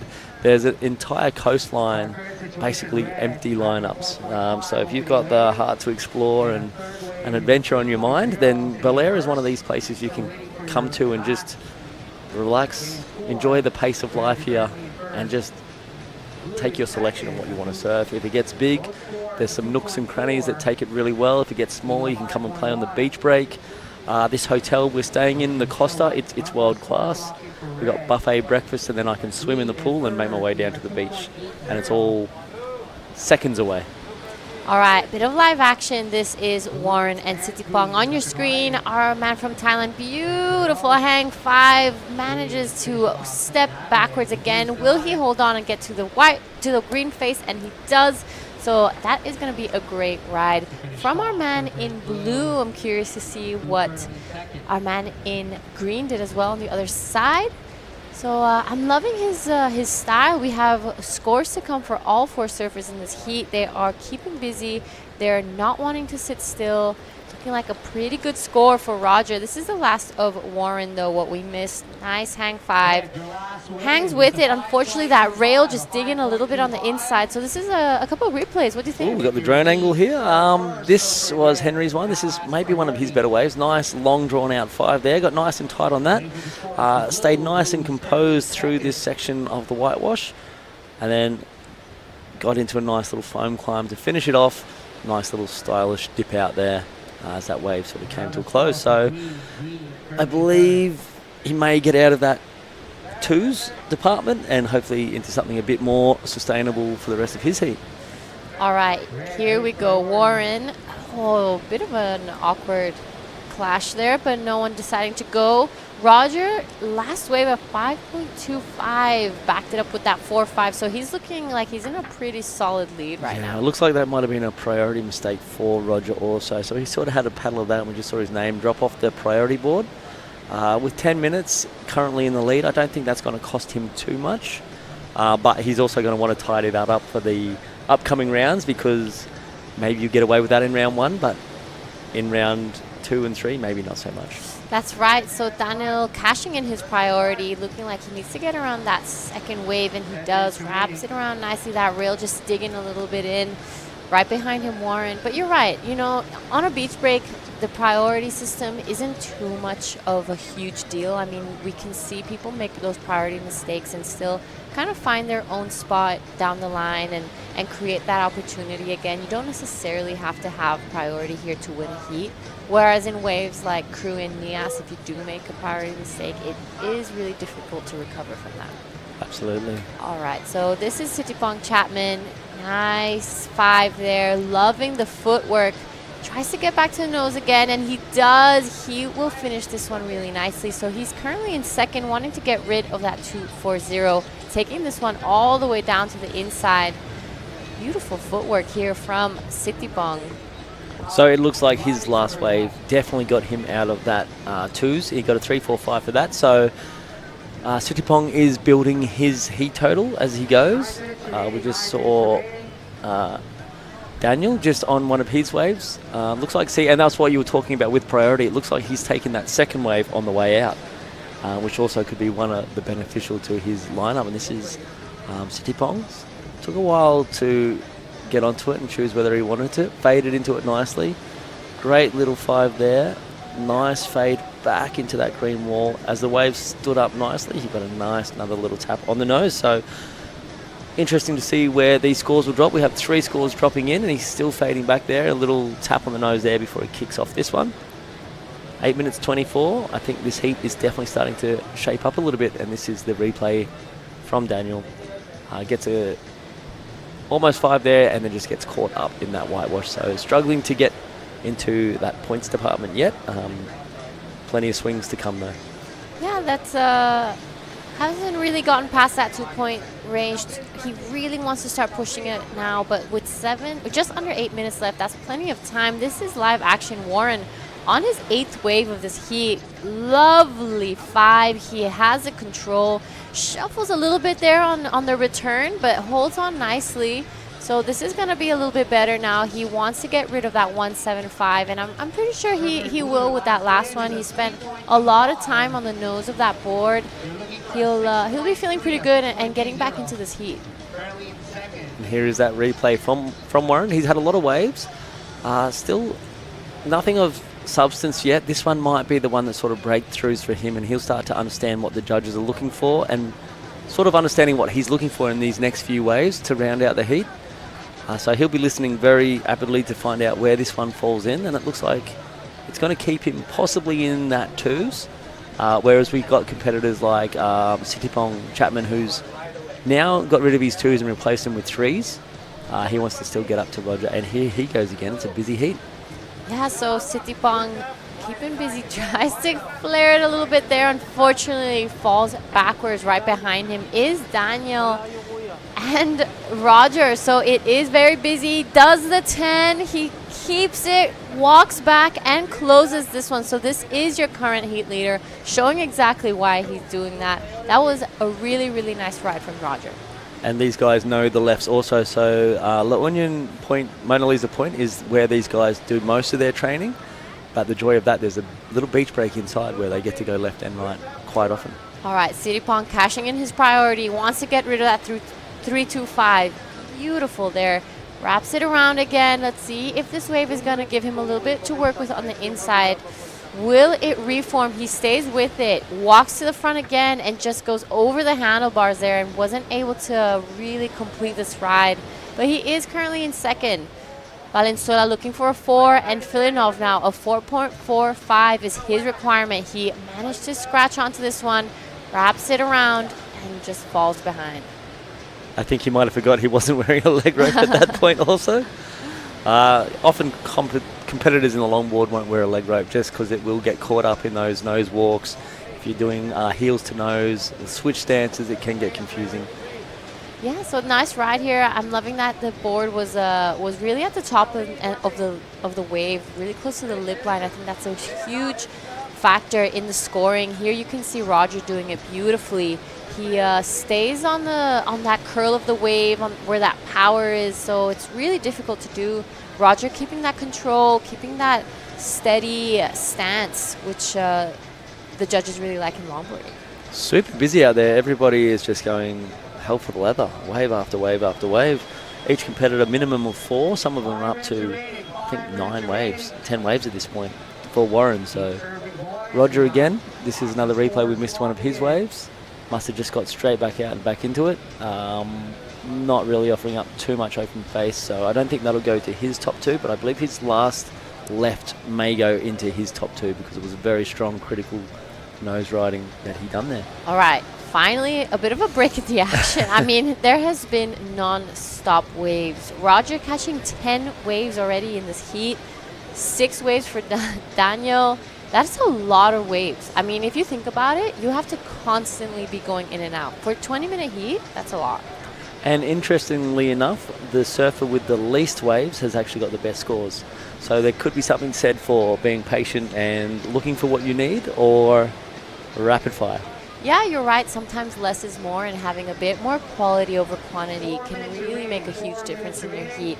I mean, at the end of the day, only their top 2 waves count. So you have to just be a little more selective, especially on days like this, and then you can get the score. Roger now taking a look at this one. Steps to the front, hang 10 there.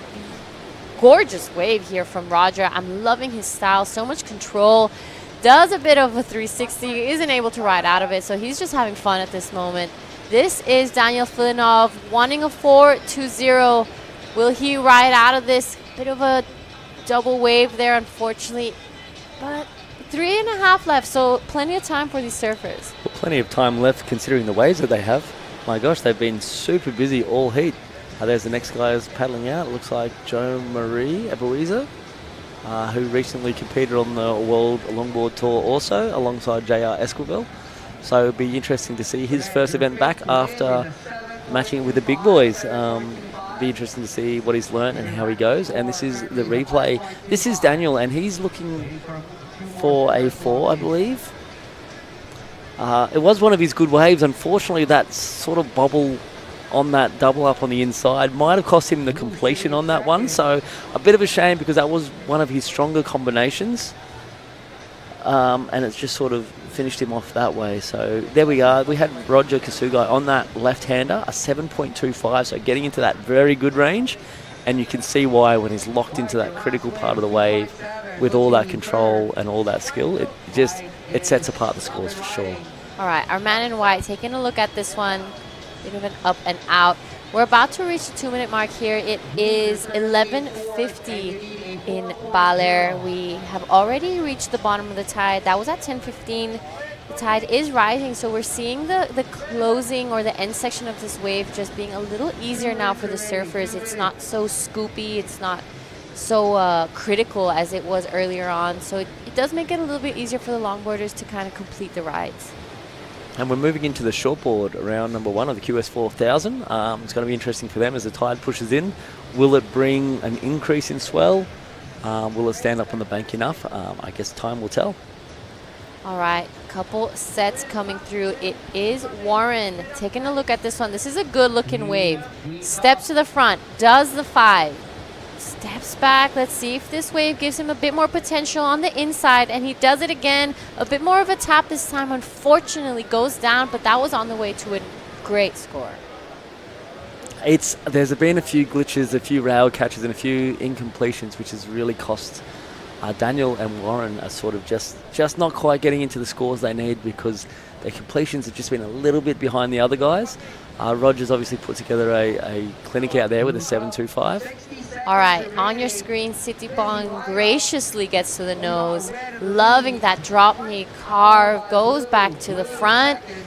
I'm liking the control, putting a bit of style to it. He needs to finish this off to have a good score and stay in that second place. 9.15 though to get to first, so it's definitely not that, but he could be increasing his score. I believe that may have helped him. That was good. And waves of Thailand, probably very similar to what he's surfing down here at Sabang Beach. So I'm sure he'd feel at home out there, just getting used to the subtle differences. So good warm-up heat for him. I believe that might push him into that safety zone against the other guys at the moment. And Roger just finishing up there, I don't think. All right, 15 seconds left. It is like Roger is in a very comfortable lead.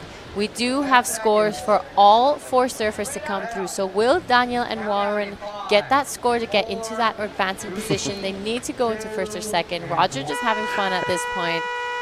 He was going to paddle back out, and then he just took that inside on the way in. Just having a good time out there. I mean, with 10 seconds, it's not really worth the paddle out. All right, so we're still waiting for scores to come through for all 4 surfers. Roger's last one, looking like he won't be going into his top 2. Daniel Filinov, last score comes in at a 1.05. Unfortunately, he will be bowing out in this round of 32. Last of Warren still to come through. We're waiting for scores of red, blue, and green. Will they get into that advancing position? All right, judges taking a good look at this. I think we're going to throw to a quick break, and we'll see you guys in the next heat.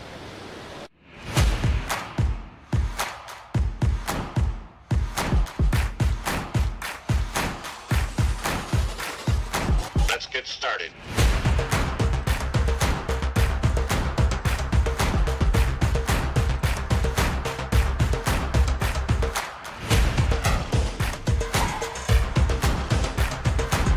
Let's go.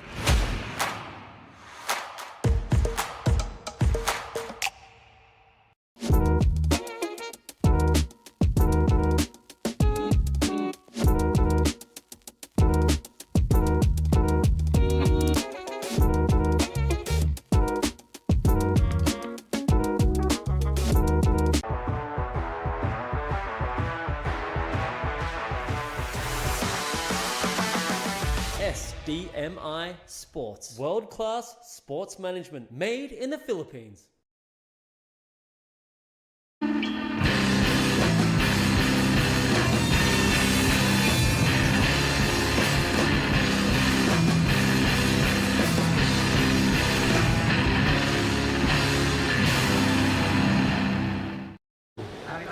All right, we are back to live action. This is the Baler International Pro LQS1000. We are on the last heat of the men's. On your screen is Ivan Sudena, our surfer from Bali, part of the halfway Kuda board riders.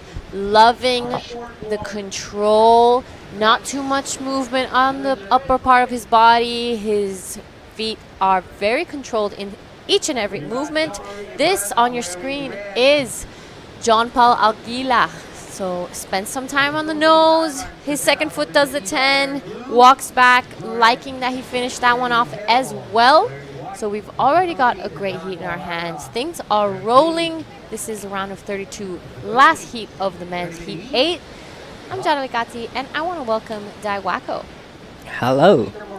This is the last heat of the longboard men's, and we are going to the shortboard division, QS. Straight into the action. So a lot of actions today, actually. Longboarding, shortboarding.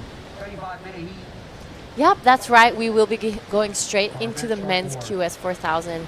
So exciting afternoon here in Baler. We're going to have a lot of surfing go down. We started off the morning with the women's longboard, straight into the men's, and now we will be doing some shortboard. But on your screen, Jomari Ebueza, loving this, gets the 10, walks back to the center of his board, liking how he shows the judges he's in control. He takes this wave down to the shore. Let's see if he gives him a bit more opportunity to work with, but it does not, so he will be paddling back out. Wow, he was not wasting any time on that wave. He just surfed. He's just surfing all the way to the inside. But here he goes on a replay. Oh, lots of white. Little bit stumble to start with, but gets to hang 5 there. Little bit tricky section to surf. Unfortunately, couldn't really ride out of the last section. And here he goes, the last of red. Love how he just straight to the hang 5. Little bit, a lot of bumps, but he managed to, stay in a critical section with the waves. So great surfing from Jomari Ebuezo from Philippines. Alright, this looks like another replay of our man in green, John Paul Aguila. He gets to the nose, he does a 10. Oh, this was one we saw earlier. I was really liking that wave. He gave variety. He gave judges something fresh to look at. This is Ivan Sudena. Like I said, a lot of control. I'm liking his footwork.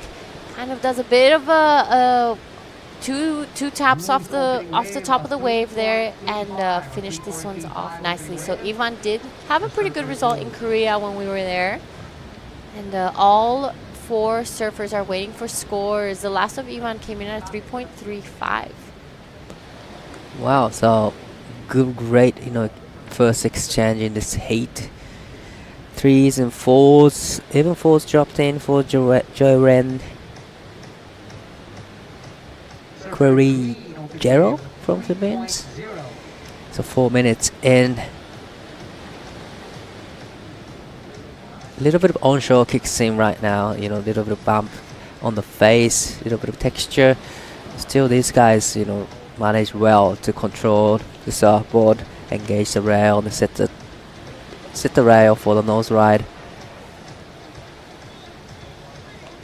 Yep, so on our last heat, we saw non-stop action. People were constantly catching waves. I think someone caught over 10 waves in that last heat. Wow. But while there is a break in this heat, let's go down to John Carby with the winner of the last one. Thank you, guys. I'm down here with Roger Kasugai, legend from Lanuza. La Union. I got my Uls wrong. How are you, Roger? How was the heat? Yeah, that was fun heat with other competitors. So the other athlete was fun. That was good. You dropped that 7.25. How did that feel, getting that number, getting into that very good range? Must have felt nice. Talk us through that one. Oh, I just see the line was going cleaner and cleaner, so it was a little bit double up, but give the good high potential score on that wave. I believe you took that 1/3 priority too, so you sort of saw that line up from the paddle back out? Yeah. I was like, oh, no one's going to go. And then I said, okay, I'll take it. All right, one of the interesting things that you have is you design your own boards. You're in the board shaping department. Talk us through your board. Well, this board, we have the Gorilla Nose Rider. We've been Dante and me, we've been working with a lot of 2 design board. I mean, not a lot, but 2 design board. But the Gorilla Nose Rider was standing one because people are looking more on the nose riding and turn. I mean, the pintail is quite fun to ride, but the square tail is the best for all around. So yeah, that was that was a quite good hit with other competitors. So It was, and once again, we love seeing you surf. You've got a style, obviously a lot of skill, a lot of young surfers looking up to you. You obviously train a lot. You work hard to maintain your level of surfing. A little bit about that? Yeah, like this year I've not been surfing that much. 'Cause I was like busy at home, like fixing house, like typhoon keep coming, and I just surf when there's a contest. Not that like before, like I almost surf every day, and I was looking forward to surf each morning. But this time was like, okay, we try to go slow a little bit, reset, and think and rethink what we need to do the entire year. So yeah, I was happy to advance in that year. Awesome. Yes, big shout out to the people of La Union who did receive their second typhoon in a few months. So I know your family's a part of it, so you want to give a shout out to your family, friends and sponsors back home. Yeah, first of all, I want to thank my wife, Lisa, who keep always supporting me and motivating me each day. And to my little boy, Rio. And of course, to my sponsors who always been there for me. You know who you are, and I was looking forward to meet you soon again. And shout out to Dandoy Tongko in one in Samar who got really smashed by typhoon. Recover soon, guys, and go strong. All right, great surfer, big heart. Thank you, Roger Kasugai. Can't wait to see you in the next one, brother. Thank you. Back to you guys in the booth. Sorry, I forgot that bit. Lovely, thank you so much. That was a gorgeous interview, and it's heartbreaking to hear how Right. everyone's been affected by these typhoons. I think it's something that definitely in Indonesia I don't hear of so much. So everyone here is very positive, even of all the outcome that has come from it. But definitely, it's a devastating thing to getting hit by typhoons. But well, yeah, we can't control the nature. So, but people adjusting really well here. Yeah, and it's great to see the community come together. I like it. It shows the strength comes from the people and that they work together here, and I really love it. So a couple replays here. This on your screen is Joren Quirejo. Sorry, didn't really say that well just yet. John Paul Aguila now on your screen. Bit of an incomplete there. So a couple rides, nothing too crazy. I would love to see this one of Red. Spends a lot of time on the nose. Does the 10. Oh, beautifully done there from our man in red. Does he ride out of it? Unfortunately, I don't think that will be deemed complete from the judges. It's a very critical moment there. They have to show control. They have to show that they ridden out of it. This on your screen, though, is our man in red again. Does the 10. Taps that second foot to the front. Again, will he ride out of this one? He gets back to that green part of the wave and drives this one shut. So that is going to be an incredible score for Jo Marie. Wow, that was a great surfing. And little bit of bonus, hang 5 all the way to the inside. Oh, wow. Steps off straight to the sand. Right behind him, our man Ivan Sudena. Just taking a look at this one, unfortunately not what he was hoping to get. But that last one of Jo Marie is going to be a great score. Definitely, it'll be a great score. It was one of the longest wave in this heat. Did a lot of 5, a lot of 10s, all the way down to the shore. So that was a great surfing from Jo Marie. And yeah, and inside we have surfer up and again. All right, this is Ivan Sudena. Nice 5 there. Loving his control. Does a bit of a stumble there, but manages to hold the 5 again. Does not complete this one. And I think here in longboarding, the completion of the waves is even more important than shortboarding. You know, But definitely, yeah. Yeah, you really, there's not so much big maneuvers happening, so the control at the end has to be done. That's so true. And on screen we have Taka Inoue, who is really, really good at longboarding, getting ready for the upcoming QS event in heat number 1. All right, some athletes doing that double dip, doing the longboard and the shortboard. I mean, why not? If you can create more chances and opportunity for yourself, I don't see how that could be an issue. And it just shows how large their skill is and how much these athletes are watermen or women, and that they can quickly switch from longboarding to shortboarding in a matter of minutes. It's amazing skill set. But on screen we have surfer up and riding. Nice hang 5. Little bit stumble there. Unfortunately, couldn't really light out of it. But Ivan up and riding again. So he's, he kept himself really busy in this heat. He is sitting in the second place. Well, here goes the replay of Last of Blue. Set the rail, gets a 5 into the 10. Right out of it, really clean. It was a short wave, but still great combination. And this is a surfer in green, John Paul up and riding, hang 5. It was one of the waves that has a bump on it. Definitely tricky wave to surf. On screen we have Kosuke Okamura getting ready for his upcoming heat. His previous event in Tokunoshima, he came second place in the QS4000, so he has a good rhythm, and he's also the great rapper. Hopefully, if he does have a heat win, he'll do a little bit of rapping in the post heat. So Ivan Sudena now on this wave, unfortunately, just falls off on that inside. But his style is elegant. He's very relaxed in his surfing. His shoulders are down, and I'm liking what he does. And like I said earlier, he doesn't have too much of that crazy movement on his upper body when he's surfing, which is a huge factor in longboarding.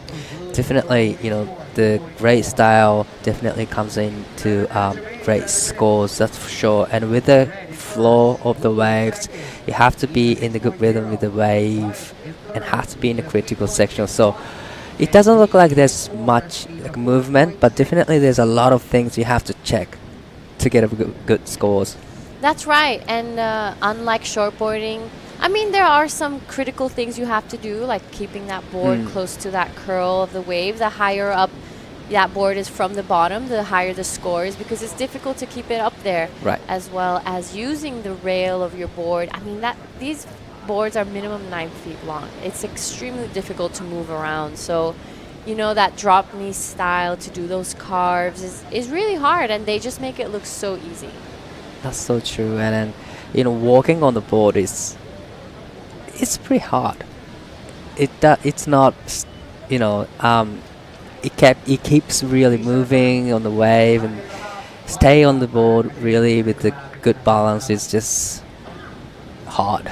Yeah, it is. And that's another factor. You can't shuffle your way to the nose of the board. You have to clearly show that you're stepping one foot in front of the other, because every time I longboard, I'm shuffling all over the place. I'm like shuffling to the top, shuffling to the bottom, and it's really hard to keep that balance, to keep that foot over the other. Right. So that's a huge, huge part of the scoring here in longboarding, and being able to show that control. But then there are a couple things that are really similar in shortboarding and longboarding, like not showing the same maneuvers all the time. I mean, that not having it, having it repetitive. Showing the control is part of shortboarding as well. So there are certain things that are very similar and also really different. Right, definitely. And I do sometimes longboarding when I have time back in home, because my home break doesn't really get the big swell, so I sometimes bring my longboard out. But definitely there's similarities in shortboarding, longboarding, and I can really take everything from longboard to translate to the shortboard surfing. So definitely, if you're a shortboarder, get on the longboard. 100%. And I feel like changing your equipment can really improve. For example, we're shortboarders most of the time, or twinners. Twin pinos, yeah. I believe that changing your equipment and going to the longboard, going back to the thruster, going to a twinny, can really improve your surfing. And it teaches you how to take different lines and maybe draw them out more, or how to be a little more in the pocket, how to use your weight maybe to to improve those maneuvers. So it's a huge way to just be more of an all-round waterman or waterwoman, and I highly recommend it. Yeah, definitely, and also importantly, it can, your style will grow on the longboarding, Yeah. twin fins, and shortboarding. That's right.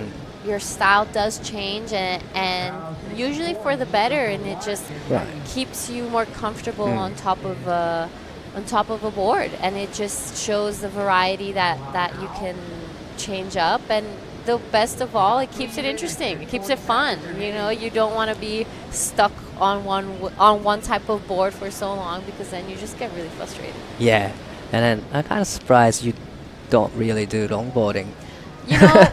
Because you like switching things, right?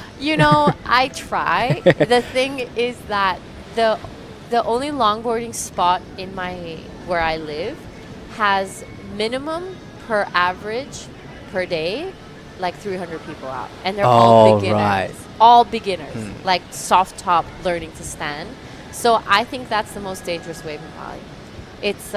It's just too much. Too many people. Yeah, so I'd rather just Right.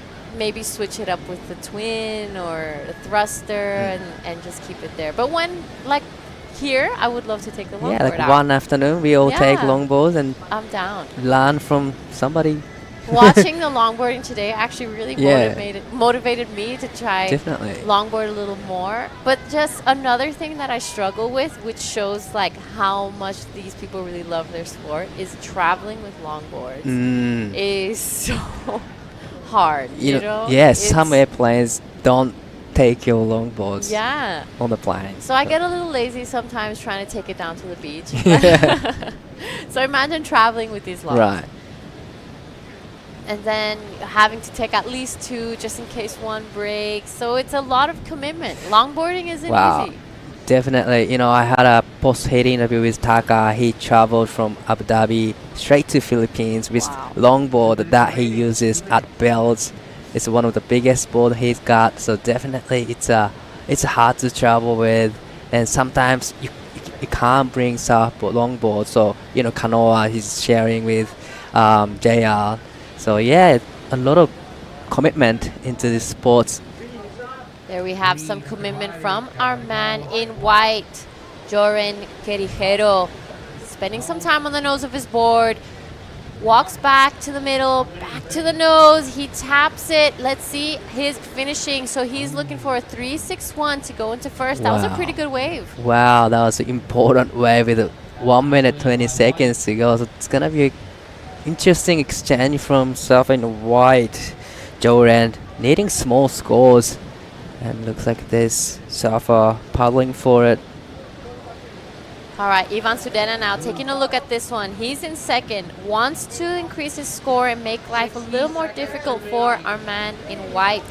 Ooh, will he get it down? He does, so he finishes this one. Nothing too crazy, but he wants to get rid of a 3.35. Wow, it's interesting exchange between blue and white. Definitely Ivan needs to get rid of the 3.35 to secure his spot into the next round. So with the 30 seconds to go. All right, this is your current heat leader now. With 30 seconds left, he decides to come in. All four surfers have a score. The judges have their work cut out for them. Let's see what they deemed the last of blue and white. Would love to see the replay of John Paul Aguila. Let's see if he goes back into this heat. With just 10 seconds left, it all comes down to those last waves. Well, what a heat. In the end, everyone got one wave. It's going to be a very close heat. So Ivan's last wave comes in at a 2.55, not improving his situation. He's still sitting in the second with 4.25 and 3.35. So it's all eyes on Joanne's and John Paul's last waves. Yeah, so then there won't be a crazy change in situation. Joe Mari will definitely be taking the lead on this one. We'll see the last of white and green, what they did. Will they be getting back into first and second? It's going to be an interesting last couple seconds here. The judges really taking a look at this one. What do you think, Dai? Well, it's gonna be close, especially the last wave from Joyran, because he did a couple of good, combos and needing only 3.61. Yeah. It's not a big score. He really committed, Right. he struggled to get onto it, but he did. That could be a little factor that maybe will go against him. The wave was a little small, but he surfed it well. Definitely he did. So we're still waiting for the last of 3 scores to lock in. There is your current heat leader. Judges watching some replays.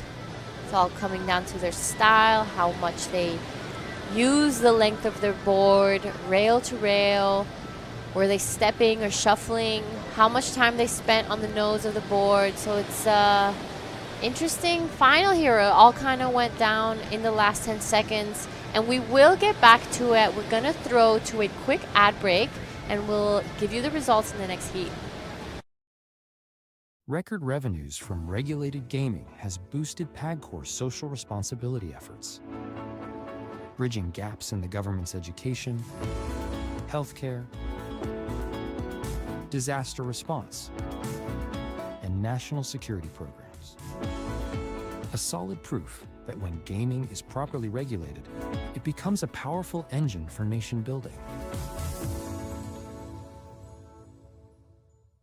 The WSL Baler International Pro QS4000 and LQS1000, presented by the Philippine Sports Commission, is proudly hosted by the municipality of Bolair and the offices of Secretary Juan Edgardo Angara and the representative of the Lone District of Aurora, Honorable Romel Angara. Friends with the monster, calling for a monster. 'Cause I'm in love with a monster. Monster RX 93.1.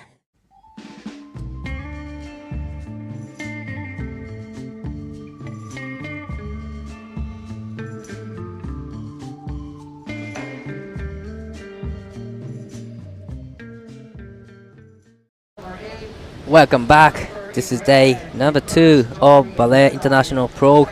Now we are into QS4000 men's. Round of 64, heat number 1. The official result from the last heat of the men's LQS looks like Jamari and Ivan moving into the next round. So in this heat we have Kosuke Okamura, Ron Bowman, and Taka Inoue. I am Daiwaku here in the booth with John. Yay, we're back. Oh, here we go. A little hustle for the opening wave of this one. This is our Brazilian.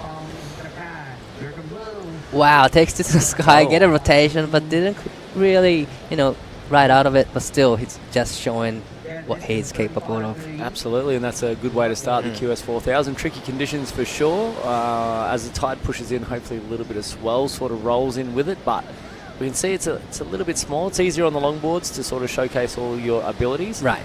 On the shortboard, it's a lot trickier, less surface volume, so definitely a different sport almost. Different category for sure, it's almost a different sport. Definitely a different, or completely different sport right now, but this is the last replay of the first wave of blue. Just trying to get a speed, generating a lot of speed, and just kick the tail really up high in the air, get a rotation, but didn't really ride out of it, so that one comes in at 1.0. So when the swells, when the surf is really small, it comes down to the equipment actually. Pretty much. I guess Japanese, you guys know probably this is what you're used to, so beach break specialist for sure. Definitely, and on screen we have Kosuke Okamura from Japan. Nice first turn, so it's just one turn, but great way to start his heat. Yeah, and we'll see the local guys from this region also. They're used to these conditions, so Japanese great specialists in these style conditions. A lot of beach breaks like this across Japan. Yeah, especially my home break from Shonan area. It's like an hour drive from Tokyo to the west coast. We have similarities in the wave quality. We have a lot of small waves, don't really get swells, but most of the coastline get similar condition in Japan too. So, and we have a great Japanese field at this QS4000, and it's because they're comfortable. They love these conditions. They can make the most of it almost every time. They surf every day with this. So but here is man in blue, currently lives in Bali and takes it to the sky again. While we have a little bit of break in action, we're gonna go to Giada with the last heat winner. Congratulations. There's been a little bit of a change in the conditions. So how do you approach this heat? Yeah, the condition is this morning was super glassy, and the condition changed. Like it's already windy and bumpy. It's too hard to get some good sets. And for me, I did my best. Then I catch a good waves. I got 2.5 in my hits, and I'm super stoked, and I'm happy to advance in the next round. Yeah, you did surf really well. It does look hard. Was there a change in equipment? Did you change your board when you saw the wind come up? No, I just that's my favorite board, so I didn't change the board. So thank you so much to Luffy for the board. Yeah. It's looking really good under your feet, and you just told me you're also joining the shortboard. So what's your plan now, and how are you going to change the longboarding with the shortboarding? Shortboard, maybe the waves was too slow, so maybe I will gonna wait some good sets to get a good score. Yeah. And thank you so much to all my sponsors. Maraming salamat sa inyo lahat sa mga tumutulong dyan. Surftown La Union, Vans Philippines, Alima Worldwide, Surfstar LU, Sticky Bumps, PH, and sa family ko kay Azalea, and sa anak ko kay Kai. Thank you so much po. Amazing. Thank you so much. It sounds like you have a lot of support. I'm going to throw it back to you guys. Thank you so much, Yara. Joe Marie, legend. Good Legend. guy. From La Union as well. La Union. Yep, just spent a bit of time on the World Longboard Tour. Yeah, he was in Japan for the longboard LQS. Yep. Yeah, that's where he earned his wild card onto the Longboard World Tour from his performance there. Here's some replays. This is Kosuke Okamura, gets the first turn in, so that comes in at a 3.0. And this is the previous wave from Surfing Blue, Roll Bowman. And this is Taka, who surfed this morning in the longboard division, gets generating a lot of speed, gets a lot of foam climbs, but not the major turn. Here's that replay just of him. Oh, that was actually, it might have been his third wave. He's hucking it to the beach, that's for sure. This is Taka. And there's a lot of these guys going from longboard to shortboard. It doesn't really go the other way very often. Right. And Taka has great skills in the air, actually. He does a really crazy air. I've seen a lot of footage of him. But that was a nice turn. Kicked the tail really, pushing the tail really hard. And he gets this inside turn as well. So 2-turn combo. Gets a little, he's still going. He's still milking this thing, sorry. which is unbelievable. He's still going. Yeah. He didn't get much on the inside, but he's definitely milking it for all it's worth. And once again, that comes to that. That grinding through those events where the waves resemble this, and it's super important because around the world you don't know what conditions you're going to come across, and this is by all means a part of the game that we play. Right. So 2-turn and plus bonus couple of turns. That wave comes in at 3.74 for the Taka's last wave. Now he's sitting the lead, and Kosuke Okamura sitting in the second. Surfing Blue Roll now is 3.65 to go into second. So for the QS event, it's a 25-minute heat. 25-minute heat, a little bit longer because they don't get the scoring potential that the longboarders go. They can't go on a terrible wave and still do 38 tricks. They need to really use that energy and do one big or something along the way. So that was man in white. That was a local boy just getting ready. Ipong Faron. Upcoming heat number 2, so that was in white. Ipong Faron? Yeah. And these are going to be the guys to watch here. There's a few guys to look out for. Neil Sanchez. Who's the other guy? One of my favourite, Alan Magos. Great kid, great smile. But Neil Sanchez represents the national team, surfs this beach break daily. so knows the ins and outs, the sneaky spots. So keep an eye on the local boys, where they're sitting and what they're catching, because that'll give the insight of what you're actually looking for out there. That's for sure. Always checking out the locals. They know exactly where to sit, exactly which wave you need to catch. So definitely eyes on the local guys. But this is a setup for our Baler International Pro. Yep, absolutely. Beautiful. So that's a constructed tower, which was actually constructed a few days before the typhoon came.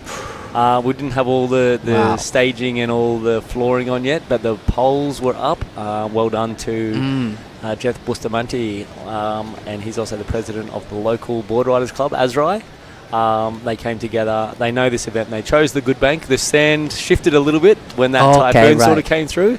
The bank used to be basically in front of this. Now there's one off to the left a little bit and one off to the right a little bit. So the typhoon shifted things a little bit, but we're still definitely in the best playing zone of the beach. Thank you to Azrai, the board riders club here, who are the ones guiding us. Important to always have those local surfers involved in your events, and also like driving the machine of where to be and what we need to surf. We've got them as the flag men. We've got them all throughout the staff. So huge shout out to Azrai. Amazing group. I met with the OGs, the guys who started surfing here in Bolair. The other night we had a great meeting with them. 50 years they've been surfing here. 50 From years. a board that floated down a river was the humble beginning of surfing in Bolair.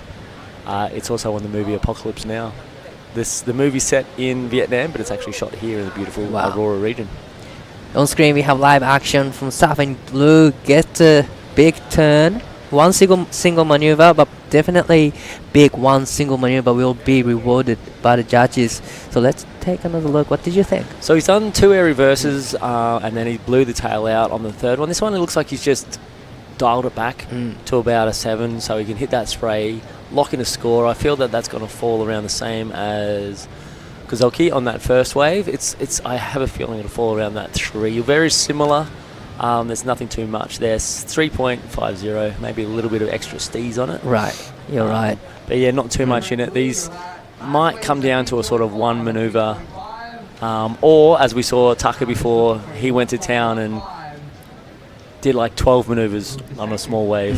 So different approaches. Tucker's got obviously a light frame, so he can sort of throw a few more things, where these other boys are a bit bigger. Right, Kosuke up and riding, floats the section, come around and gets the second turn in. So that's a nice 2-turn combo from Kosuke. But this guy, that was a huge turn from Taka Inoue. He's not stopping at any time. No, he's got more energy than Italo Ferreira, I think, which you can't say that about many people. Let's get him on Red Bull or something along those lines. I think we have Sting in the Philippines. Let's get him on some sort of energy drink, because he is an ambassador for energy. Definitely, he energized so much. This is a replay of last of Taka, generating a lot of speed there, and it gets that big finishing turn there. This will be a great comparison for these 2 waves. Tucker sort of getting a bit more room to move and hitting that section, and Kazuke doing a 2-turn combo. Very interesting to see the way that goes, and a 2.70. Well, 2.7 for Kosuke's last wave, so 2-turn combo. Still waiting for the last of Taka. Comes in a 4.10. So judges are liking the Taka's powerful hack. And I believe the biggest point of difference was that speed that Taka managed to generate, and then he moved in and actually put a good crisp hit on his section. I guess if we go back to Raul's wave, didn't quite get the speed, but also put a similar hit on that Taka just did on that wave. So great to see where the judges' mindset is at the moment, what they want to see. Right, so this is, these guys setting up all the tones for the rest of the heat. Now, all the surfers know what they need to do to get a 3 and 4s. Yep, absolutely. So yeah, that major critical maneuver, and obviously getting that completion is going to be super important.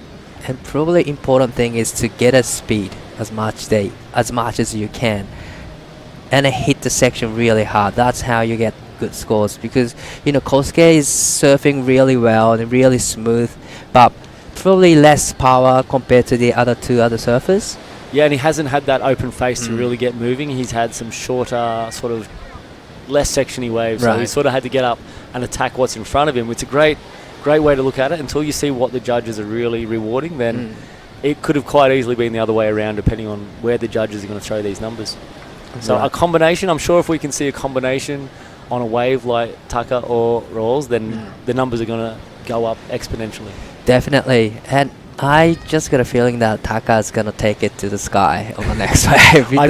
I felt that he was going there. Yeah, I on that know. one.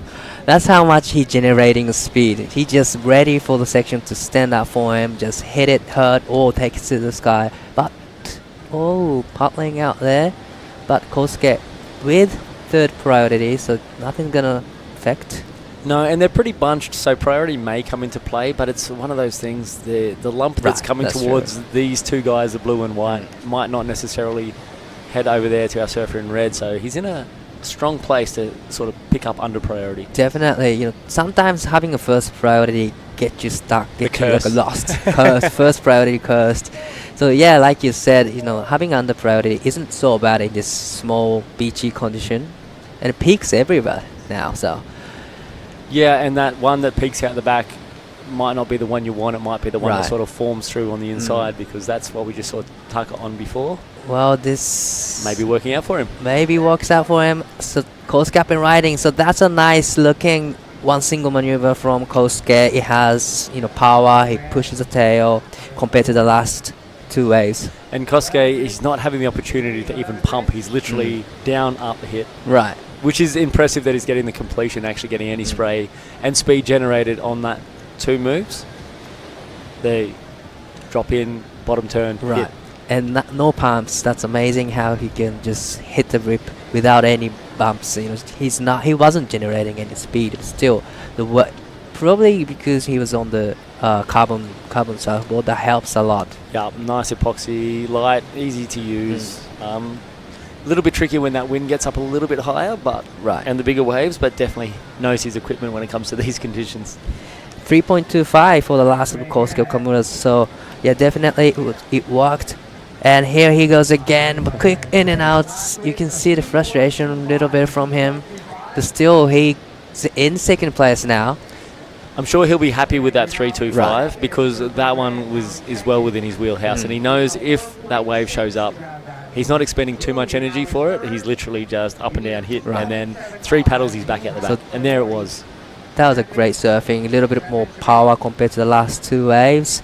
And yeah, having a 3.25 with a one single maneuver gives you the hint, or gives you what kind of maneuver you have to take. Yeah, and he hit that section really well. On a wave that big in that sort of condition, he did everything he could on that wave that he did. So he's going to be confident in that, I'm sure, knowing now what a 3.25 looks like and feels like. Definitely. And then in this kind of condition, smaller, bumpy condition, 410 is more like 6 is in the good waves. We become a contest of what's the difference between a 3.5 and a 3.6 and a 3.65. It really comes down to splitting hairs, and style comes a big part of it, and just the ability to do what he done, or do what he did there in that place was showing the judges that he can surf. Yeah. And once he gets to open up on a wave with a bit of face, and just keep your eyes on me. So it's a really good statement to the judge of, this is my one turn, imagine my combos, which is cool. Right. And there's still, heaps time left on the clock. 8 minutes and 45 seconds to go in the seats. This is men's QS round of 64, heat number 1. Wow, look at how close they were sitting together there. That was Ron with the first priority, Taka with second. It looks like a little bit movement out there. Roll is going for this wave. Up and riding. Gets a first turn in and probably gets the second turn in, but that wasn't a critical hit. Still great combination from Ron, needing 2.75, and I got a feeling that's going to be really close to the requirement. Yeah, and if we look, remember he's 3.50 from his opening maneuver. The critical section wasn't quite there on that opening turn, but it was a combination. So again, really interesting to see where the judges are going to go with that 2-hit combo, with probably less critical sections to be hit. Less speed, always interesting to watch on these opening heats, where it goes, how it is, and if you're a competitor out there, you should be locked on the screen, keeping an eye on these numbers dropping in and just understanding what it is And there we go. Exactly what you said, Dai. Wasn't as critical. But enough to go into the second. So 3.20 for the last of blue. Now Kosuke needing 3.46 to go back into the second. Nice floats. Unfortunately, where you just didn't offer the great wall. I feel like he's been just wanting to go right. And you could see he was looking at the left there and then saw the opportunity, because it's far easier to get that speed generation on your forehand than it is to your backhand. That one didn't quite give it to him though. But he also did block off Raul from taking that one, because I saw him having a look on the shoulder also. True. And then, yeah, it's great matchup right now. 7 minutes to go on the clock. And just battling for the second. So Ron just sitting really close to Kosuke, not letting him getting away. His requirement 3.46. Seems like a small score, but still it's a big score in this kind of condition. Absolutely. And there's of the boys down there on the beach. There's I can see whole crew is there. Whole crew's there. This is the local boys. There's the grassroots there on the side. Great surf community. They're up to about the third generation, if I'm going to get into that history of it all. Third generation of surfers here in Bolair, which is also showing the culture in this place. It has that surfer vibe. You can move into a town and you go, these guys are sort of faking it. or these guys have known surfing for quite a while and been through some things in the sport, and these guys are those ones. So a big shout out to the OGs also. Here we go. So Ron will use his priority over Kosuke, floats the section, gets the second turn in. So wow, that was a proper two-turn combo, gotta say. That was, and there was a good bit of argy-bargy hustle out there where Kosuke was forcing him upon that wave, and he definitely sold it, but he sold a Mercedes-Benz, not a lemon on that one. It was a good-looking wave. That was a good floater, and it gets to vertical off the top and throwing a lot of sprays actually on the second turn. Yeah, I think that could go in as one of the highest waves of this heat so far. Yeah, I gotta say he could challenge one of the Taka's best wave, 4.10 with that wave. Still waiting for the last of blue to come in. So we are about to reaching a 5-minute mark.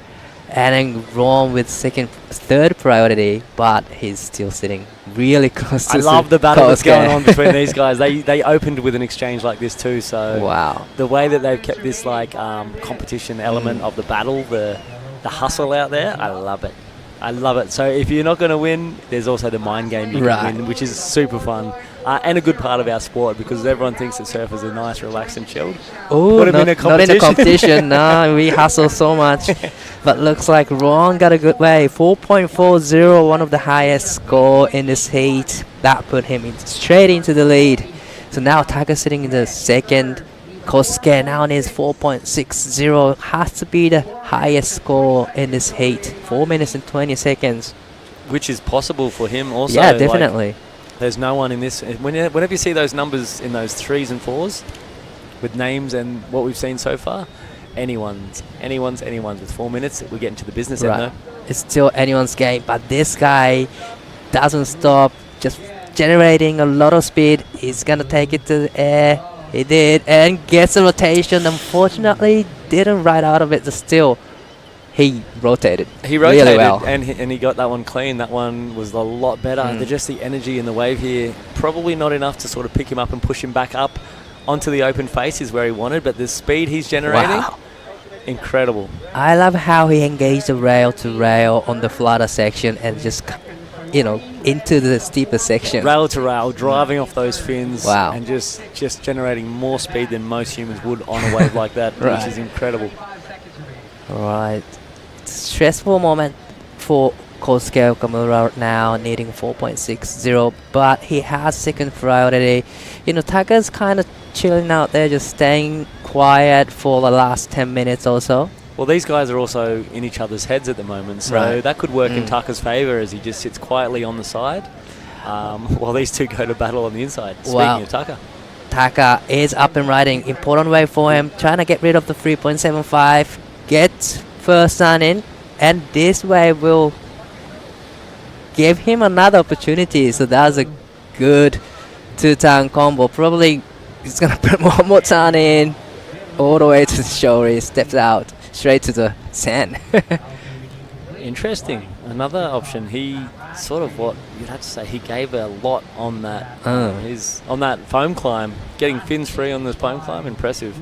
This is Roll going again. That was his air reverse to completion this time.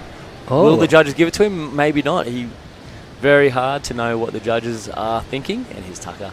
He got that opening smash. This wave looked like it was done. That was a nice fin drift foam climb, which is just making the most of what's in front of you. Almost ran over. I believe who's that? That's Eduardo El Ciso from Siargao, a local in Filipino, not from here, but from Siargao. He was almost the rare interference from the next heat sort of drama, which is a very rare side rule that you can actually get an interference if you get in the way. It carries into your next heat. I believe it's somewhere in the back of the interference rule book. I gotta check it out then. I gotta redo it. Yeah, I could be wrong too. Right. Well, the last wave for Taka comes in at 3.45, so he's not improving his situation now. But Raul did, so they did give him a completion on that reverse, and 4.75. So that's also going to let these competitors know if you can huck an air reverse and get into those flats, you're going to get rewarded. You're going to get scores. And of his 3 reverses that he's thrown, that was probably the least impressive, so I can only imagine where those first 2 or 3 would have gone. Right. So it's pretty much just battling for the second place, in between the 2 Japanese surfers. We're just reaching a minute mark here. So Taka is staying busy, trying to get rid of the 3.75. So he's going to have the steeper section, gets the first turn in, and he's going to surf. Oh, this time he's not surfing all the way to the inside. I would have liked to see him just send that reverse, because he sort of did have that section. Even just a blowtail sort of reverse. The guy's got a lot of skill. There we go. Important wave for Kosuke, needing 4.60, but this wave didn't offer the walls for him to walk on. Body language says a lot straight away, doesn't it? He knew that as soon as he jumped up. Wow, 30 seconds to go. So a lot of waves have been ridden in this heat. Right. And Raul's looking like he's paddling down the beach. I thought he may be heading towards Kosuke just to make sure that he doesn't find an opportunity. But he's actually headed away from him because he saw something, which means Kosuke was there just for a little while with an opportunity possibly, and there it is. He's going to shut the door on him. Wow, he is up and riding again. What kind of a victory lap from Ron. Nice 2-turn combo to finish his heat. So he is in the lead. Looks like Ro and Taka will moving into the round of 48. So we'll be going to the quick break and we'll be right back with a lot more actions. Men's round of 64, heat number 2. Record revenues from regulated gaming has boosted PAGCOR's social responsibility efforts, bridging gaps in the government's education, healthcare, disaster response, and national security programs. A solid proof that when gaming is properly regulated, it becomes a powerful engine for nation building. The WSL Baler International Pro QS4000 and LQS1000, presented by the Philippine Sports Commission, is proudly hosted by the municipality of Bolair and the offices of Secretary Juan Edgardo Angara and the representative of the Lone District of Aurora, Honorable Romel Angara. Friends with the monster, calling for a monster. 'Cause I'm in love with a monster. Monster RX 93.1.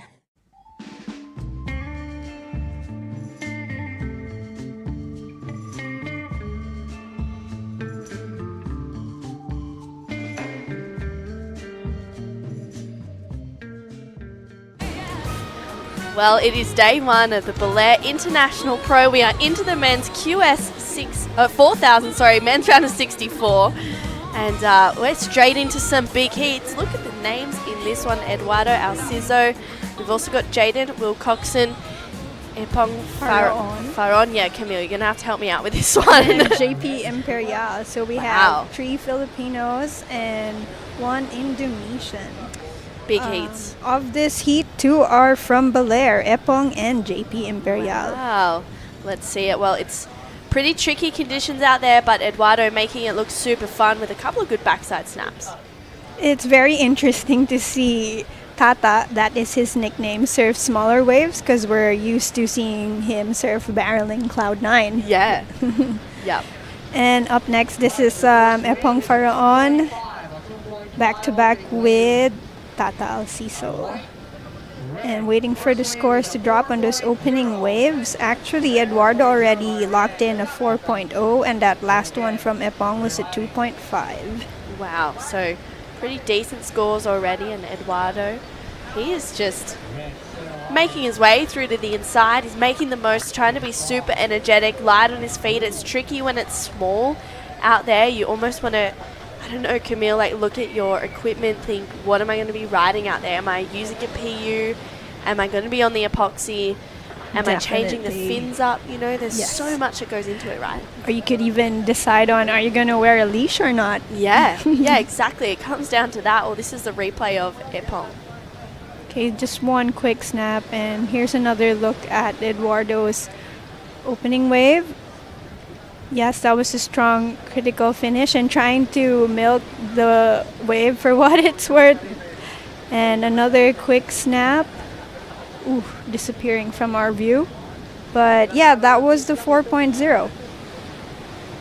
Yeah, that was a really good way for him to start off his campaign in this heat. I mean, Camille, it's obviously tricky when it's small like this. We had the longboarders on all morning this morning as well. But as we said, you just got to adapt and just make the most of it. And it's my second time.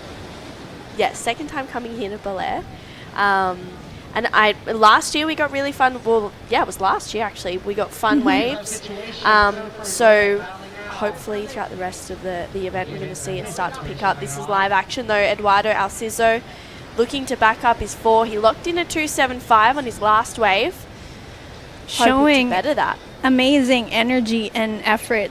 Showing the hunger that he really is in this game to win it. He's not being sloppy for a second.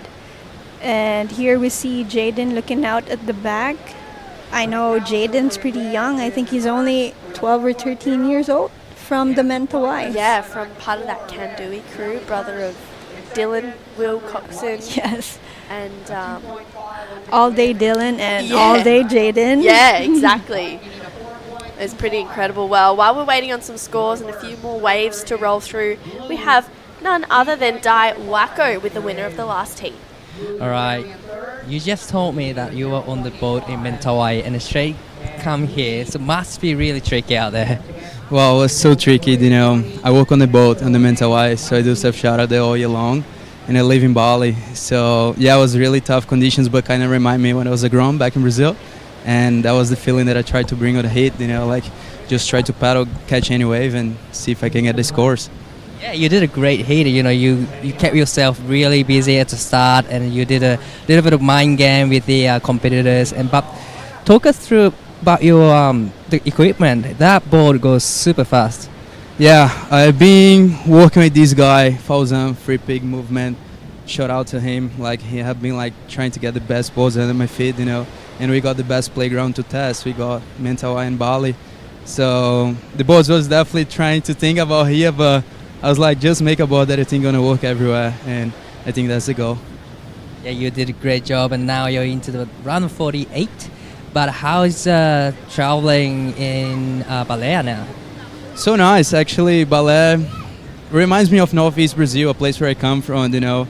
And I would like to say also something. Today is my mom's birthday and my girlfriend's dad's birthday. So I had, you know, like the whole pressure on that I was like, oh, I have to make the hit at least to say happy birthday. So, parabéns, mãe.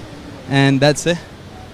Would you like to say happy birthday? Yeah. Mãe, muito obrigado por tudo. Todo o incentivo, todo o suporte, todos os meus apoiadores in Portuguese and in English right now, all my sponsors, all my supporters, everyone, all my friends, and especially my girlfriend. And let's keep the ball rolling. That's it. All right. Thanks so much, and good luck in the next round. Back to you guys.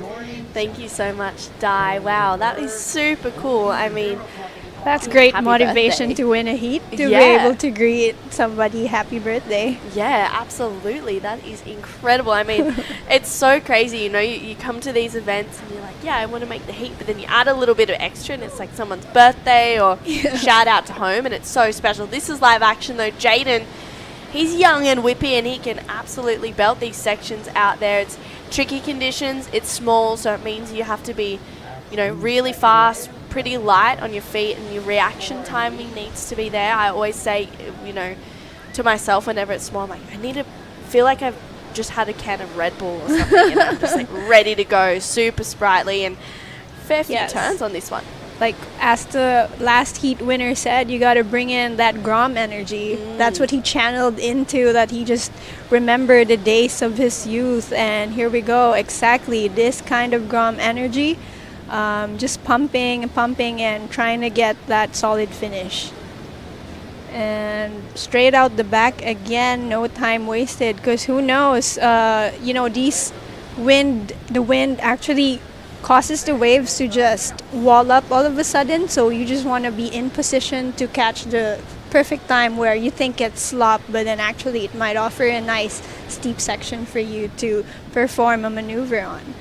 Yeah, it's pretty crazy how the wind can have such a big effect on, the face of the wave and whether it goes a little bit steeper or not. And I think, for conditions out here like this, obviously it's really small. A lot of these competitors have surfed in conditions that are,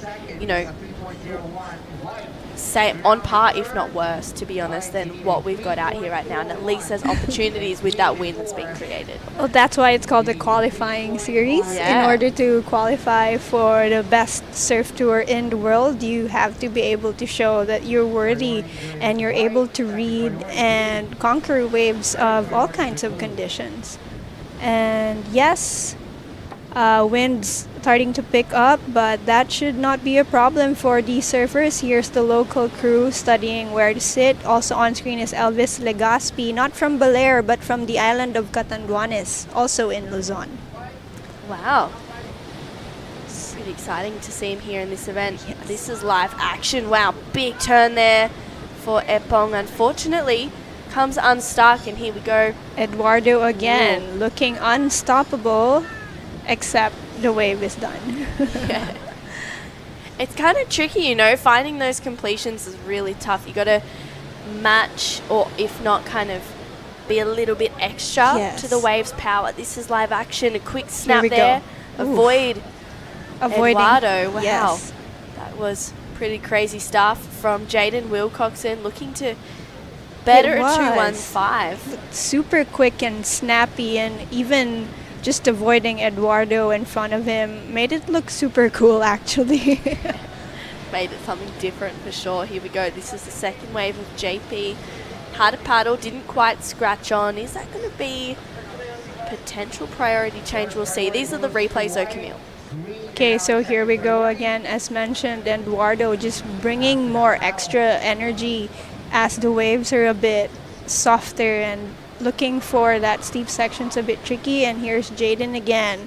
Grom energy on the go, not stopping for a second. And our surfer in green, JP Imperial's been a little quiet, but he's a local boy, so he knows this break so well.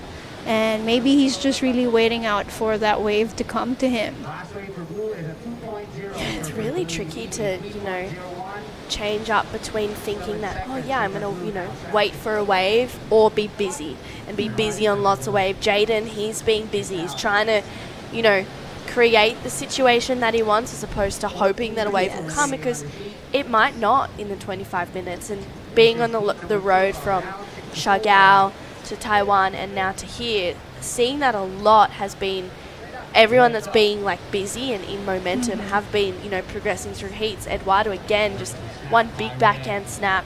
He's really writing his own story in this one.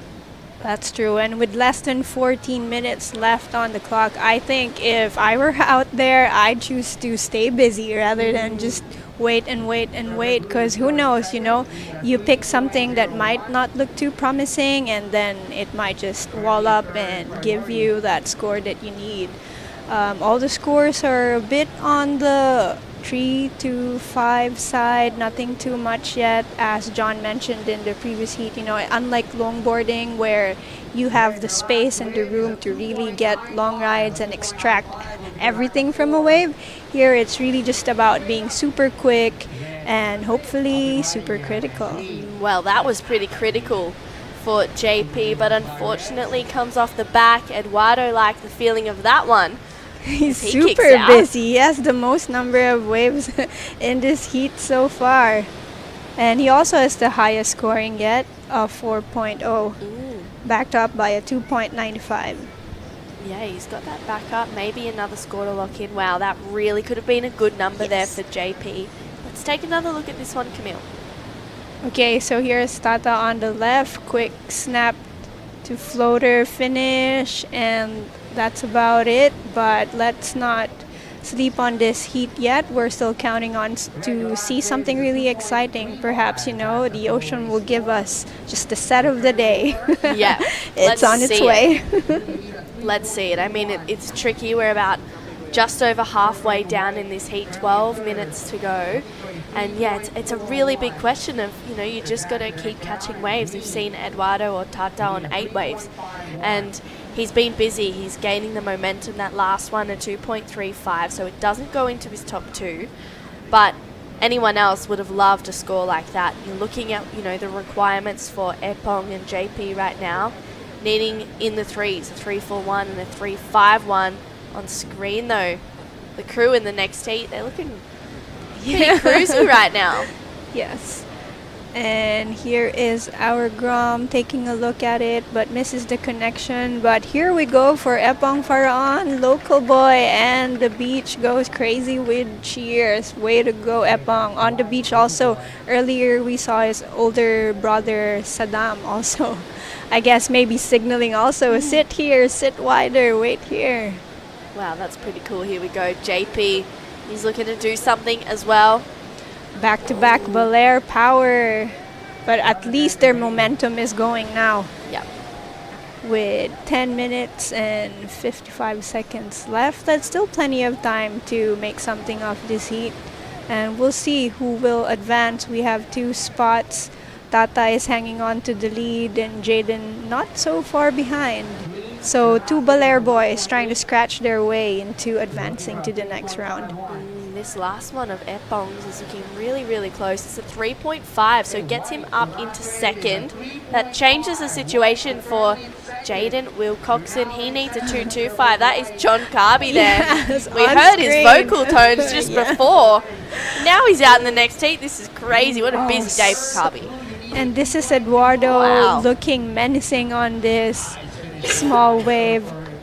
That was a lot of speed and just not much room for the maneuvers that Eduardo's capable of executing. Yeah, no, I agree. It's really tough to find ones that have that steep open face. You have to kind of create the moment.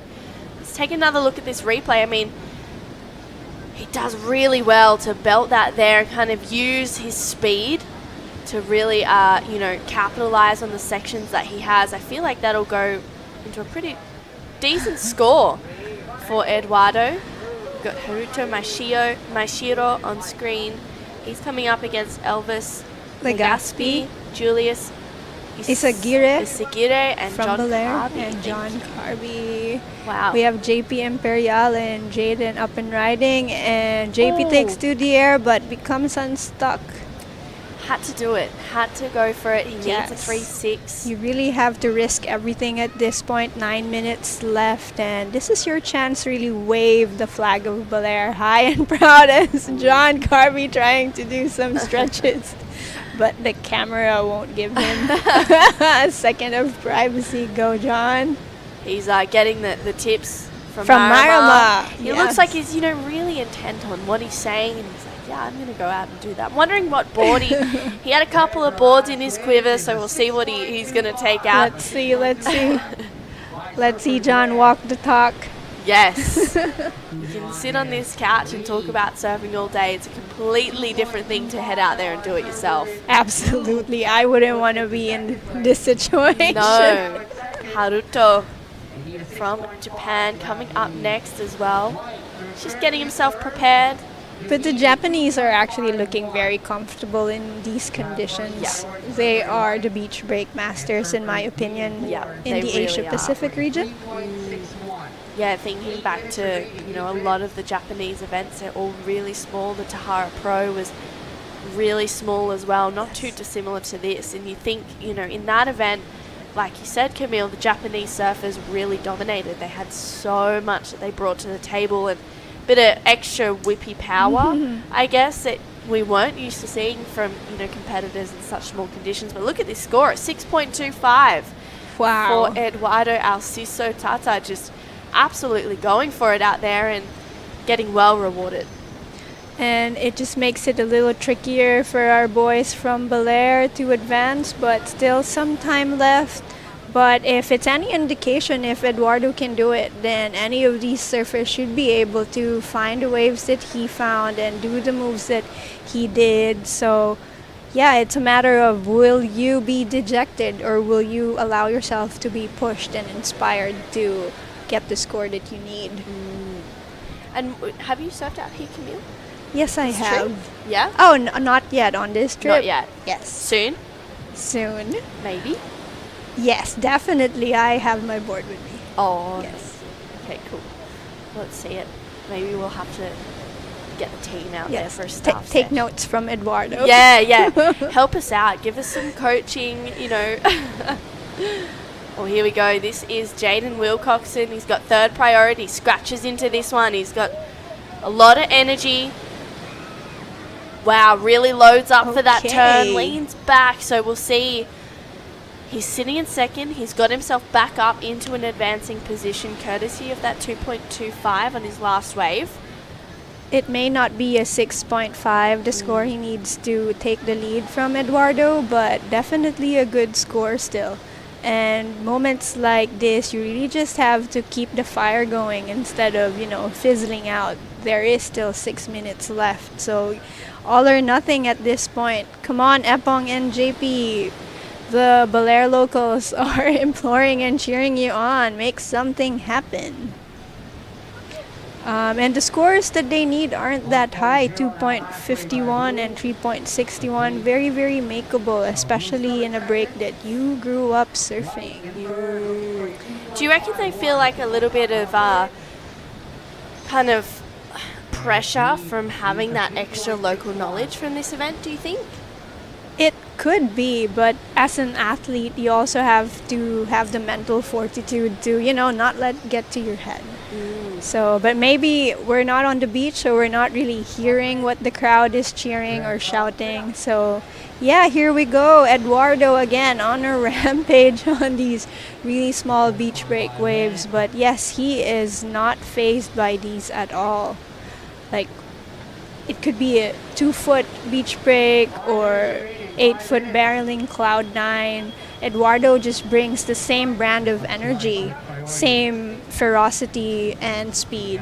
And here we go, JP. Epong Faraon trying to take a page from Eduardo's book, and unfortunately is not able to cleanly finish that wave. But back there again, come on. There is still time. Yeah, luckily it's a pretty quick paddle back out. So 2.51 is what he's searching for. JP needing a 3.61 at this stage. This is Eduardo Alciso. He's got so much speed. This one just a 1.55.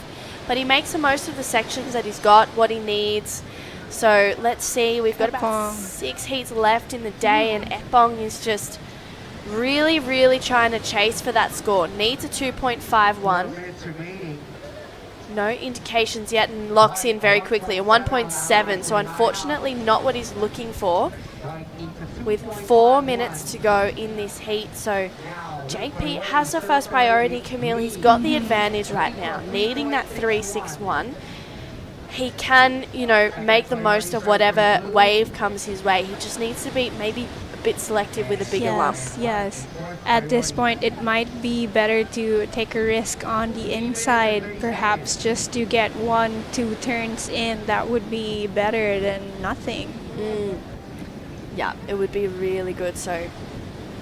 And time is really factoring in right now. I'm sure as they can see the yellow flag is up, it's down to the critical last 3 minutes of the heat. So it could also be paralysis by analysis. If you're thinking too much, then you end up freezing and not doing anything at all. Absolutely, yeah. The overthinking definitely comes into it. It's so crazy as well. It's like, you know, you got to keep it simple. You have to remain smart, but keep it really simple. Eduardo's doing that. It's working out for him. He's keeping on his feet. He's staying on his toes, staying busy.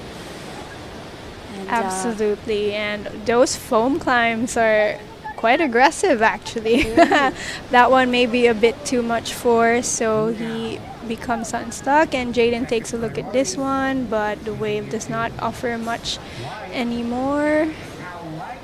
And yeah, it's getting a little quiet, but let's not discount Epong. Here he is, up and riding, trying to juice this section, and maybe he'll take to the air. He's getting a lot of speed, and you know he likes that one. He loves it. He only needs a 2.51. He's feeling like that's a score. You can see Julius in the background cheering him on as well.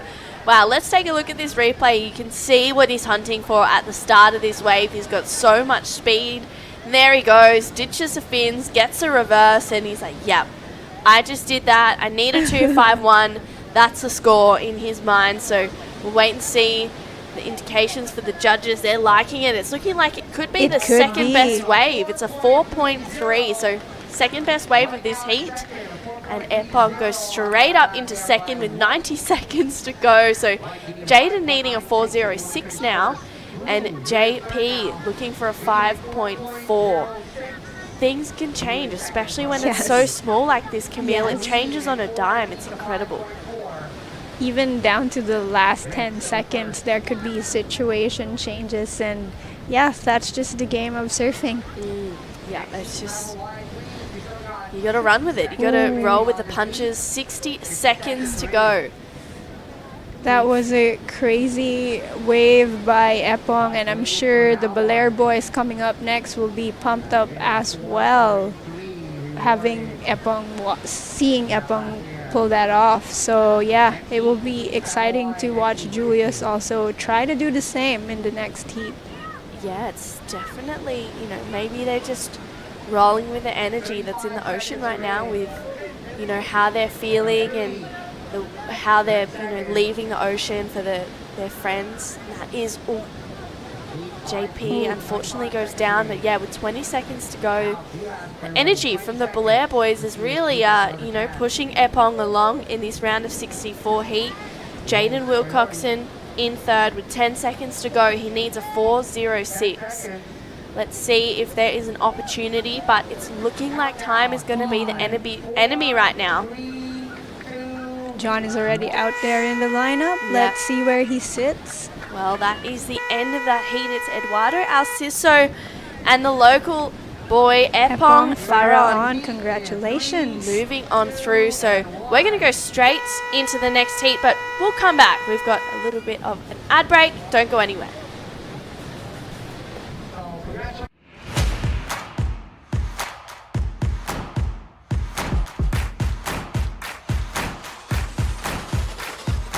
Let's get started.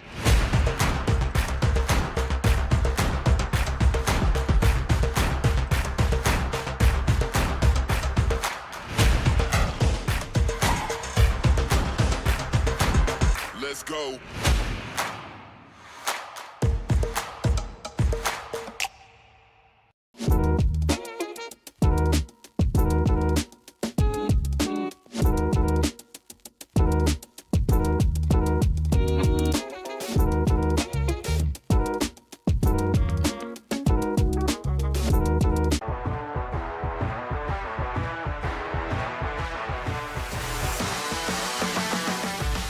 SDMI Sports. World-class sports management made in the Philippines.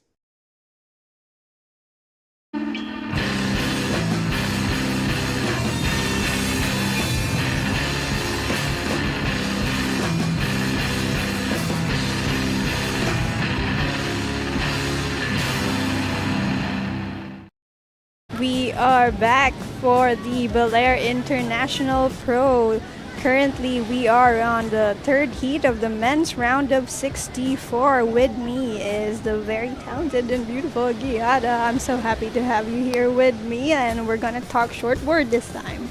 I'm super excited I'm super excited to be doing this heat with you. It's gonna be so much fun. And I love having you in the booth. You have that extra insight, that extra info from our gorgeous Philippines. So it's exciting. Give us a bit of a rundown who's in this heat. Okay, so we have 3 Filipinos and 1 Japanese. Elvis Legaspi is from the island of Catanduanes, where the wave Majestics, if you've heard of it, it's a barreling right-hander. And Julius Isaguirre is our local boy here from Bolair.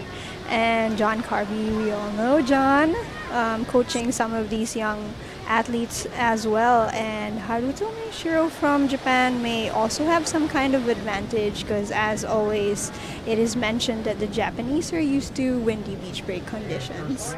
Yep, that's right. Our very own Dai Wako says that this looks like his home break. So who's on the screen? This is Julius, local boy, fired up, especially after his friend Epong made it on that last heat.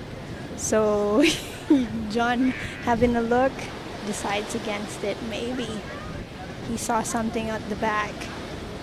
All right, so it's looking like Julius getting the better of that exchange. A couple replays here. So this is Elvis Legaspi now. Yes. Nice one turn there. That's probably where most of the points are going to be coming through. And right behind him, Julius Isaguirre on his backhand. Nice float there. Wraps it there. Loving how fast he's looking. He got those last 2 turns in a matter of like 2 meters, and that's really hard to do. Okay, but right now on the glass, we have through with the last heat winner, Eduardo Alciso. Thank you guys so much, Eduardo. That was a crazy heat. You just stayed busy and kept the momentum going. Yeah, I mean, in this kind of condition, you just have to keep busy, you know. Yeah, lucky in the first minute, I got like on the left, got 4 points, I think. And then, yeah, what I do after, just like, if there's like waves, that's enough to like move me or do one turn, I'm just gonna keep paddling, keep catching. Because if you just wait for the big one, it's like, there's no really big, and if there's a big, it's closing out, so. Yeah, I think it's the best thing to do. Just keep moving, just do one maneuver, or if you can do it like 2, that's the best one also. Yeah. You looked really speedy as well. I mean, your equipment is looking really good under your feet. Talk to me about what you're riding and why you chose to ride this out there today. Yeah, this is my new board. Actually, it's like my second time to use this board. It's from Siargao, the local shipper in Siargao, Hidden, like Din. Tangan, and yeah, I have one board before, like from him also, and now he shipped me one like this, and then it's because when I try in Cloud9 first session, I feel good already, so I was thinking I'm gonna try this here in Baler, so and then yeah, it's worked. And as well, you know, coming from Siargao to Bolair, the conditions are obviously very, very different, and that means heat preparation will change a lot. How did you prepare going into this one? Yeah, it's different from Cloud9 and Baler. Before I went here, I did surf like kind of windy before I go here. Yeah, I was surfing Quicksilver, like it was windy, so almost similar here. But yeah, as long as I feel good, board feel good, everything's good, so that's make you comfortable. Yeah. Is there anything you'd like to say to friends, family, supporters back home watching you? Yeah, so thankful for all my sponsors like Boss Jaco from Shaka and everyone, Happy Island there, Kodo Surf, all the sponsors, all the people who support me, my girlfriend here also support me, and all my family, everyone, thank you. Thank you so much. We'll send it back to you guys in the booth. Okay, thank you, True. And Tata Eduardo Alciso, quick backstory there. He recently actually snapped his magic board, which was bright yellow, and that black one, shaped by the same shaper, Din Litangan, looks like a replica of the magic board, and it served him well on that last heat. And during the interview, which scores did we drop? We have one score from our Japanese surfer, a 2.10.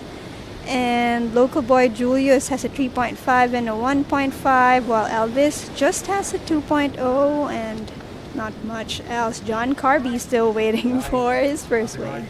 All right, this is Julius Isaguirre, current heat leader, loving that like finishing turn. Yeah, really sparked up. He's looking really sharp and electric, so I'm really liking it. It's not easy to be looking in that form in conditions like this. Here we go, John, making it look too easy. And a quick up and down. As well as surfer in blue Elvis. There seems to be quite of a lot of movement in the water right now. So aside from the wind, there's also the tide to contend with. So this is where wave selection will really be the point of difference for these competitors. Oh, you're absolutely right. Wave selection is so important in days like these. You really want to be getting on those better waves to create that point or two difference. It's so important. And there we have it, our man Elvis shutting that one down nicely, just that one turn. But you know, as we heard in that last interview, Eduardo saying his equipment is feeling good, and I find that such a important moment there for every athlete, because if you're confident and trust your equipment under your feet, it's going to give you that extra confidence to perform well. And that's a good looking turn there from Haruto. I'm excited to watch that replay.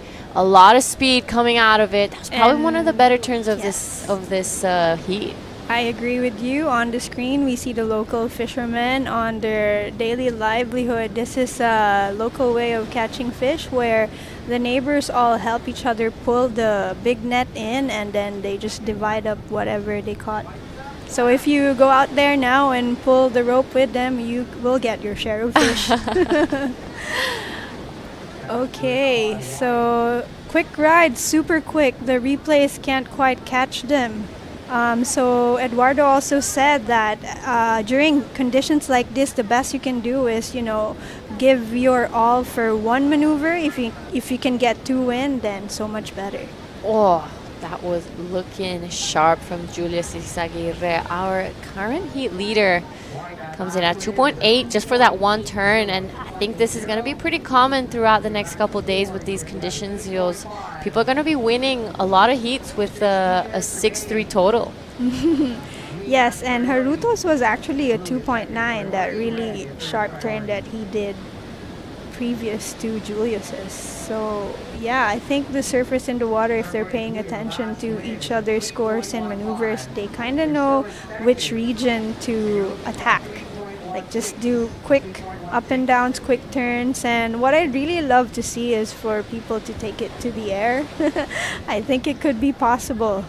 Oh, I agree with you. I think we're definitely going to be seeing some airs throughout this week, especially from the Japanese, because they look extremely fast in these conditions, and I've seen a couple already been thrown around in the free surfs. So it's going to be exciting to see as we get deeper into the draw and as the seated surfers start to come in. I'm sure we're going to be seeing some airs, and it's incredible the amount of speed, power, and flow that some of these surfers can generate in conditions like these. It's definitely not easy out there.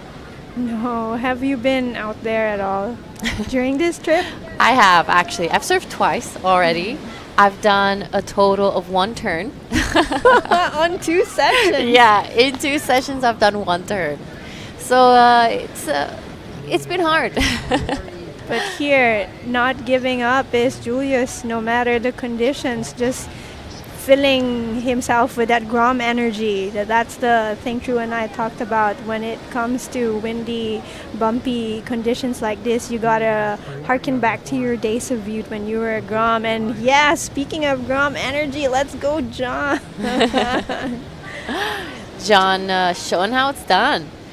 Showing the Groms how it's done. Yeah. Okay, and here's a replay of Elvis. One turn, trying to get that next section to open up, but not quite happening for him. And once again, a replay of Julius, all fired up. Nice first turn. And here he actually gets another one in, racing down to the beach. So yes, 2 maneuvers is better than 1. I I'm really liking Julius here. He just unfortunately goes over the handlebars. But if you really check his surfing, his board is never still. It's constantly in movement. It's constantly generating speed. And I think that's kind of the point of difference when the conditions are so small, that your board has to be constantly trying to generate that speed. Otherwise, it's easy to just get left behind or not have enough of that power to go into that turn. Because when you don't have speed, or if the wave isn't offering you the speed, you have to manufacture it yourself. Okay, Ocean's looking a little quiet, but here's a replay of Haruto. Yeah. Look at that. That was scissor sharp, and I'm excited to see more of that. Come on, let's see it. And Julius, again, as you said, that would have been a really good score if he managed to land cleanly. And let's see, John and Elvis looking at this one, using his priority. John climbing the foam there and becomes unstuck in the foam ball, and Julius trying to do the same. Yeah, the surfers are getting really busy. The judges must be in a flurry of trying to score these one-turn waves. Yeah, we saw it in the longboarding as well. The surfers just keeping busy, creating their scores, creating their luck at the end of the day, because in conditions like this, it's really minor, the difference between a really good wave and an average one. So if you're kind of keeping yourself busy and catching a lot of waves, it increases your chances of creating a better score as well. And just warming up, keeping your feet on the wax, it's easy to kind of just sit there and wait for something that might possibly not come. Like, now is not the time to daydream out there. Yeah. You have to stay laser sharp focused during your heat. But Talk on the Beach is new swells going to arrive tomorrow, so I'm looking forward to that 1 to 2 foot bump up in the swell, and maybe we'll see more open faces so they can work on their carves and more variety in their maneuvers. Yeah, this wave has a great shape to it, so I'm hoping we see it in a little bit more of its true self, because I'm sure this is probably a really average day out here. Yeah, that is true. And you personally surf a lot of beach breaks back home?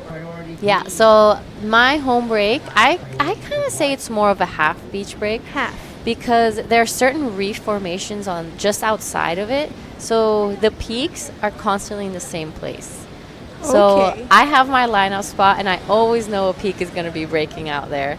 And there's another one a little more down the line, and it always breaks there too. So it's a semi-beach break, but interesting, very powerful.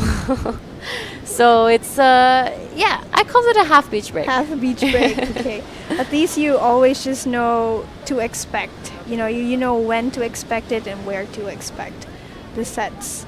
Okay, and on the screen, again, Julius just staying busy, staying focused, and that's one good turn, and he doesn't really need to get a higher score at this point, because none of the others. Oh, John with an extraordinary claim.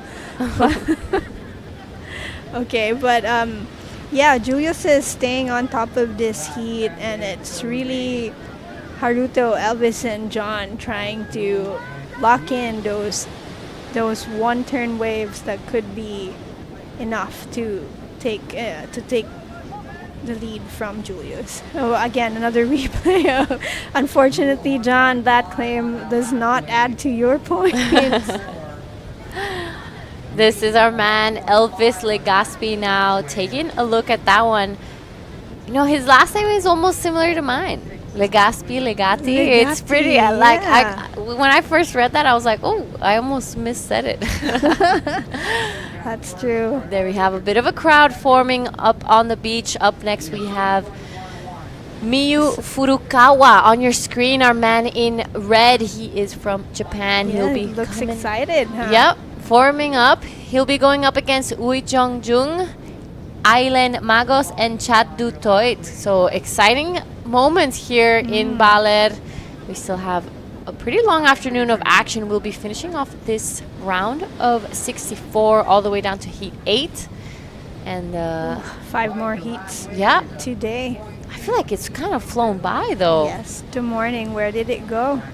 We started off nice and early, 7:30 call, 8 a.m. start with the women's longboarding, hitting the water, beautiful crisp conditions, and went straight into the men's longboarding. And now we are into the shortboard men's QS4000. So we will be finishing the day off with this round. We're cruising. We're all just cruising here in Bolair. The vibe is very laid back, and hopefully you were able to take a break between these sessions at the booth. Yeah. I did. I had a little walk around. I went down to get a coffee at our little stall next door. It has really good coffee, smoothie bowls, and smoothies. I'm loving the vibe down here in Baler. Everyone's really excited that we're all here. Everyone's very welcoming, and I'm already loving how the community comes together. And here is Julius again, trying to make the most out of this one, but dives out as the wave shuts down. And it can be really frustrating if you're trying to do something different, but over and over the same thing happens. You're not able to finish, or the wave just closes in front of you. But again, this is why it's a qualifying series. And here we go, Haruto. Nice one-turn wave for him again. And I feel like he is very, very capable of executing a variety of maneuvers should he just be given the platform. Yep, so here is the replay of the last of red. One big turn there. I really like that he pushed the tail all the way around on that one. So I think that's a potential for a first spot. And there we have it, You are right. 3-7. All right, that's all the years of competition and looking at contests coming into play. Okay, and so he takes the lead from Julius, and here's Elvis looking busy, looking really fast. And what would you say about that one? Was that a clean finish? Unfortunately, I feel like he got a little stuck on the way down there. His rail kind of bogged on that second turn. He was on the way to a great score. I mean, that's not an easy two-turn combo to do. He didn't have a lot of space. You can see here kind of getting over that first lump. He gets down again. So this wave is really starting to stand up here. I think maybe he should have done just that one big turn. Yes. And with 6 minutes on the clock, if you're just trying to find your footing and get your momentum going at this period, it might be a little late. It's good to experiment and just, throw everything in the earlier half of the heat, whereas it would be so sad when you finally have your rhythm going and then suddenly there's no more time. Yeah, you're absolutely right. You want to be getting those scores early on in the heat. You don't want to be leaving in the last minute. I mean, there are certain people who work really well under pressure, but usually it's easier to make mistakes. So it's good to play it safe, especially in such an early round. We're only in the round of 64, and what I usually try to tell my friends maybe that are about to compete is you don't need to be surfing at 100% yet. You just need to be passing heats. First and second pass. Yes. That's all you need to do. It's somewhat like a marathon, really. You don't give it your all in the first sprint, but here's John somehow looking like he's giving it his all. Okay. Looks like a couple sets coming through. I think Red's going to take a look at this. Oh, no one on it. Julius played him there. He had priority, but he didn't go. All right, looking like the scores are so close.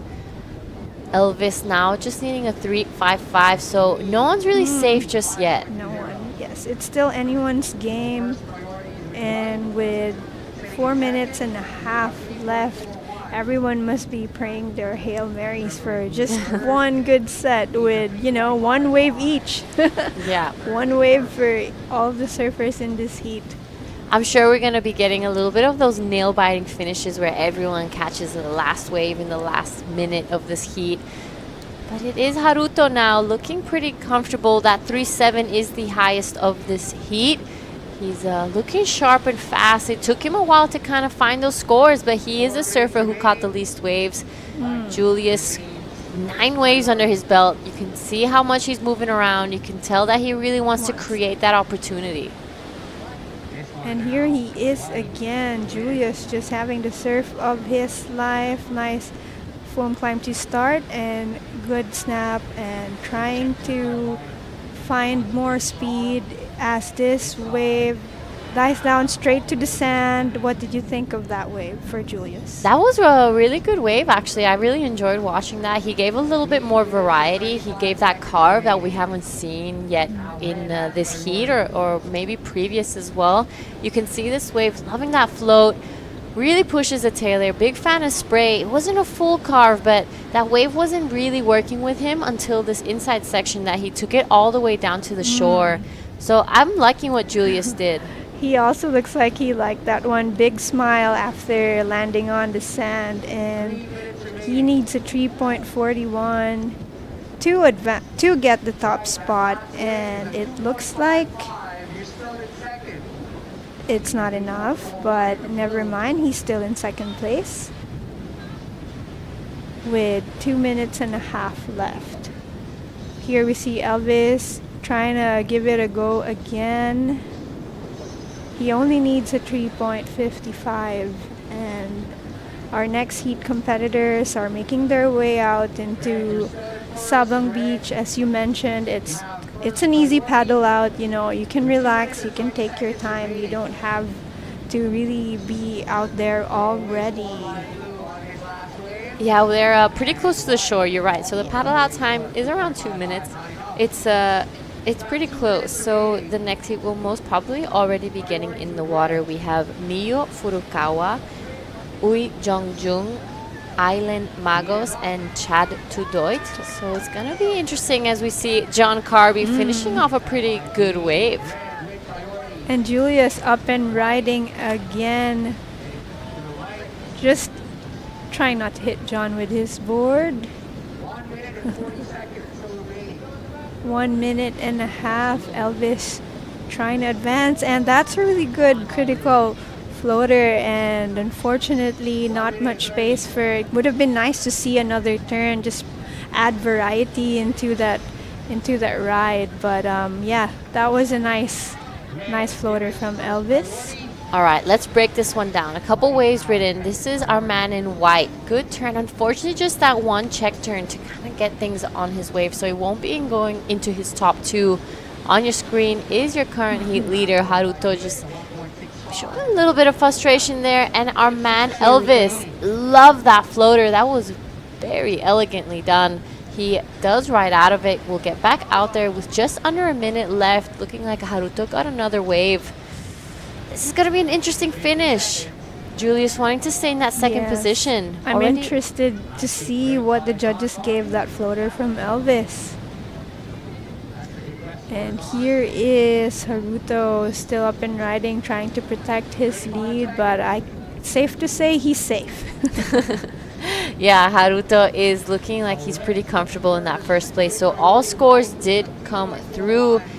And with 20 seconds left, this will be the last of Julius.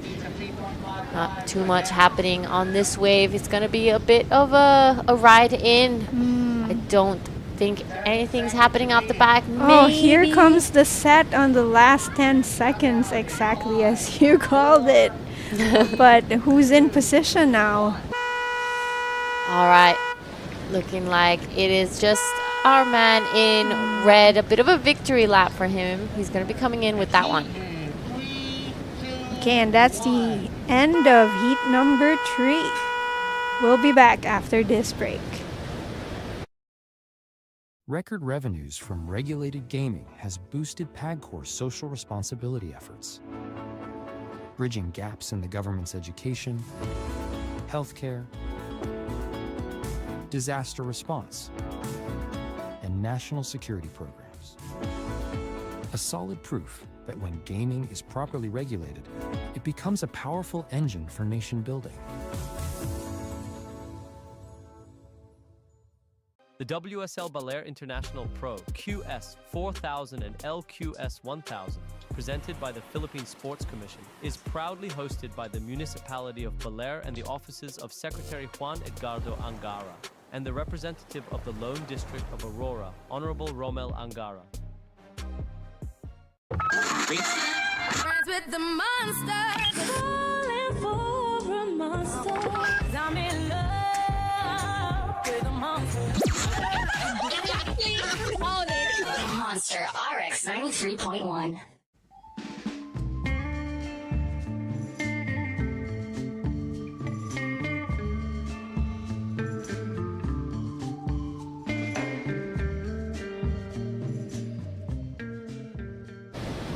All right, we are back. This is the Baler International Pro QS4000 in the water right now. We have Mio Furukawa, Aileen Magos, Ui Jongjun, and Chad Dutoit. So it's gonna be an interesting heat. Very international: a Japanese, a Korean, a Filipino, and a South African.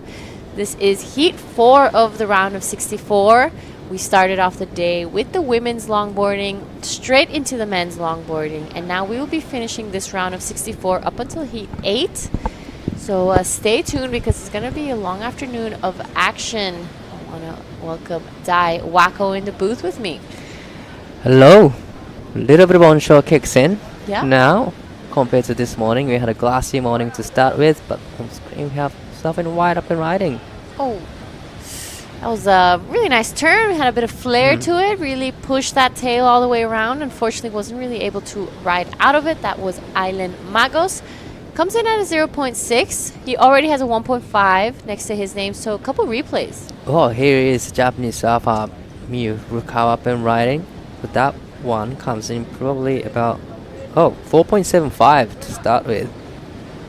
On screen we have live action.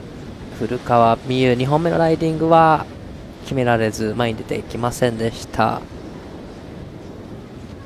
I love when you speak Japanese. Thanks. Sounds so lovely. 4.75 and a 1.30. That is Mio Furukawa. 4.75. That's the best score I've seen in quite a while now. So that last one, no one really able to get out of that 3 range. So here's the replay.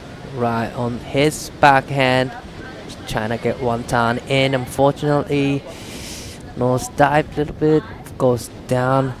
So it looks like he's using one of the epoxy surfboard.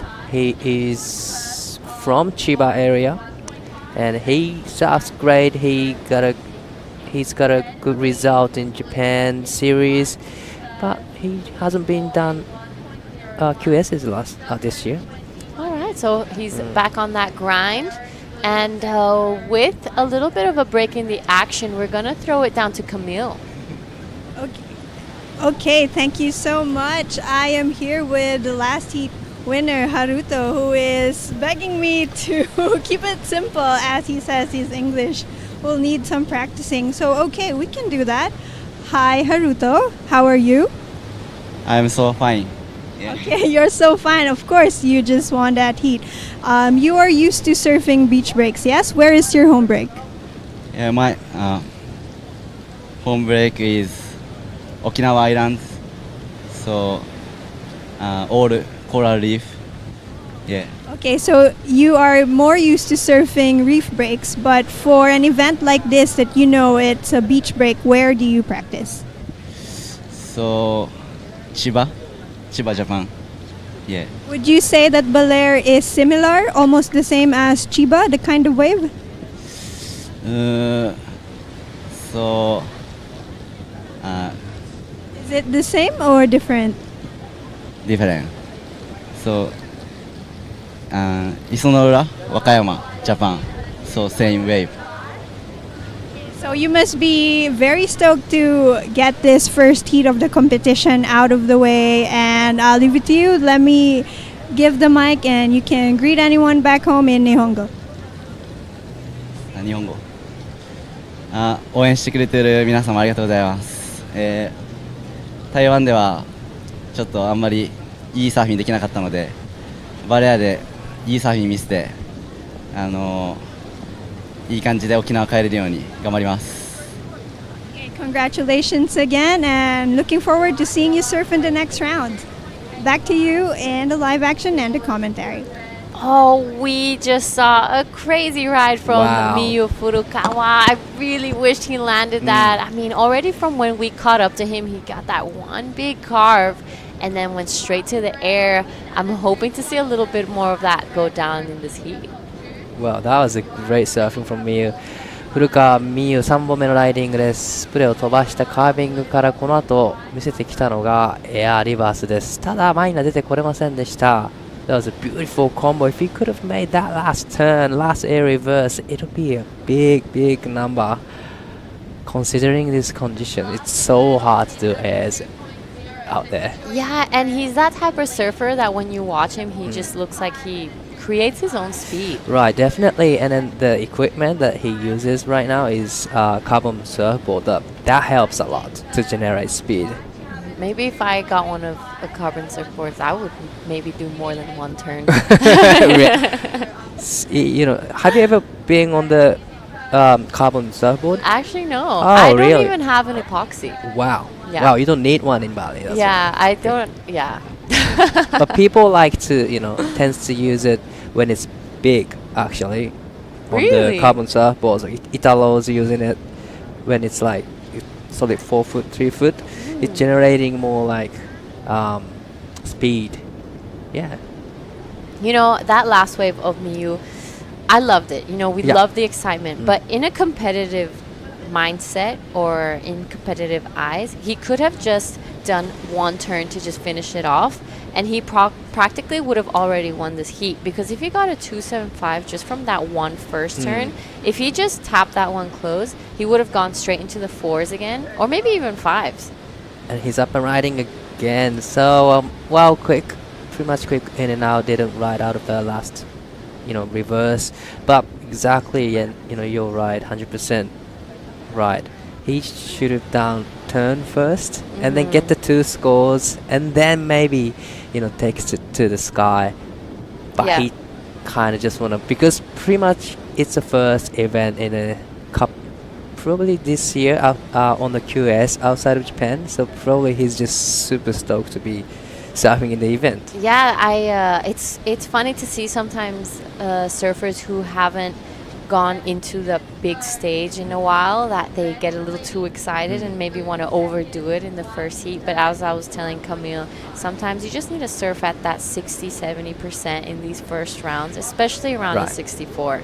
But Miyu, you know, that 275, if he just finished that, he would have already taken this heat home, I think. Definitely. And this live action from South in white. Nice first turn. Just trying to be in the pocket. Love the second turn. And he gets the finish. So definitely, well, another bonus and the section right there. So definitely great combo from Island Magus from the Philippines. Beautiful. I love that wave from Island. That was a wave that just kept on giving. He did around 4 or 5 turns. I haven't seen a wave like that in a really long time. Even throughout the free surfs, I haven't seen someone do so many turns on a wave. Just our local boy showing he has that knowledge. Surfer from the Philippines. Here's a replay. What do you think, Dai? I really love the performance from him.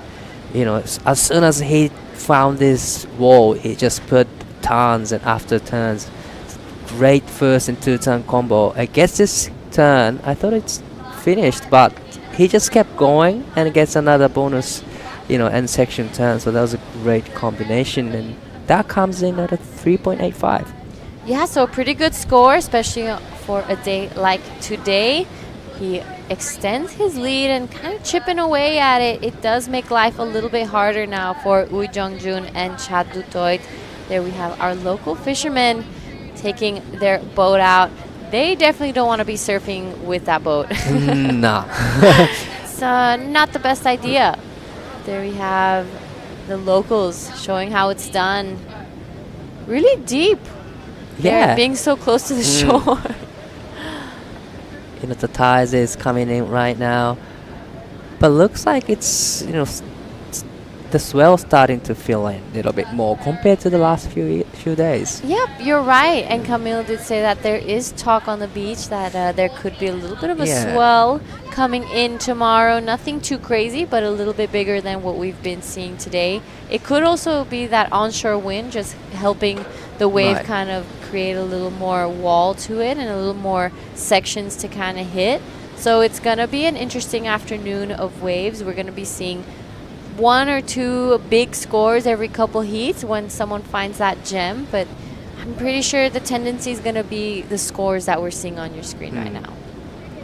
So pretty much mid fours, high four will be feels like 6, 7s in the good waves. So if you have one of those, then you probably safe to say you're in a good position. You're absolutely right. A 4.75 is an excellent score for today. I would be really happy to beat Miyu, which is probably why he went for that air. He heard his score and he's like, I can go crazy now. Definitely. It's been really quiet for the last couple of minutes, but surely he's gonna do another good turn. Here he comes, Miyu Furukawa up and riding. 古川ここは一発スープに当ててしっかりとフィニッシュも決めてきました。この波で 2.75 以上スコアするとその差を広げていきます。So exciting. Miyu is definitely one to watch this event. He's good in this type of conditions. I'm guessing, is he from Chiba? Yes, he is from Chiba, and we have Safa from Korea up and riding. Nice single maneuver. He's looking to get rid of the 2.0, 4.20 to go into the seconds. So definitely he'll be, getting rid of the 2.0 with that ride, but I'm not too sure if it's going to be a 4.20. I agree. He's looking for a pretty decent score. As we said, 4.20 on a day like today is a big request. We've seen that 4.75 from Miyu, which is a high score today. That's a really high score. There we have the last of Miyu, a 3.05. So he definitely extends his lead.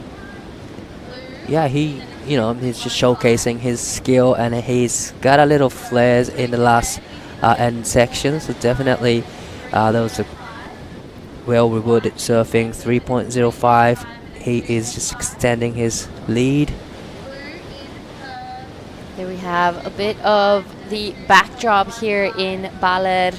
We've had a couple days of waves. It's been very similar throughout the week, and it's looking like the conditions are going to be like this all week, but they've said that this coastline is so long, you can just grab a car, grab a tuk-tuk, grab your motorbike, whichever mode of transport you want, and find your own little break anywhere down this coast. So it's one of those beautiful things that surfing does. It brings you to new places and it shows you new spots.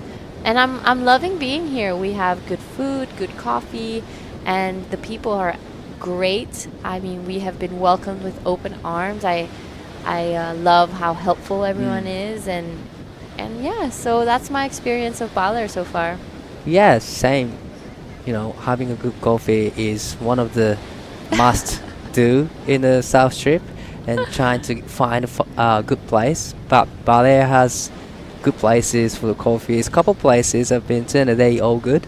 So I'm having a great morning every day. So it's been great so far. Yeah, and I agree with you on that. I know that me and you are very similar in that sense, that all we really need is good coffee. Yeah. With the rest, whatever. I can do with it. But coffee is essential. Essential. You gotta find places that you can get a good coffee, and that means if you find one, then it's a best place to be. Oh yeah, that's right. And we found ours here. Not only one, but 2 spots here in Baler are great to get that morning cup of cappuccino.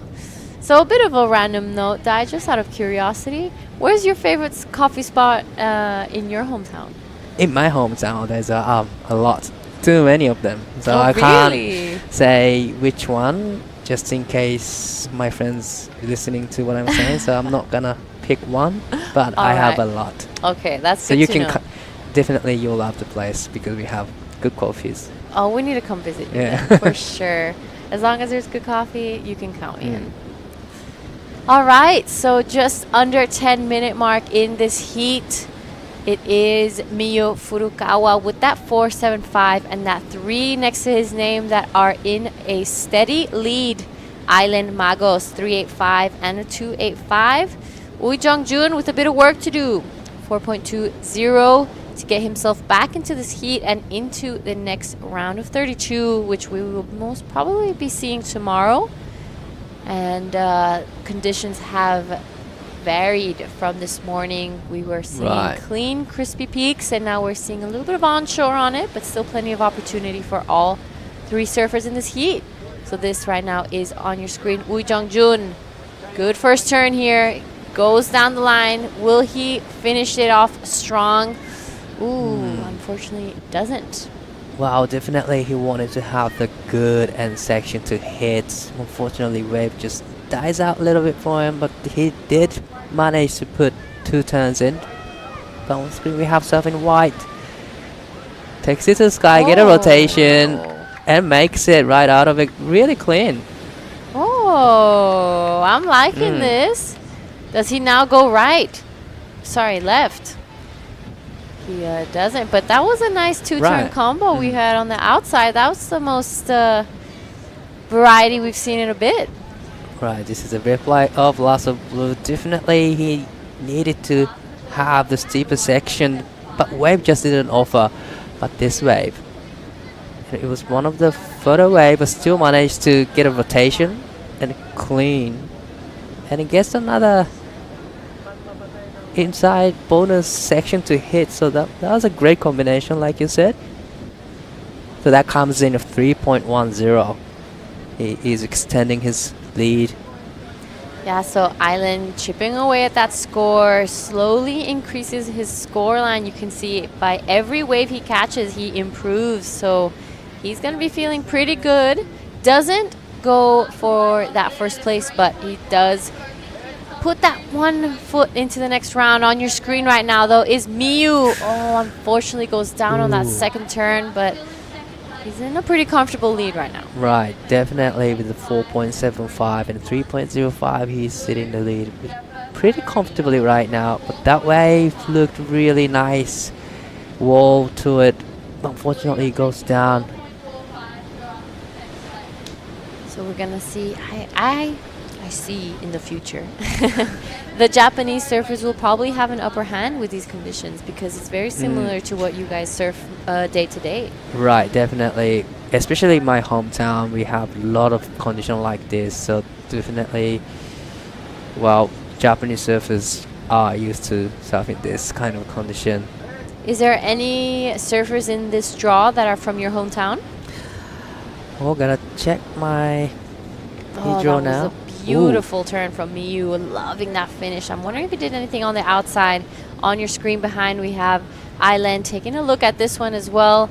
See if he does anything on this inside. A section coming towards him. He does not go into it with enough speed. So a couple waves being ridden. Scores for red and white to come through. It is now blue with priority. 古川美優、さあ一発スプレー大きなスプレーを飛ばした後、しっかりテールを蹴り出してスライドさせながら前に出てきました。Wow, that was beautiful surfing from Miyu. Just quick one turn and just wave dies out for Island. But that was a great combination from Miyu. That's gonna be a great number. Yeah, I'm loving that wave of Miyu. So before that score drops, tell us who's in the draw from your hometown. Actually, we don't have anyone from my hometown. What? But people surf in Chiba a lot. So, well, this is a replay of Loss of Miyu. Loved the 2-turn combo. That was a tight section to hit. Still managed to put one big carve straight into the big hack. So that was a great surfing. And there we have it, 6.75 for the last of Miyu. That is the best score we've seen today. I think that's an incredible score. Some judges even throwing 7s at it. I was loving it. He had so much speed, so much flow. That second turn really pushed the tail all the way around. So I'm loving the act here of Miyu Furukawa.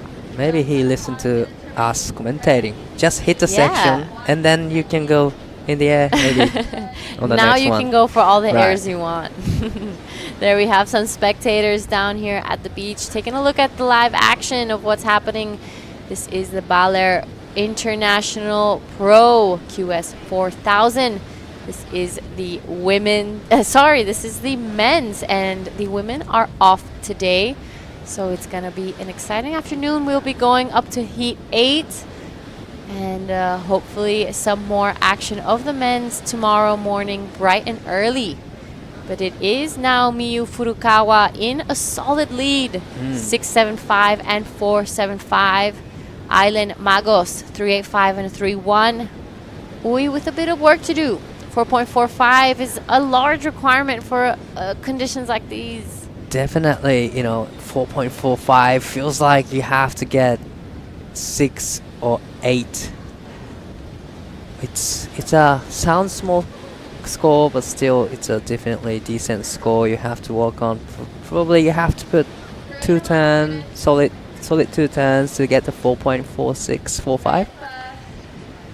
But he has fast priority. Well, would you say the priorities matters in this condition?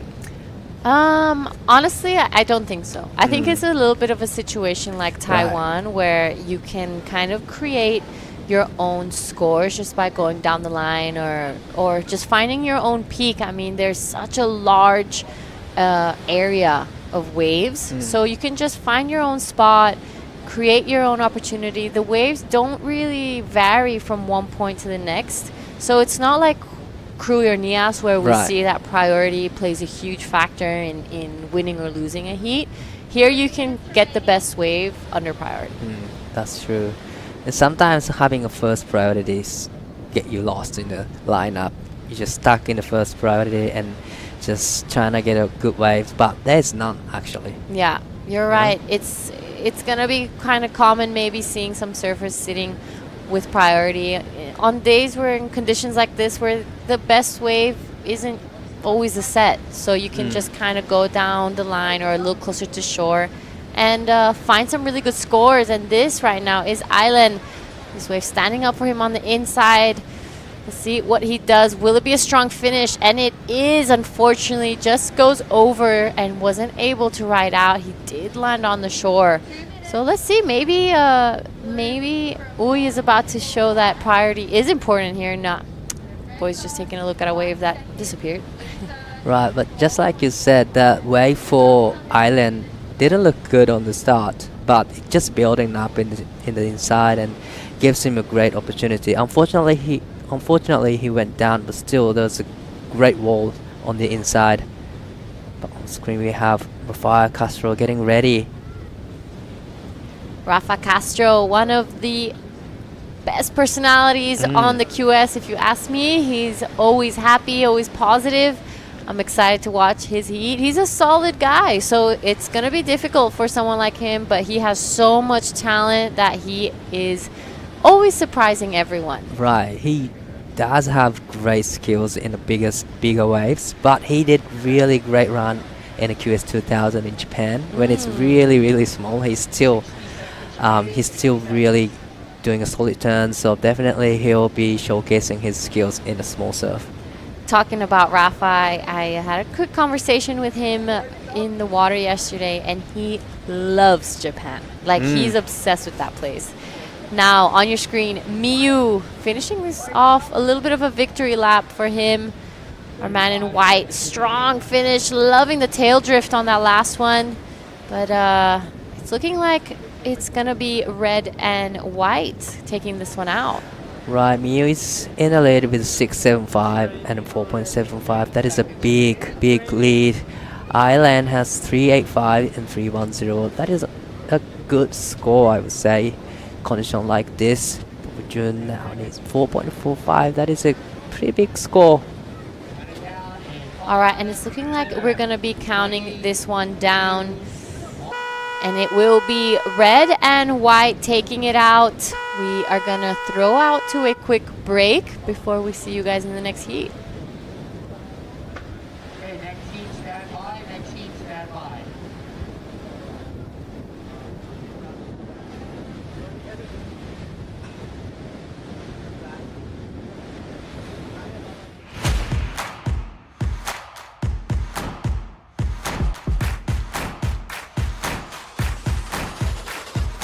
Let's get started.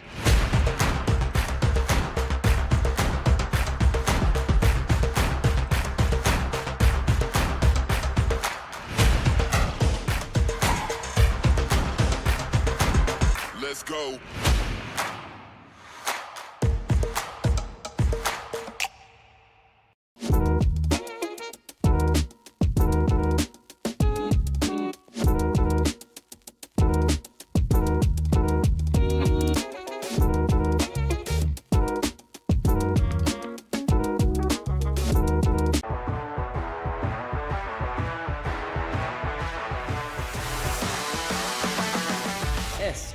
SDMI Sports. World-class sports management made in the Philippines.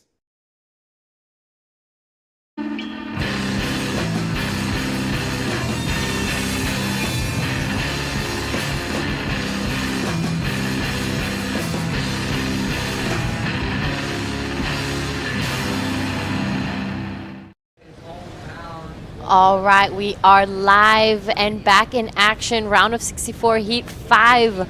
Rafa Castro, Haru Ono, and Neil Sanchez, our local boy from Baler. So it's going to be interesting to see this matchup. Will he bring out his local knowledge? I want to welcome back Jessie Starley. Oh, thanks, Giada. It's nice to be back. I got to go and sit with the judges for a little while, see the action in live time, and it was pretty cool to just look at all the conditions. It's definitely one of those places where it changes a lot throughout the day. Here we saw similar style of surfing go down in Taiwan, where we were dealing with a lot of different conditions, but there's waves in front of us, so we're going to keep running. Yeah, and I think it's those conditions and those quick changes that make the best surfers and the best athletes.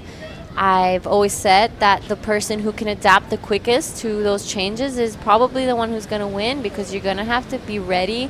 You're going to have the right equipment for every type of condition, depending on what's showing up. So it's going to be interesting to see. But on your screen is Neil Sanchez, our surfer from Baler. He surfed this spot every day, loving that finishing turn. Unfortunately, just gets a little stuck, not really able to ride out of it. You know, he represented Philippines in India earlier this year, so I'm excited to see him surf here in his home break. He was ripping there, so it's completely different conditions to India. And right behind him is Haru Ono. Good backhand turn there. He pumps to try deem it complete, but I don't think it will be. No, me either. And you know what? Neil really showcasing and flexing that local authority here, because I, out of the last 3 days of surfing here, would never have picked to go that wave. You know, I was thinking, oh, this is a weird closeout to go. And it found a steep section on the inside there for Neil. And, you know, it's those sections that, although he didn't get the completion, you capitalize on. They're heat-winning waves, you know? Yeah. So he is definitely showing that he knows this lineup and he knows it well at this size. Nice whip here for Haru. Unfortunately, yeah, I'm not going to deem that a ride-out either. I feel like, the judges actually liked it. So 2-1-5, they're going to say yes to it. Neil with a 1-5, but yeah, if he can get the completion on that, if I was his competitors, I'd be sitting right next to him. Yeah, you're right. I would be sitting right I'd be there. like, hey, where'd you get that wave from? Whatever you paddle on, let me just paddle on it Yeah, too. I'm going Oh, loving that last one of Rafa. Just pops onto the screen. Right behind him, though, is Haru Ono. Bit of a whitewashy wave here, but serves it really nicely nonetheless. But I'm so excited to see that wave of Rafa. Yeah, that, you know what? When I saw him run into the water, I was thinking, yeah, he looks switched on. And I feel like when conditions like this are what you're competing in, you got to have energy. You know, you really can't be just trying to grovel them or link together a couple of terms. You have to be generating your speed and meeting the wave at a quicker pace than what the wave is. And that's exactly what we saw a little glimpse of there from Rafael. So super impressed. He's obviously been on a long stint of competitions himself, from Siargao to Taiwan, now here to Bolair. So he wants to make the most and try and get a result here. Yeah, and he's one of those surfers that I say adapts really well. He is incredible out in Nias in that event that we've had earlier on this year. He's a great bow rider. He's not afraid of anything. He used to be a surf guide at Kandui Villas. I'm still sure he will be doing a little bit more of that in the future, but I think he's focusing a little more on his competition side and his last wave of 5.5, showing that he doesn't only charge, but he also knows how to surf small beach breaks. And you know what? You've got to be well-rounded, and not just on this level, on the Challenger Series, on the Championship Tour. You know, if sometimes you might have to surf 2-foot J-Bay. And it's windy like this. You know, Yeah. we see conditions like this just based on windows and event windows. You've got to be adaptable. You've got to be ready to compete in anything on hand. And you can see Raphael obviously does a lot of time in a lot of different conditions. And if he can keep up this energy and this speed that he's coming at in this heat, he's going to be hard to beat. Yep, and his equipment is looking great. He's riding those Arakawas, who as well, incredible for those big solid tubes, and Rafa showing that great out in the short break too. Okay, so this is our local boy Neil Sanchez. 3 turns in around 3 meters. That is extremely hard to do, and he did it flawlessly. Rafa out the back, really pushing the tail around. Unfortunately, isn't able to ride out of that one, but Neil Sanchez, what a wave. Yeah, that was really incredible. Just short, sharp surfing, you know, getting a lot of punch in quite a small frame there. You know, there wasn't a lot of room to work with on that wave, but he found every single corner. So, yeah, I'm impressed from the local boy. All right, while we wait for those scores, we're going to throw it down to Dai and Miyu.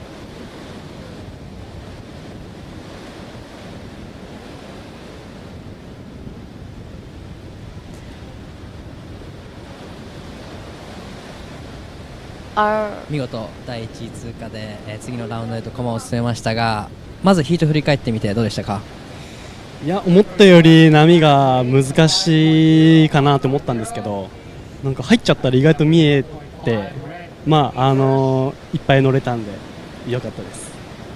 コメンテーターのブースでもあのエアーはリップじゃなかったのかっていうようなコメントもあったんですが、あれはもうやはりエアーリバースを決めるっていうイメージで最初から海に入ってたんですか？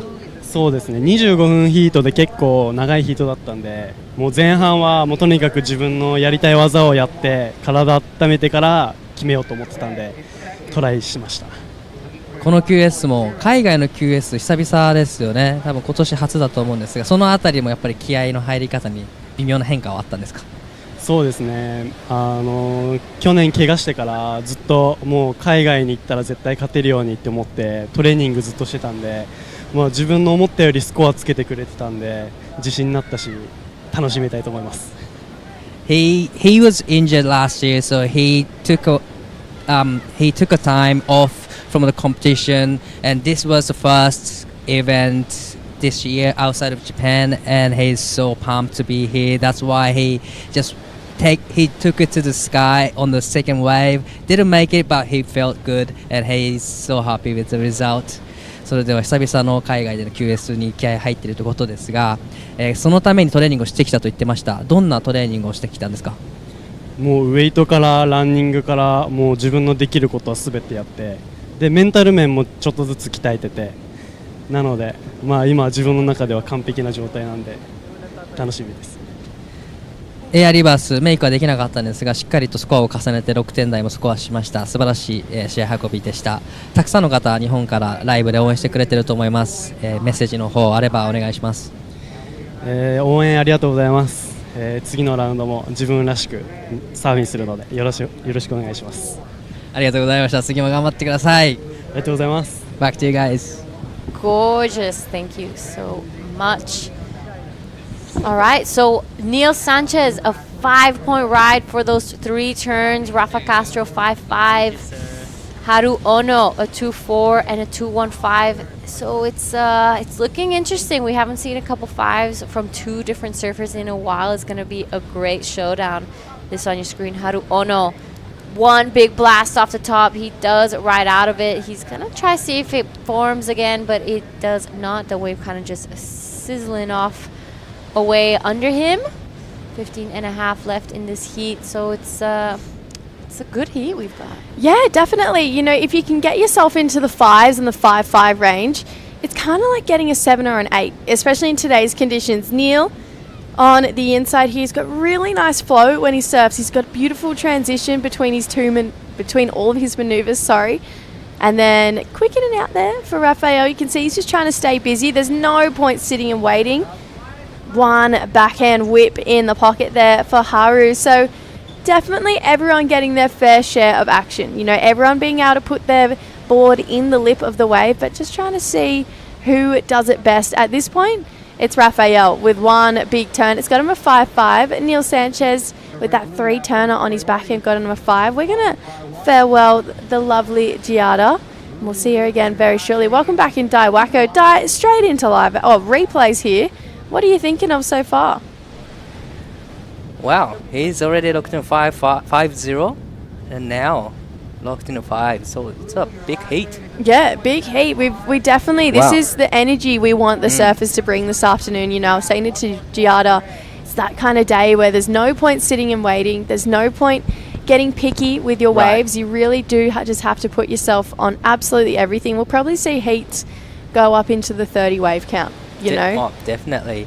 You know, if I were, surfing in this competition right now, I'll be just non-stop catching a wave and trying to get good rhythm with the ocean, and you never know which one's gonna be the good and which you never know which one's gonna have a wall. So probably just better to just go keep yourself really busy. Oh, absolutely. Yeah, you've got to meet the energy meet the ocean with more energy than what it's meeting you, especially when we have small and slightly windy conditions here. But looking at the forecast, we're probably working with pretty similar swell for the entire event window. So when we have fun little pockets in front of us, we're going to keep running through. So we're going to have all 8 heats of, half of the round, but all 8 heats that are scheduled to run today, they're going to be rounded out, and we're going to be seeing the first half of the round of 32 decided, and then we'll have another half of the round of 64. Obviously, we saw the longboards this morning. You can see the pace, it's different when you swap back to a shortboard.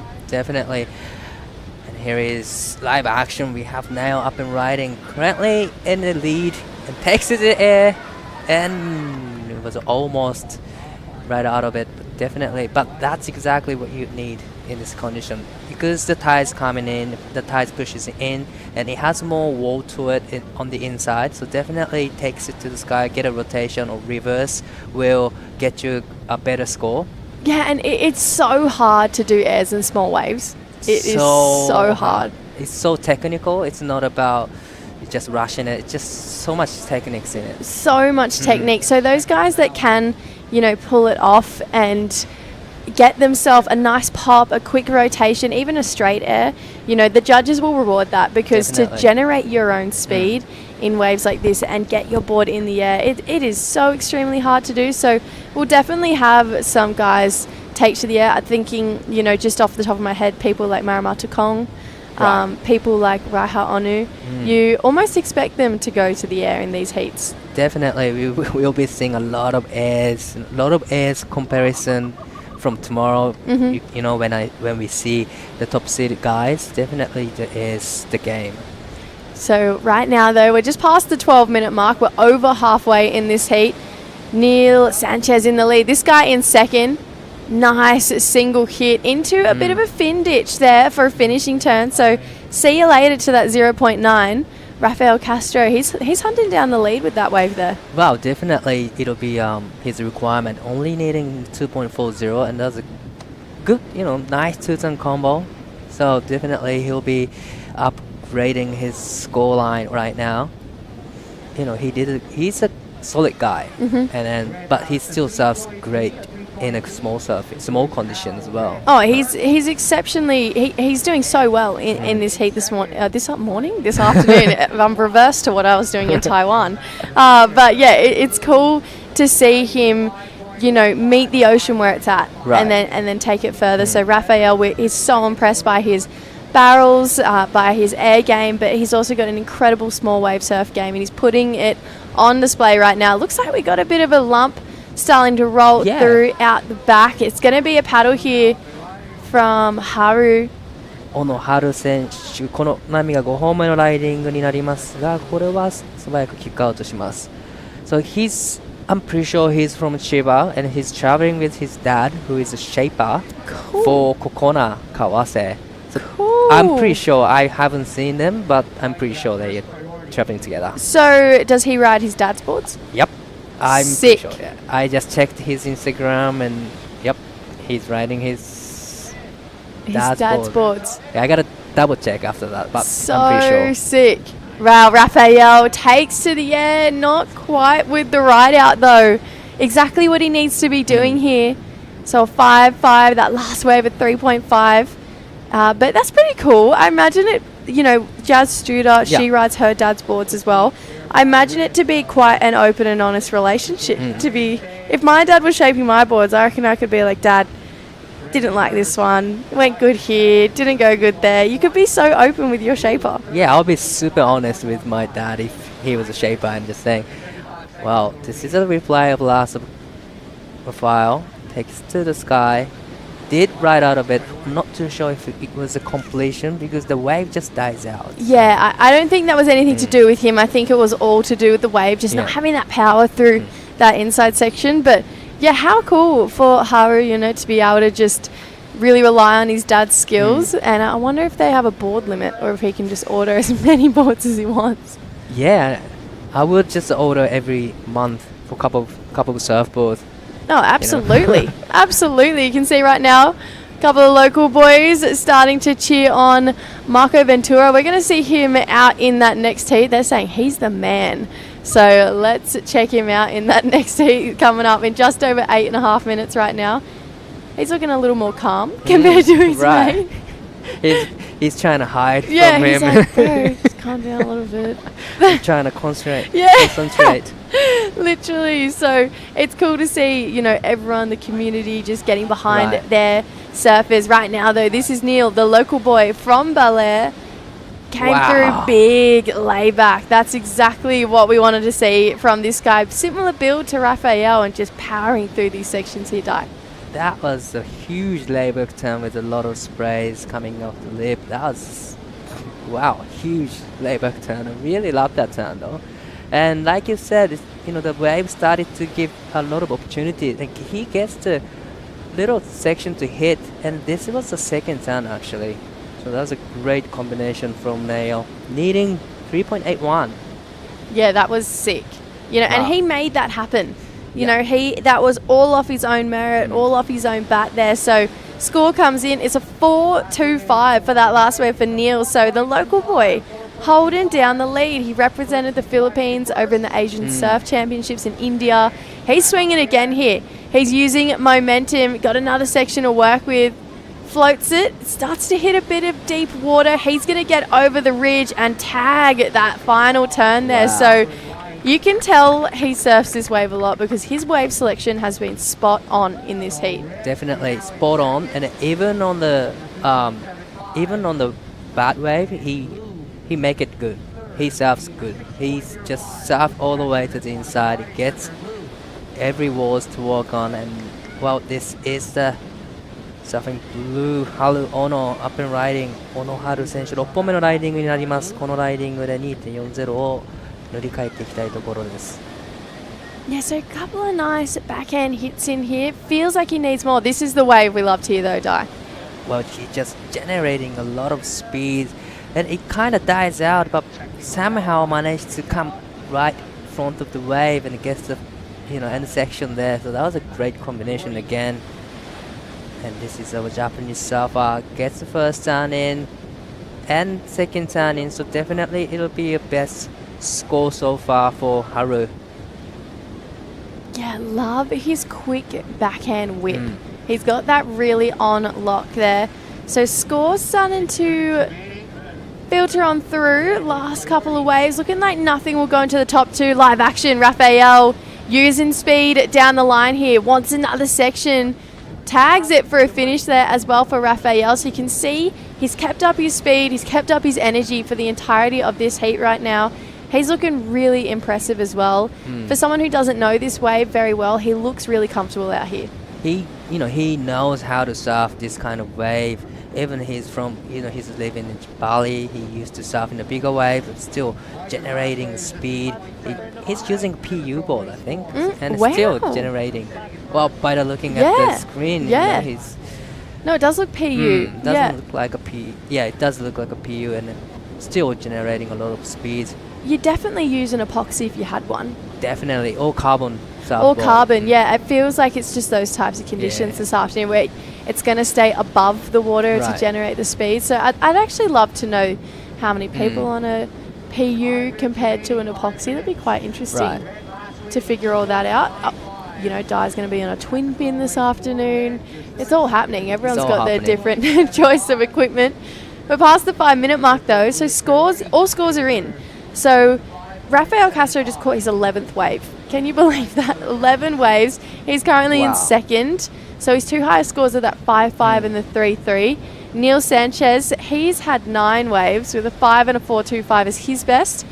And then Haru with a 3.05 for that last one, a 2.75 for a couple waves prior. It kind of just highlighting the fact that you got to stay busy, you know. And those two surfers who have the most amount of waves, I don't think it's a coincidence that they're in first and second. Definitely, you need to be, you know, keeping yourself really busy to get the chances. But on screen we have Aoi Oguri getting ready with his travel buddy Yuichi Inoue, who is gonna surfing later the day. On screen we have Rafael, just quick in and out. Yeah, so just a short, sharp wave there for Rafael. He's trying to keep his options open. You know, he's been taking off on a lot, trying to hope that there is maybe a section down the line. We obviously know he's got that air game that he really wants to rely on and try and showcase again at this point in time. You know, I'm going to save this question for tomorrow, Dai, but I want you to start brewing on who you're going to think the winner is. Right. I don't want to know just yet, but I'm going to ask you tomorrow morning. Just a little heads up. Right now, though, Rafael, hoping that Dai picks him, comes through this inside. Looking for one more, can't quite get it, so getting hung up in a little bit of deeper water there. But I'm intrigued to know your champions. Pick, right. And you've got 4 divisions to choose. Well, that's hard to pick, but yeah, I'll pick one tomorrow. But I gotta surf this afternoon then with all the competitors. Yeah, you do. Who stand out in the surf and that's gonna be fun. You got to do it. Yeah. You got to do it, and try and suss out everyone in the free surf. I love it. It's actually, for those listening, it's something we've been doing for the past 3 events. We've been picking our winners very early on in the draw, and so far, only one of the commentators has picked their winner right once, which was Binzi in Shargao with Bronson Maybe. So hopefully we can get another win in the books here for one of the commentators. But we're going to ask those questions tomorrow when we take a look at the rest of the round of 64 of the men and hopefully the opening round of the women's QS. So there's lots to think about here, Dai. 4 divisions. 4 divisions. Women's and men's for shortboard and a longboard division. So it's, well, a lot to think about. And you're already a round down in the men and women of the longboard QS. Right. So it makes the picking a little bit easier, especially on the women's side. We're already in quarterfinals, so I'm being nice. No, I'm kidding. Yeah, I knew at some point you're gonna ask. I have to. Good. I want to know. I'm nosy. Right. 1 minute 40 to go here, though. We're almost down to 90 seconds. So this heat's really just absolutely flown by at this point. Yeah, definitely. 20 minutes heat is not a short. It's a long heat, but still, it goes so quick because you look at the amount of the waves that they're getting.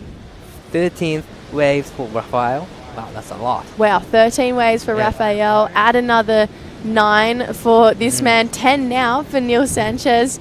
And then we've got 6 waves. So we're looking at almost 30 waves in this heat. We said it earlier, we're going to have 30 wave heats. And we're pretty much at that right now. Yeah. With 60 seconds. Come on, boys. Let's make it 35.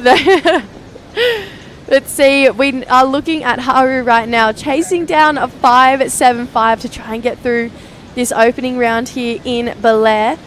He's got priority. He's got everything he needs right now. He's just looking for a wave at this point. Obviously, his back end, it looks great, though. It looks really sharp.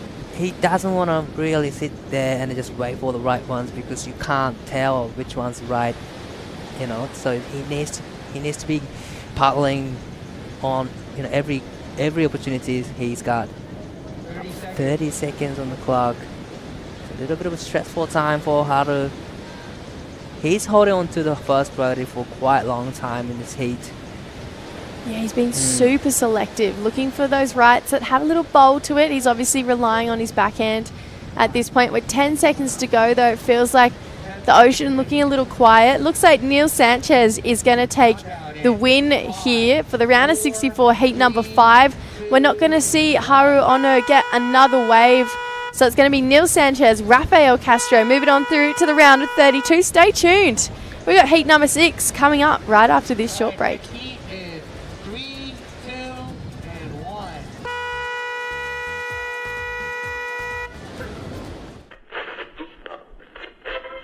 You're made in the image of God. You were made to glorify God. You were made for God, and without God, there's an empty place in your life. Travel all this way now, more than a million miles. And in a world that's fading, ooh, you make the world wow. I am striving for greatness, cause it ain't my style. I made me to be going goals for the rest of my life now. Where would I be without you? I can only see the end. How could I live without you? You were there since the beginning. Let me see what you see in me. Let me be who you want me to be. So I know through it all, you see love we're fighting for. 'Cause I know through it all, you see love we're fighting for. You see love we're fighting for.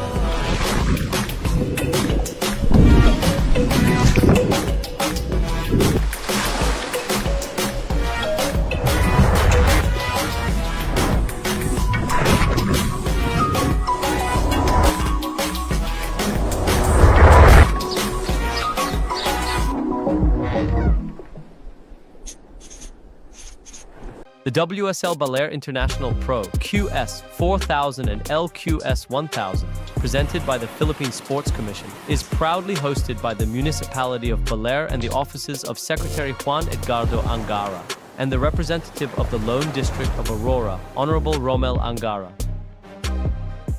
Right into action here for the round of 64, heat number 6. That was Aoi Oguri in the red. He's representing Japan, taking on Soo-hyun Jun from Korea in the blue, Joel Faron in the white from the Philippines, and Marco Ventura from the Philippines as well. He's out there in the green. So 2 Filipinos, 1 Japanese, and 1 Korean surfer. Top 2 go through, making it through to the round of 32. My name is Jessie Starling, joined in the booth by the beautiful Camille, and we've actually got some OGs in this heat right now. Yes, we do, and that is no other than Joel's brother, Faraon. His name is actually quite well known, especially here in Bolair. He's one of the very first surfers to ever just teach themselves how to surf, actually, because you know you're the first surfer in the generation of your family. There's really no dad or mom or brother to teach you, so that's brother Joel. And on the screen right now is our Japanese surfer Aoi, and very young actually, only 18 years old, looking very comfortable in this beach break in Bolair. Yeah, he got a lot of speed on that board there. So we got Joel, also known as brother, so he's one of the OGs, and so is Marco Ventura. Sorry, Marco Ventura is not an OG, but he is actually a local of Bolair. I was thinking of another Marco. Oh, that's so fun. Yes, Marco Kuya Mako is the other OG of Bolair. Cool. Okay. I love that. We've got a couple of local guys right now trying to fly the flag for Bolair and their community. Got a couple replays here. So 2 waves locked in already for this man. Beautiful carve here for Aoi. And he's going to take that one through to the inside. Get a couple scores on the board. We saw in that last heat how important it was to stay busy, you know, catch lots of waves in these conditions that we have here this afternoon. I agree, Jessie. Given these conditions, the strategy is really to hop on any wave you can, because who knows, it might just open up and give you an opportunity. Right in this replay, we have Marco taking it to the air, and I'm sure the crowd loved that one. He rides out of it, and he got a 2.5 for his first wave and waiting for another score to drop. But before that, let's head on over to the beach with the last heat winner, Dai. Obviously, you're from here and you know this place better than anyone in the heat. But what was your plan? Was your plan was to keep yourself busy? Yeah, that's my hometown. I know the waves here, and my plan is keep busy because it's hard to find a good one because of the wind. Wind is very strong, so that's my plan is keep going on catching a wave and get more good turns. And yeah, I have a good one at first wave, and I'm trying to keep going up my score, and I got it. Great surfing, and then your surfing is super fast. Your board goes super fast and super quick. So talk us through your surfboard. Yeah, this surfboard is from Japan. It's for Crystal Dream, and he made it to me Hakaba for a beach break, and also a smaller wave. And yeah, thank you, Akaba. Great equipment from Japan. A lot of your supporters and friends on the beach.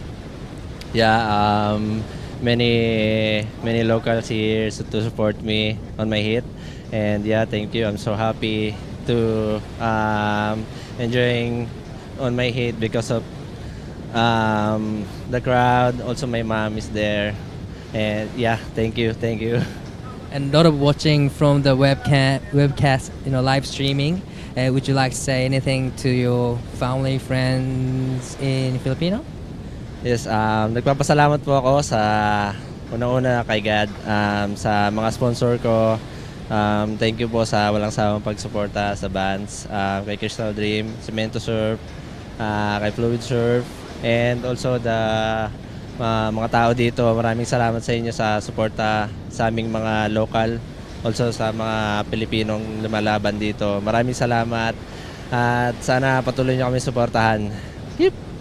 Thank you so much. Good luck in the next round. Back to you guys. Oh, cool. Thank you, Dai. So cool to get to know Neil a little bit more in that interview on some equipment from Japan, and feeling like he's got all the support he needs down here. Even he's got his mum down on the beach. And there's something about being comfortable and having that crowd support that gives you an extra boost of confidence. Absolutely. Anything to boost your confidence, even just seeing the faces of your loved ones or seeing their names pop up in the comments on the live stream, that will really stoke the fire in you. And speaking of local support, Marco Ventura running away with the lead. And this one, his last wave that we saw was a 4.5. And here he is keeping busy, as we said, is the most notable strategy for a condition like this. Our OG, Brother Joel, has yet to take a wave, so he is experimenting with a different approach, and that may be from years of experience as well. You're one of the first locals to ever surf this beach break, so he must have a special connection, and he just knows where to wait and when the right wave will come. We'll see if it's battle busy or patient. And speaking of busy, here's Marco Ventura on his 6th wave. Unfortunately, slides out, but that had the elements of a good first. The first part of that wave had the elements of a good ride. Unfortunately, he just slides out of his board. Here's the replay. Yeah, really nice surfing here from Marco. Gets a nice pop on this air here. You can see he really flings that tail around. Unfortunately, those fins just re-engaged a little bit too early than what he was hoping for. He obviously, with that 4.5, got an air reverse on that, and he got really nice lift in it. He actually got a really good amount of height. We saw that tail go nice and inverted. So cool to see, a sick little air reverse that landed already. And, Di and I were talking about this. It's so hard to get in the air when it's this small. So Marco, you can see that he practices that air a lot, and it's paying off right now because he's currently in the lead and looking good. But Joel, on the other hand, almost been sitting for 10 minutes, no scores. That's a lot of pressure is going to start to build up with that. Yes, but I also know that he is a very patient player, and he's also just here for the community support, and He is also a frequent figure in the national competition in the Masters division, and he actually wins those pretty often. Oh, So, wow, yes. cool. Yes. Here we go. This is Marco. Just a quick in and out for that one there. So you can. I love the fact that he's staying so busy. You know, there is no other plan that is, I think, going to pay off today. You know, we saw in that last heat, first and second, they had the most amount of waves. And in conditions like this, no matter where you are in the world, what level you surf on, you have to be on your feet, because the more opportunities you give yourself, the more opportunities you have to take the win. And everyone wants to get to the round of 32. There's a lot more points on offer in that round. Exactly. I agree with you there. And here is Marco again, just staying on the inside, waiting for the runners to come his way, and here it is. So taking it to the air one more time, but again, like you said earlier, sometimes it has nothing to do with the surfer and it's all to do with the wave losing power. And here's Aoi, our surfer from Japan, building up speed, trying to make the most of what this wave has to offer. Got a couple of good turns in there, but still, I don't think that's quite as high as Marco's previous scores. I agree. We finally saw this guy on your screen, Yeah. Joel, get his first wave. So he decided to throw his hat in the ring, see if he can get a score on the board. We're going to take a look at these replays here. So nice looking wave here for Marco. Great pop. He gets really nice tail high on his airs. Unfortunately, a bit too much weight on the front foot there with the power of that wave at the end. And I quite like this combination here from Aoi. This was a great first slash. Got some steep wall.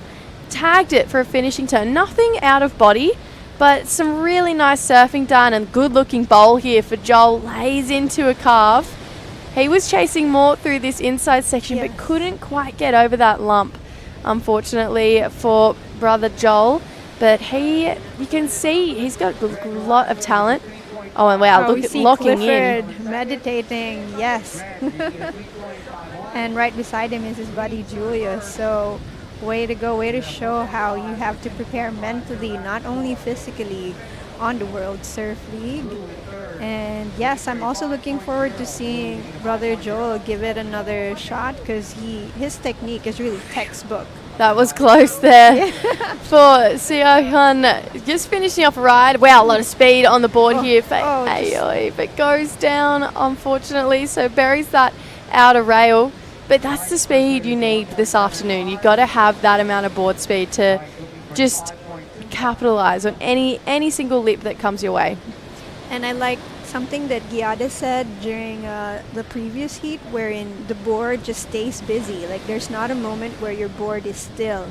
So that's another way of, evaluating these rides. And I think our surfer from Japan is able to do that well. When you watch his board, it's always moving, engaging the rail side to side. That was interesting. Bit of a look like, I'm not sure if he was going, you like that wave, judges, or it was a frustrated, not sure there.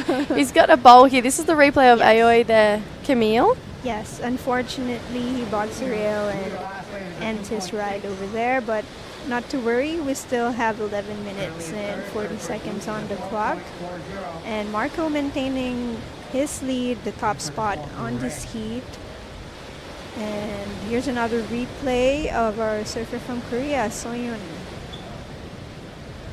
Yeah, nice. This is what I'm interested in at the end here. So, we're going to take away from it, but he threw his hands up in the air at the end of that wave. I would love to know what that was about. Here we go. Here we go, our OG. Look at that speed. Unfortunately, it crashes into the foam ball. Okay. And here talking strategy. Is this our surfer in red for the next heat? Yuichi Inoue. Yeah, so our surfer from Japan actually lives on the Gold Coast, goes to university over there. Pretty sure it's a Bachelor of Business. And he goes to the same uni as my sister, which is pretty cool.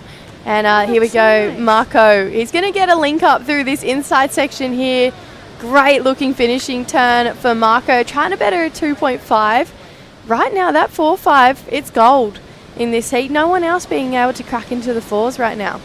And I really love Marco's energy right now. He's really feeling it, feeding off the energy of the Bolair crowd. It seems like everyone's just betting on him right now. Yeah, there was a lot of people in his corner. Actually, we got to check out his hype crowd right before this heat started, and everyone was down there, you know, supporting him, wanting to back him into this. So there's been a lot of cheers throughout the day. We love seeing how much everyone's getting behind all of the local surfers here. And I feel like it screams volumes to the surf community here. They all support each other so much. Well, of course, it's not every day you have the WSL right on your doorstep, so I'm sure a lot of the locals have been pretty excited, counting how many more sleeps until it's competition time. And it's a full festival as well, you know, they really do make the most of the week. There's yoga sessions, there's inspirational talks with someone like Rizal Tanjung, who has been in the position for a lot of those up-and-coming surfers. I think that's coming up tomorrow night. Yeah, Surf Talk yeah. with Rizal Tanjung. We had a beach cleanup go down this morning, so yeah, it's more than just a surf competition. It's a festival and it's a celebration of the community. This is Joel right now, not quite getting the damage done on that wave that he was looking for.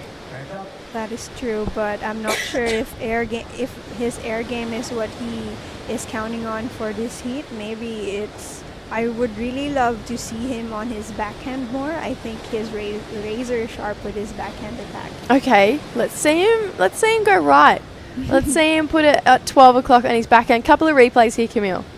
Okay, here he is trying to get speed and just to turn, missing the timing just a little bit, but still, don't count him out just yet. And here is our surfer from Japan. Again, just the timing is a little off, but the technique and the setup is there.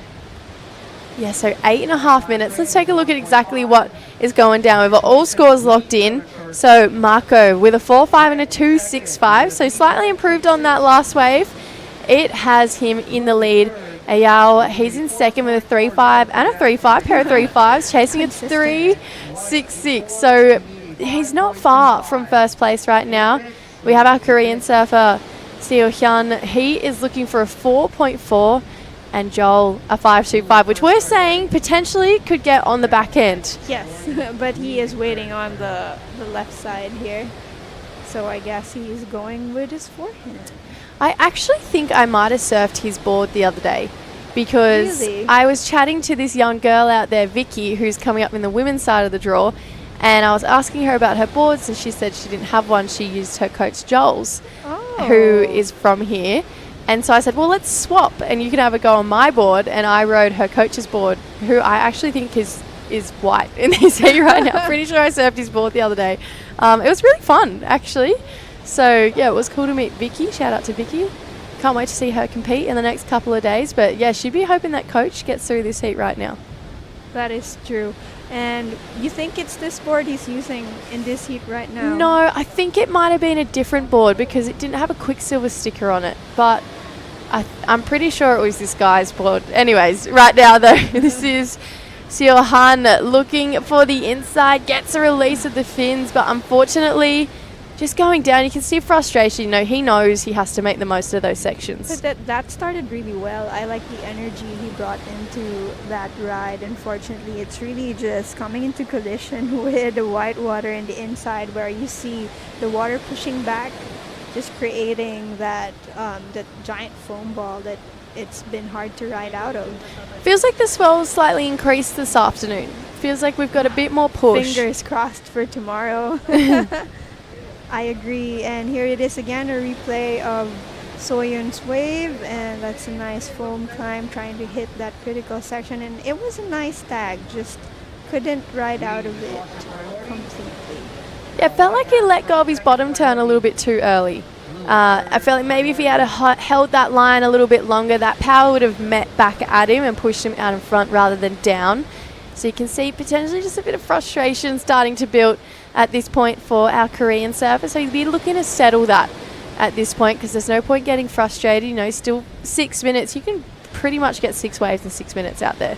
Yes, you can. And it's been a pattern somewhat that the nicest sets or the biggest sets somewhat roll in the dying minutes of the heat, and that's where every surfer goes for a mad scramble into position. And let's see if that happens again here. Okay, we have surfer in red and blue paddling towards something. Maybe they see something.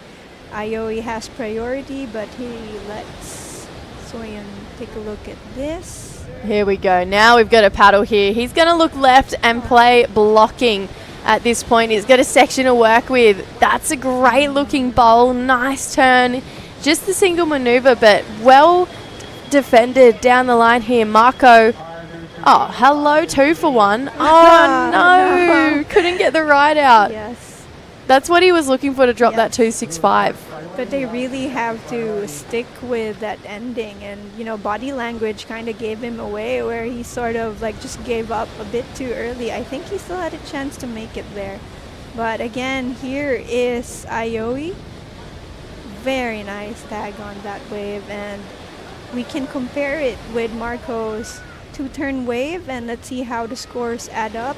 Like 1 complete critical maneuver versus 2 turns and, you know, a weaker finish. He did all the hard work there for Marco. You know, he landed that turn and just put his weight on the back foot. So that was unfortunate. A couple points gone begging there for Marco. Here we go. Seo-han, nice click with this first section. He'd be hoping for another bowl. He's going to get it. Working with some foam here. 2 turns. He likes it. Yeah, a bit of a smile on his face here. So he sees it being the 4-4 right now. Also checking his Instagram. I think he might only be 16 years old. Oh, there's so many young competitors. Replay here of this last wave though, Camille. Okay, here he is stringing together this section, just coming out of the whitewash and getting the speed to hit this last section. And yes, complete, rides out of it completely. And let's see if it is D4.4. He needs to snatch second place from Aoi. What do you think? So Aoi doesn't improve. So he gets a 3.45. I don't think it's a 4.4. I don't. I do think it gets him out of the 2-point range, and I think he lowers his requirement. Last wave for Marco as well doesn't go into the top 2, so the judge is really hindering that second turn not being a ride out. And then we're going to wait and see what this comes through for Seo-han. But yeah, I'm thinking it's not the 4-4, but I'm thinking it's putting him in a great position to try and get another score on the board. At least just cut the lead. Yes, exactly. So it's already indicating it's going to be his best score. Waiting on one last judge to lock in. And there it is. It's a 3.2. So now chasing a 3.8 for the lead. So this is where we're going to see Aoi really just lock in. You know, it's going to be defense mode. It's going to be like flies to honey. You know, they're going to be sticking pretty close together, those two. And interesting to note that they've paddled in closer to the inside. Oh, wait, there's something at the back. Bit of a paddle battle, but it's Marco in position for this wave. Here we go, Marco looking to hold on and extend his lead. He's got a section. Pops for the air reverse with a completion here. Okay, no claim. Keeping it classy, Marco, but I'm sure the crowd is going crazy at the beach. Okay, that is a way to welcome the final 2 minutes of this heat, bringing that in energy, and I'm sure the next Bolair surfers will be pumped up and also riding that energy from Marco. And here is Soyeon as well. Don't count him out just yet. Unfortunately, not much open face to work with. Pumping and pumping, and that's the end of the wave for him. There is still time. Body language is such a sell. Yes. You know, when you're not feeling it, the judges probably aren't going to be feeling it either. So he's going to be his own hype man at this point. You know, he's got a minute. It's about a 30-second paddle out, so he's got the chance for one more wave. But yeah, look at that. I mean, Marco betters on that last wave. It's a 4.3. Oh, Ao here takes a wave, so doesn't hold priority. Gets 2 turns, so really nice composed surfing here from a Japanese surfer. So Seo-han looking for a 3.8 at this point. That is absolutely nothing.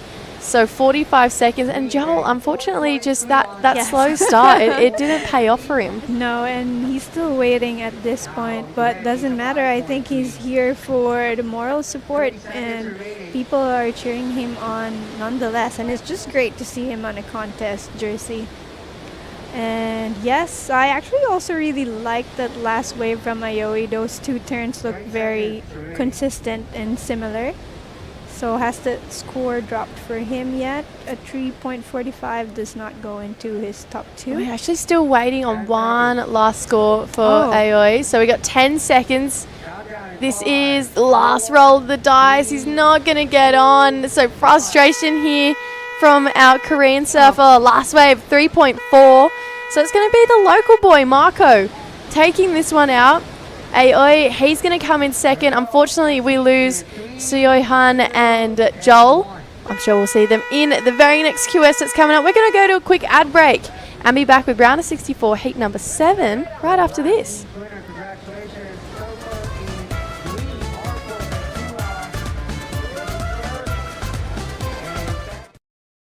Record revenues from regulated gaming has boosted PAGCOR's social responsibility efforts, bridging gaps in the government's education, healthcare, disaster response, and national security programs. A solid proof that when gaming is properly regulated, it becomes a powerful engine for nation building. The WSL Baler International Pro QS4000 and LQS1000, presented by the Philippine Sports Commission, is proudly hosted by the municipality of Bolair and the offices of Secretary Juan Edgardo Angara and the representative of the Lone District of Aurora, Honorable Romel Angara. Friends with the monster, falling for a monster. I'm in love with a monster. Monster RX 93.1.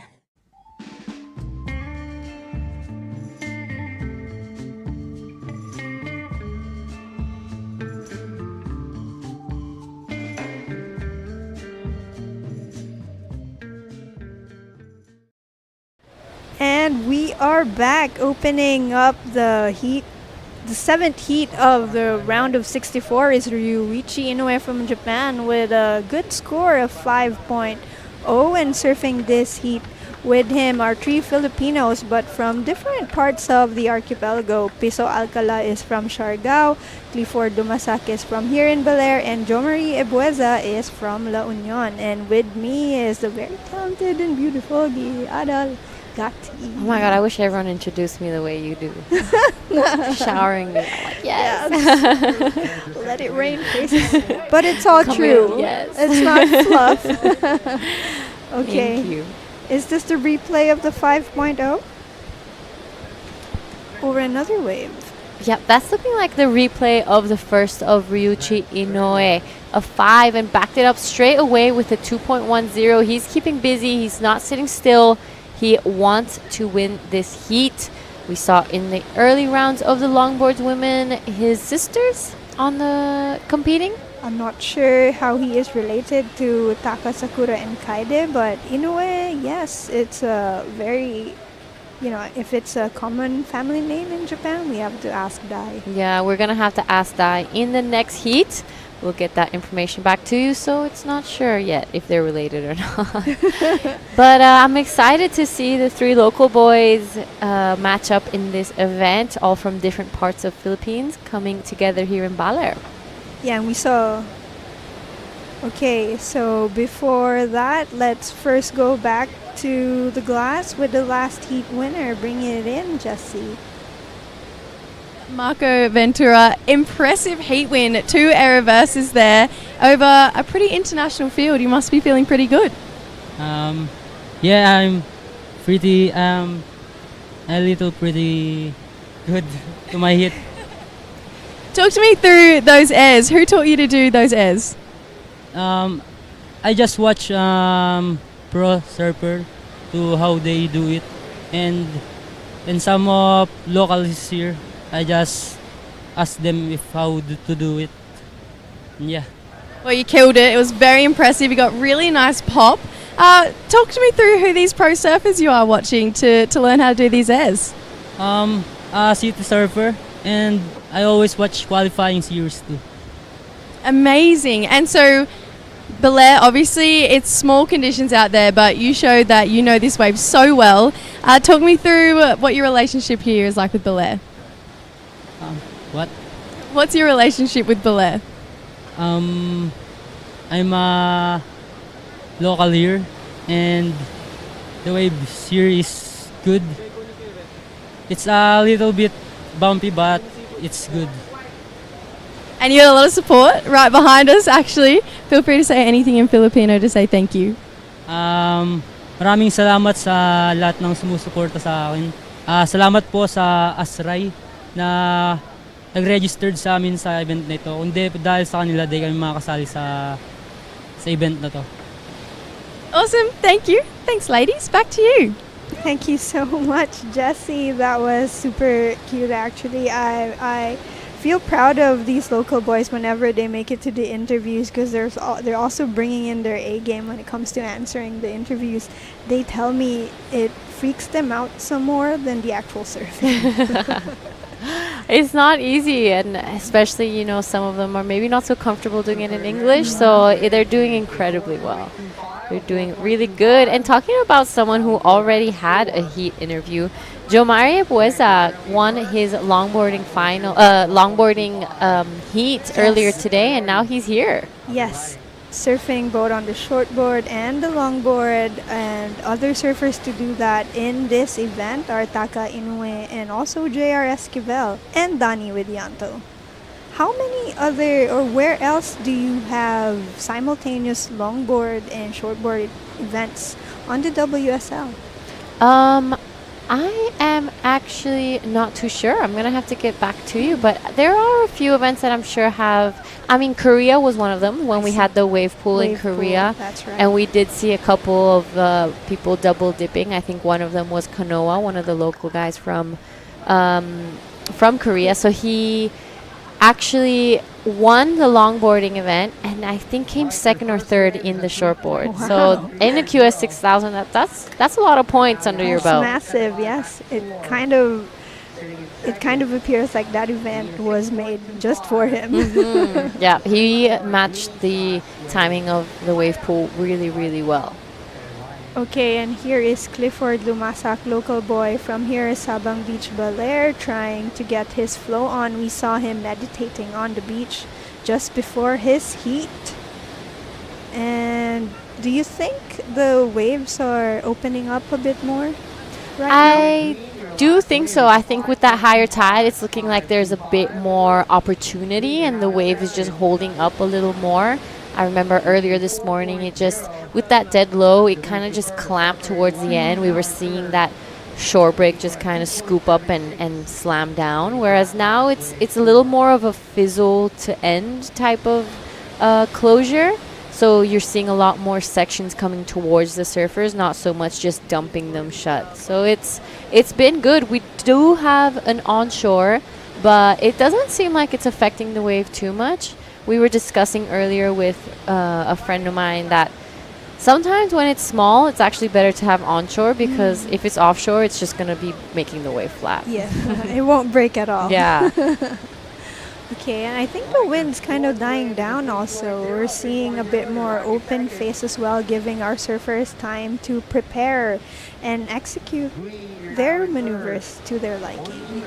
Yeah, earlier this afternoon there was a moment where it rained and the wind really picked up, but now you're right, it's calmed down a little bit, and it's creating a lot of opportunity for the surfers. There's a lot of waves ridden. It's plenty of time. We've added 5 extra minutes compared to the longboarding, so it doesn't seem like much, but in a heat, those 5 minutes are a lot. And would you look at that, Jomari Ebueza actually dropped a 5.25. That's the highest single wave score of this heat, but still not enough to be in the top 2 positions, which is being held by Clifford, who has 2 trees, 3 pair for Clifford. And our surfer from Siargao Islands, Piso Alcala, is he in the water?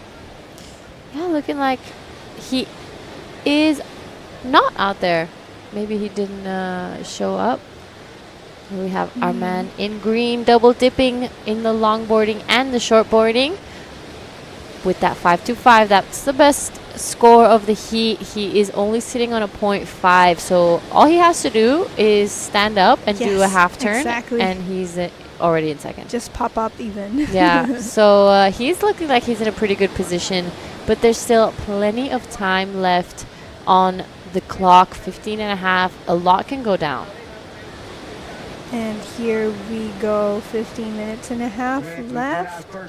We have our surfer in red signaling for the time. I guess, yes, pressure is on.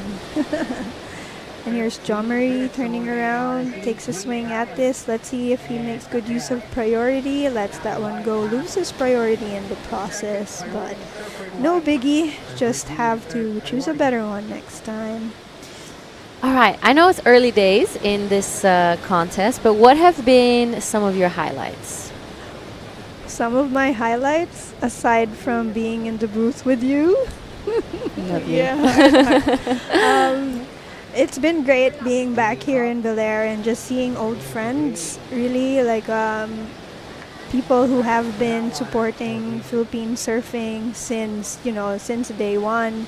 We're here together. We see the surfers, of course. We see the organizers, and it's also great to just see non-competitors, just surfers, supporters of the industry. Because otherwise, if it's not for them, then what's the point of even hosting these events? If not for the shareholders, if not for the community members.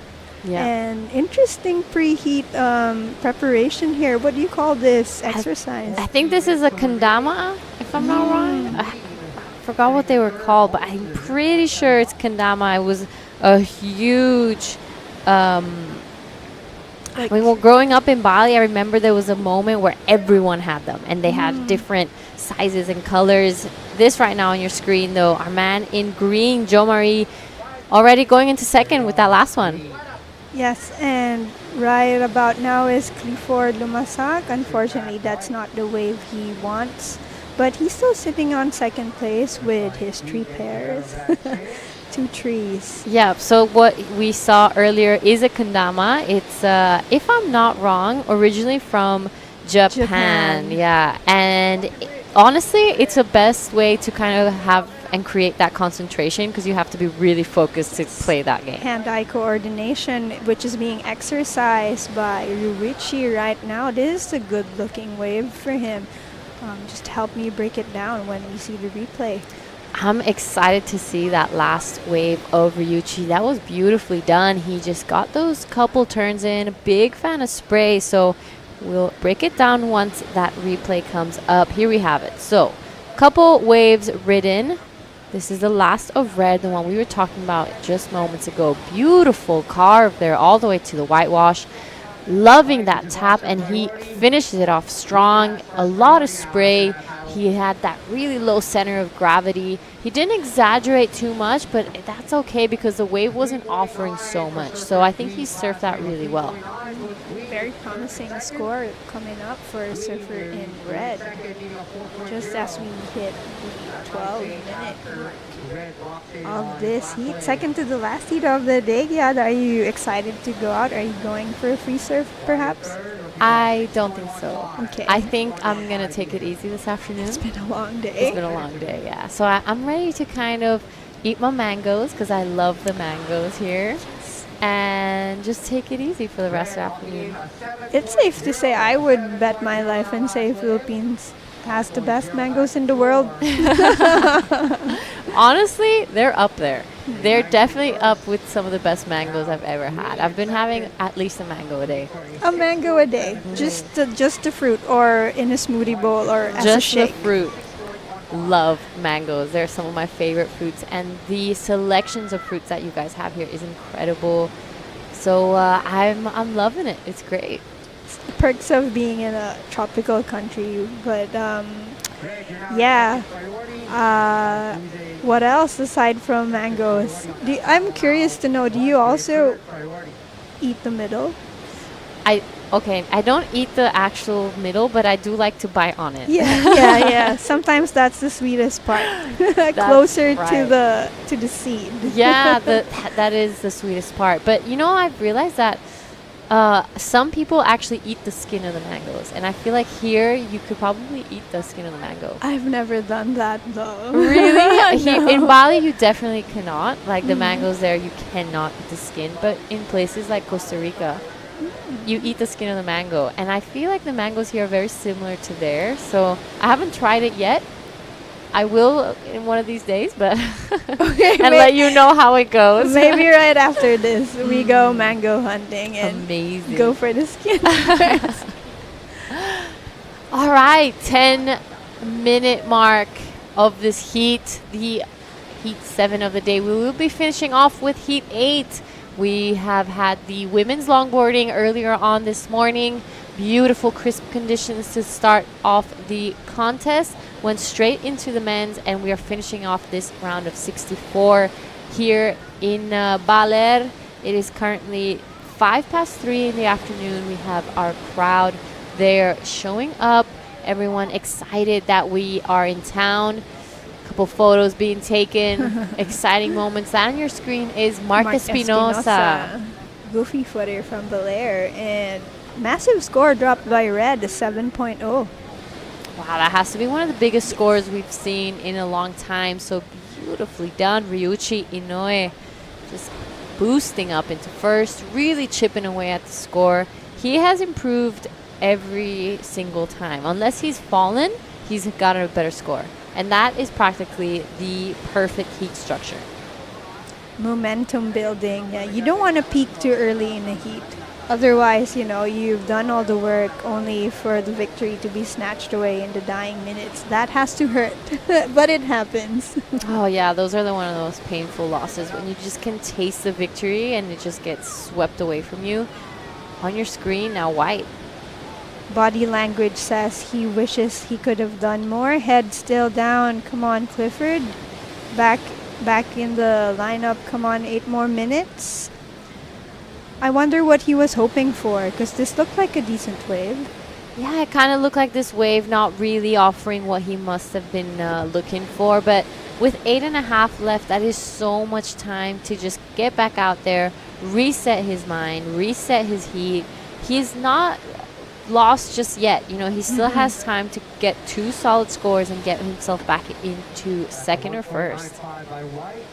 Meanwhile, yes, go ahead. Sometimes it can just be frustrating hearing people dropping 7s and 5s, and you just can't really get there yet. But it's never too late. Yes. At least it should keep you motivated and, don't feel dejected about it. That is part of the game. Meanwhile, Jomari Ebueza has been pretty chill, sitting on his 5.25 and 3.9, not really taking a swing at everything he sees. So I think that's also playing it pretty smart. With the wind dying down, I think there is more opportunity to really select waves more than just, take off on everything and let's see what happens. Yeah, I agree with you on that one. It's a bit of a moment where you need that quality over quantity. And here he goes. Break this one down for us. Okay, Clifford trying to generate speed, so much power, and he goes full rotation on that, but does not quite hold the ending. And here is Jomari giving it his all, throwing his whole body into that turn and becomes unstuck. So both waves, I think, offered much promise in the beginning, but both Filipino surfers also just could not get the ending to put a punctuation to those waves. I'm actually really loving this one from Clifford. Love a good 360. Would you say that was riding it out completely? I don't think so. I don't think that will be counted as complete. I think he was surprised he rotated. Yeah. He was like, oh, what's happening? Yeah. So you can see Ryuichi not really wasting too much energy or time looking for waves that are not going to be improving on his score. Practically now in Ryuichi's position, he needs to be looking for waves that will be bettering that 5 or that 7. So if he kind of looks at a wave and sees it doesn't have that potential, he doesn't have to take off. The thing is, though, this could be a great opportunity to kind of get his reps in and surf the spot with no one out, because it's really different being able to surf a lineup with just 2 other people out than when the whole QS is out there warming up. That's true. Although sometimes I think it's a bit harder when there's lesser people because you don't have much of a landmark, or sometimes you just follow the lead of the more experienced surfers, where are they getting the wave from. But if it's just 3 of you, like what's happening here, it's kind of who's correct at this moment, who's tapped into the pulse of the ocean right now. No one knows. That's absolutely right. I've seen time and time again places, especially like Krui and Nias, those point breaks where people just get lost because usually there's at least 100 people out. So you know where you have to sit, or at least you try to find a place to sit. But when there's no one out, you're right, it's easy to get lost at sea. And unless you have those really good landmarks already on lock, it's easy to be out of position. Even for locals, I think. But here's Clifford not giving up, really pumping down the line, trying to make something out of this, except it's just an exit. Body language says he's getting a little bit frustrated, but there's still 4 minutes and 40 seconds on the clock. Yeah, doesn't sound like a lot, but that's plenty of time to get 2 waves, especially in a beach break like this one where you can just find your own spot and get your own waves. So a lot can happen in 4.5 minutes. It's not done just yet for Clifford. Yes, but a 6.15 might be a bit tricky to achieve in one go. Although it can be done, like Ruichi got a 7. So it might be wiser for Clifford to just split the score into 2 good scoring waves, replace both of his trees. That's what we're hoping to see from Clifford right now. Yeah, you're right. Getting that 6.15 is a big ask. So with time, he could do it in 2 different waves. But as it starts to wind down, he's going to have to kind of put his eggs all in one basket and say he needs that 6.15. Yeah, okay. Let's go. 1 massive score is all he needs. It's not impossible. It's getting a little quiet out there as well. Let's see, what do we have to offer to the wave gods?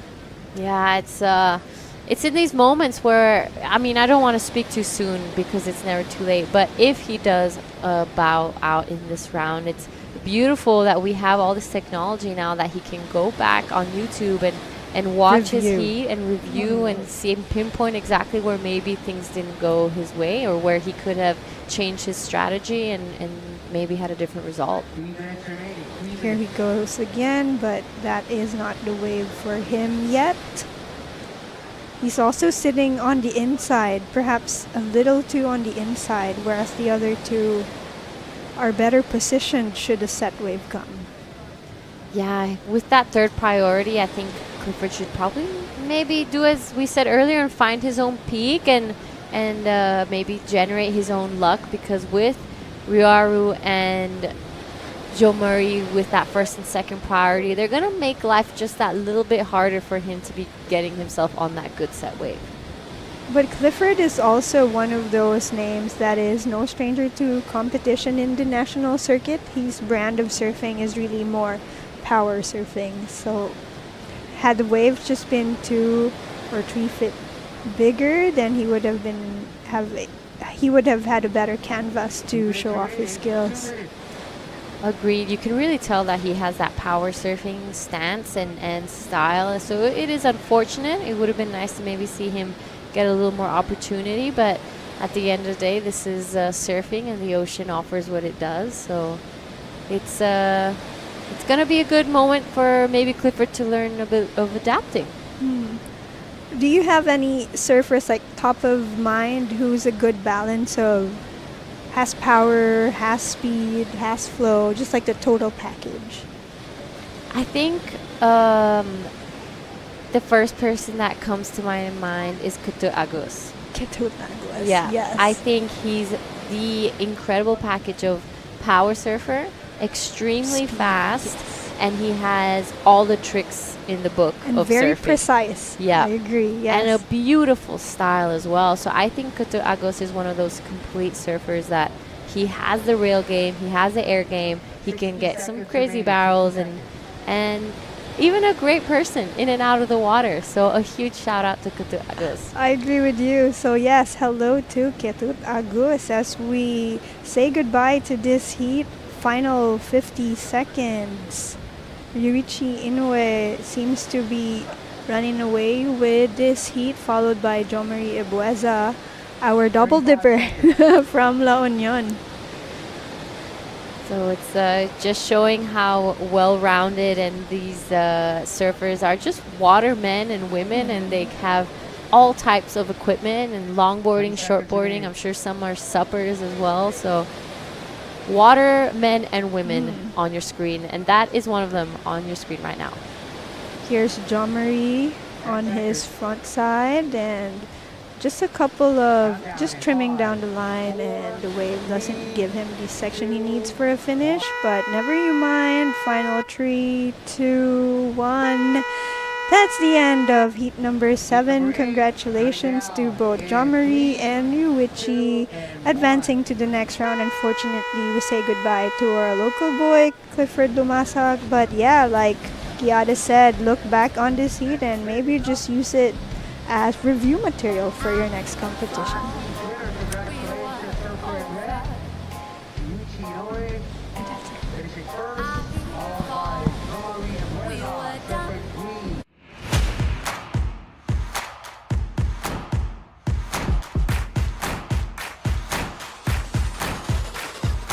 Let's get started.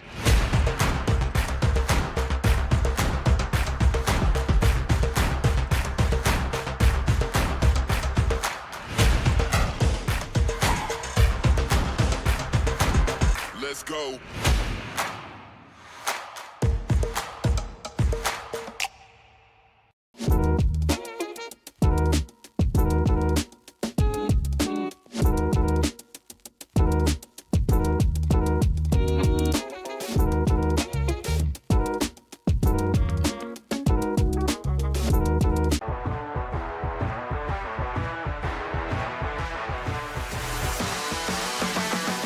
SDMI Sports. World-class sports management made in the Philippines.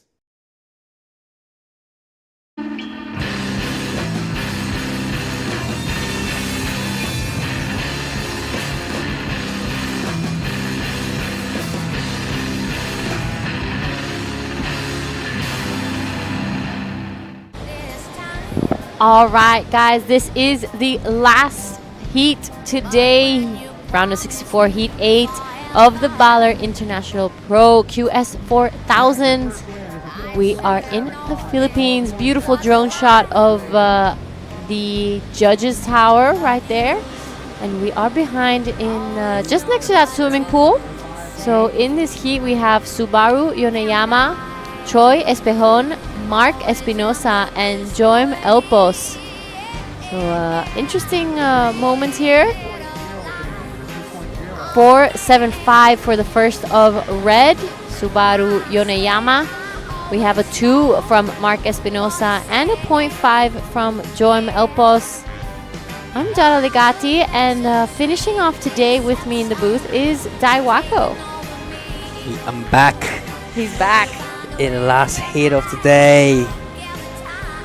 It was a quick day. I mean, it goes really fast, but it was a big day, kind of. Yeah, it was. We started off at 8 a.m. with the women's longboarding, straight to the men's longboard, and finishing off here with the men's QS. So it is currently 3:20 in the afternoon here in Baler, Philippines, and a beautiful sunny day. You know, coming here, we thought it was going to be raining every day, but for now, we've only had sunshine. Right. Yeah, it's a beautiful day. A little bit of cloud during the day, but still, you know, sun's out now, so it's gonna be a great sunset surfing for me. So this is the first wave for Subaru, 4.75. That was a great two-turn combo. Subaru is only 16 years old, from west side of Japan, kind of near Tokyo. I mean, kind of near Miyazaki. Little bit of up north from Miyazaki, 3 hours drive. No, actually to the west, called Kagoshima. Still young next generation from Japan. Already locked in 4.75. Yeah, look at the beautiful mountain range out the back. Earlier, Camille telling us that they create a lot of protection from some of the typhoons that come. So very beautiful landscape here in Baler. And a couple waves. So just that 475 of Subaru for now. And as there's a bit of a break in the ocean, we're going to throw it down to Camille and the last heat winner. Finishing off that last heat with an excellent score, a 7.0, is Ryuichi Inoue, advancing now to the next round. So there's one question we want to ask you first. So your last name is Inoue. Are you related to Taka in any way? Nah, not really. Okay, so there's the answer, guys. So Inoue is maybe a very popular family name in Japan. And you're originally from Tokyo, but I hear you have been living in the Goldie? Yeah, I live in Gold Coast at this moment. Yeah, I was like studying in the university, and now I just graduated from uni, and I'm working in the Onbi South, which is like a coaching, like a coaching program. Yeah, that's it. Is it a business program that you attended? Nah, it's like a surf coaching business. Yeah. They're founded by Clayton Inova. Yeah, that's it. I also hear that that was the same school as the Starlings. So you also know Jessie and True, their sisters are also from the same school as you. Okay, so back to that last heat, you were able to throw down a 7.0 in these very tricky conditions. So what was your mindset like when you saw that most people were only finishing off with one hit waves, one turns? So was it pure luck, or did you know that wave was going to come for you? It was pure luck, honestly, because I'm not really, like obviously I'm not a small guy, so I'm not really good at those small waves. But yeah, and I was like aiming for some like left ones and just get like 2 hits, but yeah, I was so lucky to get that 3 hits on that right ones. But I think I could do better on the next time. Yeah. Okay, so were you riding an epoxy board or PU? Riding on the epoxy board. I'm a heavy guy. I need epoxy one. Okay, so that's one more for Team Epoxy. And we're hoping for a bit of a bump and swell, maybe an additional 1 to 2 foot. So the bigger guys like Ryuichi could have a perfect canvas to show off more of their maneuvers. So lastly, anyone you want to thank or shout out to? Oh, thank you so much for the support, and yeah, see you in the next round. Thanks. Bye. Okay, last heat of the day. Back to the live action. Yes, that is exactly right. Thank you, Camille. Thank you, Ryuichi. So big interview there, lovely insight. This is the last heat of the day, round 64, heat 8. Are you going to go for afternoon surf? Yeah, definitely, because Jessie just asked me, you have to pick the winners tomorrow. So I have to be out there just getting those insights from surfers, talk to them, and just let's see who's stand out in the surfing. So I need to go surf. It's part of the work. It's part of the job. Yeah. It's part of the job. It's part of the commentator requirement. Yeah. You're researching. I will be there and researching. All right. So thank God you told me that, because I need to research mine too now. Unfortunately, I cannot surf these conditions. The wave, it just doesn't push me. But I will be hopefully maybe getting my hands on a longboard and paddling out with the longboard. Just good. This beach is really great for all the surfboards, twinny, shortboard, and longboards, where everyone can get together and surf. So it's pretty cool, coastline. Looks like someone is that green up and riding. Already locked in a 1.75 and 0.5. This is 米山スバル2本目のライディングになります。 4.75 スコアして2本目。少しトロイな見ながら一発しっかりと入れてきました。 All right, nice. Couple waves ridden there from our surfers in red and green. It's gonna maybe shake up the scoreline a little bit. We haven't seen Troy Espejon just yet. Not sure if he's actually out there. We saw that Piso Alcala also did a bit of a no-show on that last one. So it is, though, Subaru with that 475 looking pretty comfortable. That is the other side of the bay. You can see it's a little bit more built up. There's a little more happening on the coastline. But this right now is live action. Joim Elpos, nice kind of floater section there. Does it again. This wave is going to give him a little more to work with on the inside. And I was wrong. It just kind of disappears. And wow, that was really cool. Subaru just got a rotation. Unfortunately, couldn't ride out of it, but still, it's cool to see the rotation. And just looking to get a second backup score. But this is Surfing White gets the one turn in and trying to get one more turn on the inside, trimming through all the way to the shore. That's a great combo from Mark Espinosa. Just showing the commitment, you know, taking it all the way down to the sand, steps off his boards, walks straight to the shore. He wants this win. He wants to be passing his heat. He will be going straight into the round of 32 if he does. So most probably be on first thing tomorrow morning. Yeah, potential start from the men's. We are not too sure yet what the schedule will be, but definitely both longboarding and shortboard on standby. Yep, we've seen almost all divisions surfing in this event. Just the women's QS didn't surf today, but yeah, tomorrow's a new day. We'll probably see the QS starting things. I'm just guessing. Probably start the QS tomorrow morning, as we are pretty deep in the draw already with the longboarding. But just to give a bit of an idea, tomorrow we will be, if the men's are on, we'll be seeing some of the seated surfers.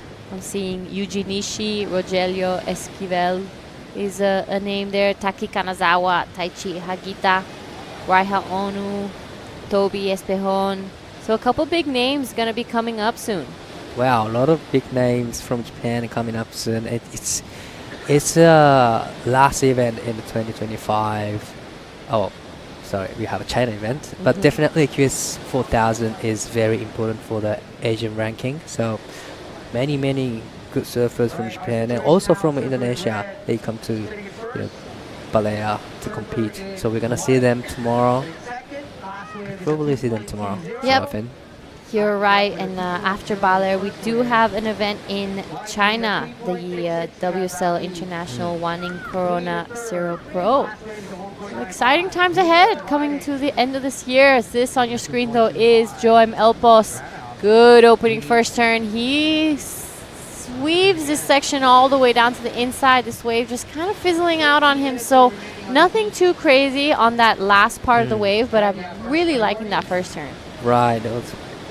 Love the first turn too, and I love how he stay busy, trying to get as many as he can. So this kind of condition, you don't want to be sitting there just waiting for the good ones or the bigger sets, because not many bigger sets coming through, and they're not, bigger sets don't really mean it's a good wave. So definitely stay busy is the important plan.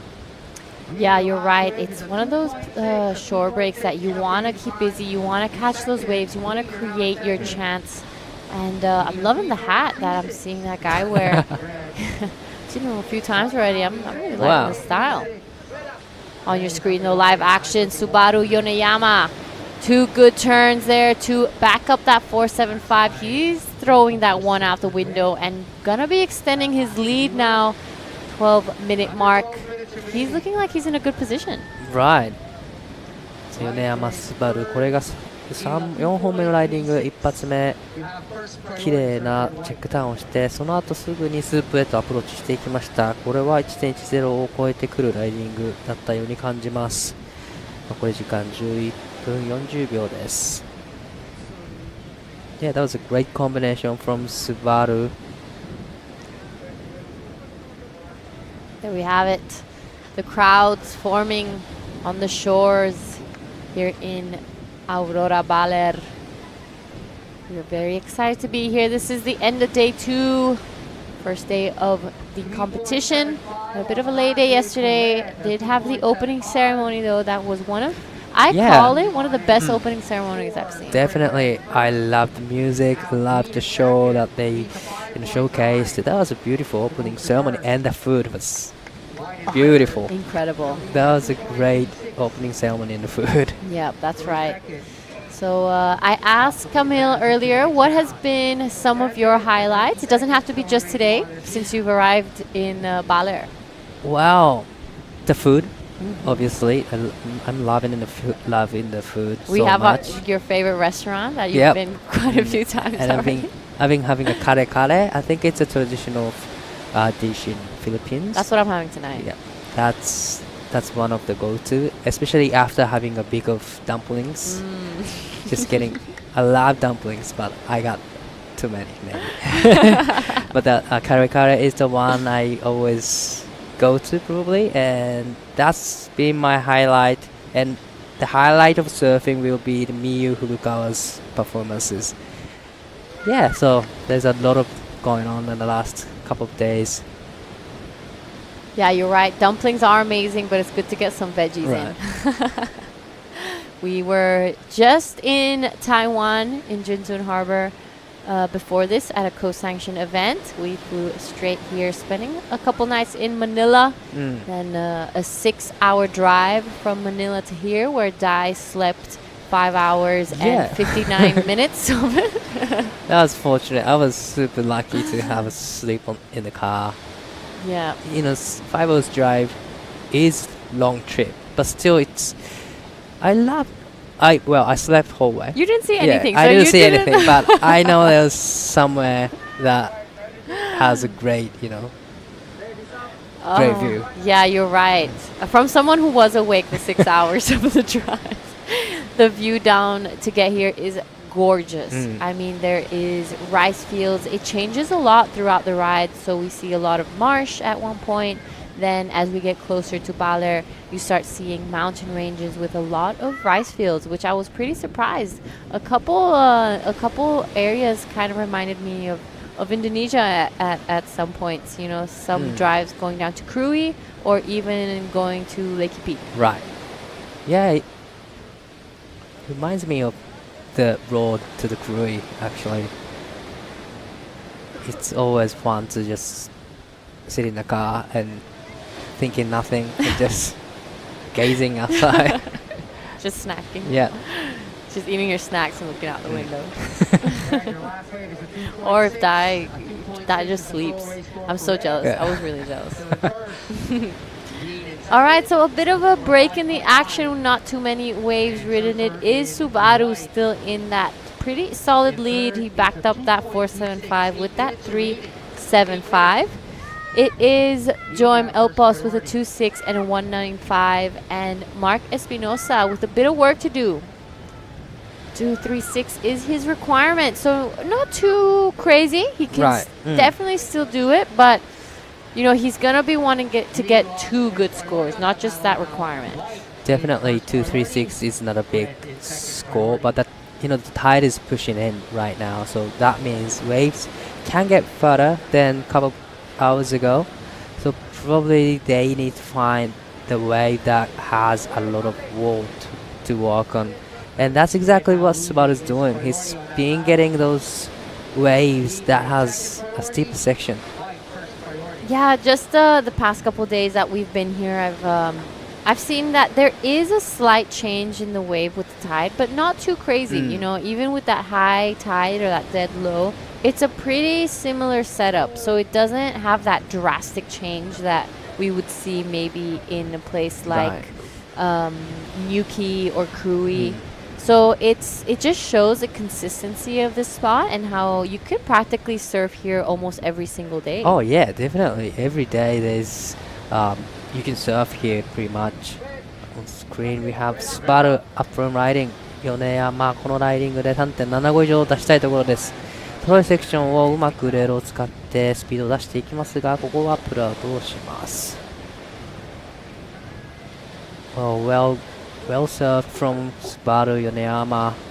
I don't think it's gonna replace his 3.75. There's still 6 minutes and 15 seconds to go on the clock. Yeah, so he's looking like he's pretty comfortable right now. It's Green who needs a 5-9, so it's a little bit looking like a battle for second right now. Look at the score lines. White has a 4-2 and Green has a 4-5-5, so that's not very big at all. The difference is minuscule. White taking a look at this one. Pumps down the line. One big turn unfortunately goes down. We will be panning on to Green. Let's see later in the replay if he did anything out the back. We're about to reach the 5.5 minute mark, so these are crucial moments. Right, definitely. We are about to reaching the 5-minute mark and getting tense for Green and White. Like you said, it's kind of battling for the second place. They both had a wave. It was kind of important wave for White because he went vertical off the top. Unfortunately, it goes down. So important wave for Joem as well. Still waiting for the last score for Green and few scores locked in. So it's 3.25. He is improving his situation. Now Mark sitting in the third place, needing 3.65. Right, that's making life a little bit harder for our man in White to get himself back into this heat, but not impossible. 4 minutes 45, a lot can happen. He can still catch 2 or 3 waves. Definitely, it's really close to the shore, but looks like Subaru just trying to get this one, but unfortunately he lost his first priority. We had a big day of competition, 8 heats in the men's QS. We had the women's longboarding kicking things off here in the Baler International Pro, and we also had the men's longboard.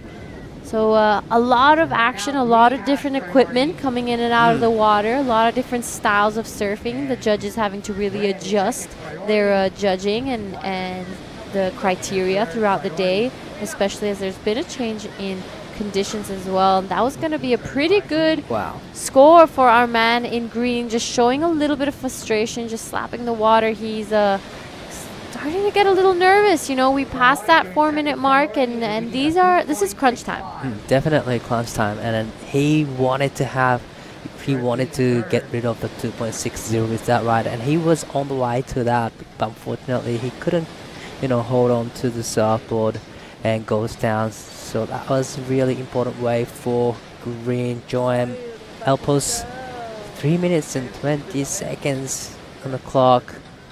There's still, doors wide open for Southern White. Mark Espinosa. 3.65 is really achievable, doable, That's right. It is not a crazy requirement, but a pretty solid one. You can see that it will have to be the third best wave of this heat. So that's high tide really maybe slowing things down a little bit here in Baler, just showing that they kind of took a little bit of that power away from the push of the waves. Wow, Subaru. One single maneuver, but love how he pushes. That was a great single maneuver from Subaru. This is important wave for Mark, needing 3.65. Just one single maneuver and kicks out. It'll be interesting wave. Not too sure if it's gonna be a 3.65. Really curious what he's gonna get with that ride. Yep, we are currently around an hour away from the high tide. It's going to be a 1.8 meters, so you can really see this wave starting to change a little bit. This is Green wanting to chip away at his score, improve his position. A 2.60 is what he wants to get rid of. I don't think that's going to be going into his top 2, but a minute 40 left on the clock. This is going to be a really interesting final. Right, there is going to be a wave in about 90 seconds, so definitely there's a lot more opportunities for both Green and White. So it's not over yet. Really stressful time for both Green and White, but White, this is important wave, needing 3.65, get to the vertical, but unfortunately it goes down. Yeah, that was a little unfortunate there for White. It was looking like it was going to be a pretty decent score for him. Just that one turn, wasn't able to ride out of it. He will have just a minute left to get that score. 365 is his requirement. Unless our man in green decides to just sit on White, it's still possible. And this is the last. Oh, red is about to get a rotation. Wow. In the minute remaining. So this is the last of White. Fortunately, it goes down, so that comes in 0.65. Not enough for second. So green has first priority, but he decided to stay away from White. A little bit of a dangerous situation there, and you can see both the surfers now taking a look at this one. No one deciding to go. Looking like that wave didn't have too much opportunity. We're gonna be on the 20-second mark. It is a clear lead for our men in red. And as we count it down, it's looking like green will be heading into that next round. So a bit unfortunate there for our man in white. Mark Espinosa, great heat, but just couldn't really string it together. Unfortunately, that last wave kind of just bogged his rails. So there we have it. It is the end of that heat, as well as the end of day one of competition here in the Baler International Pro. We're gonna throw down to a quick highlights reel of what happened today, and we'll see you guys bright and early tomorrow.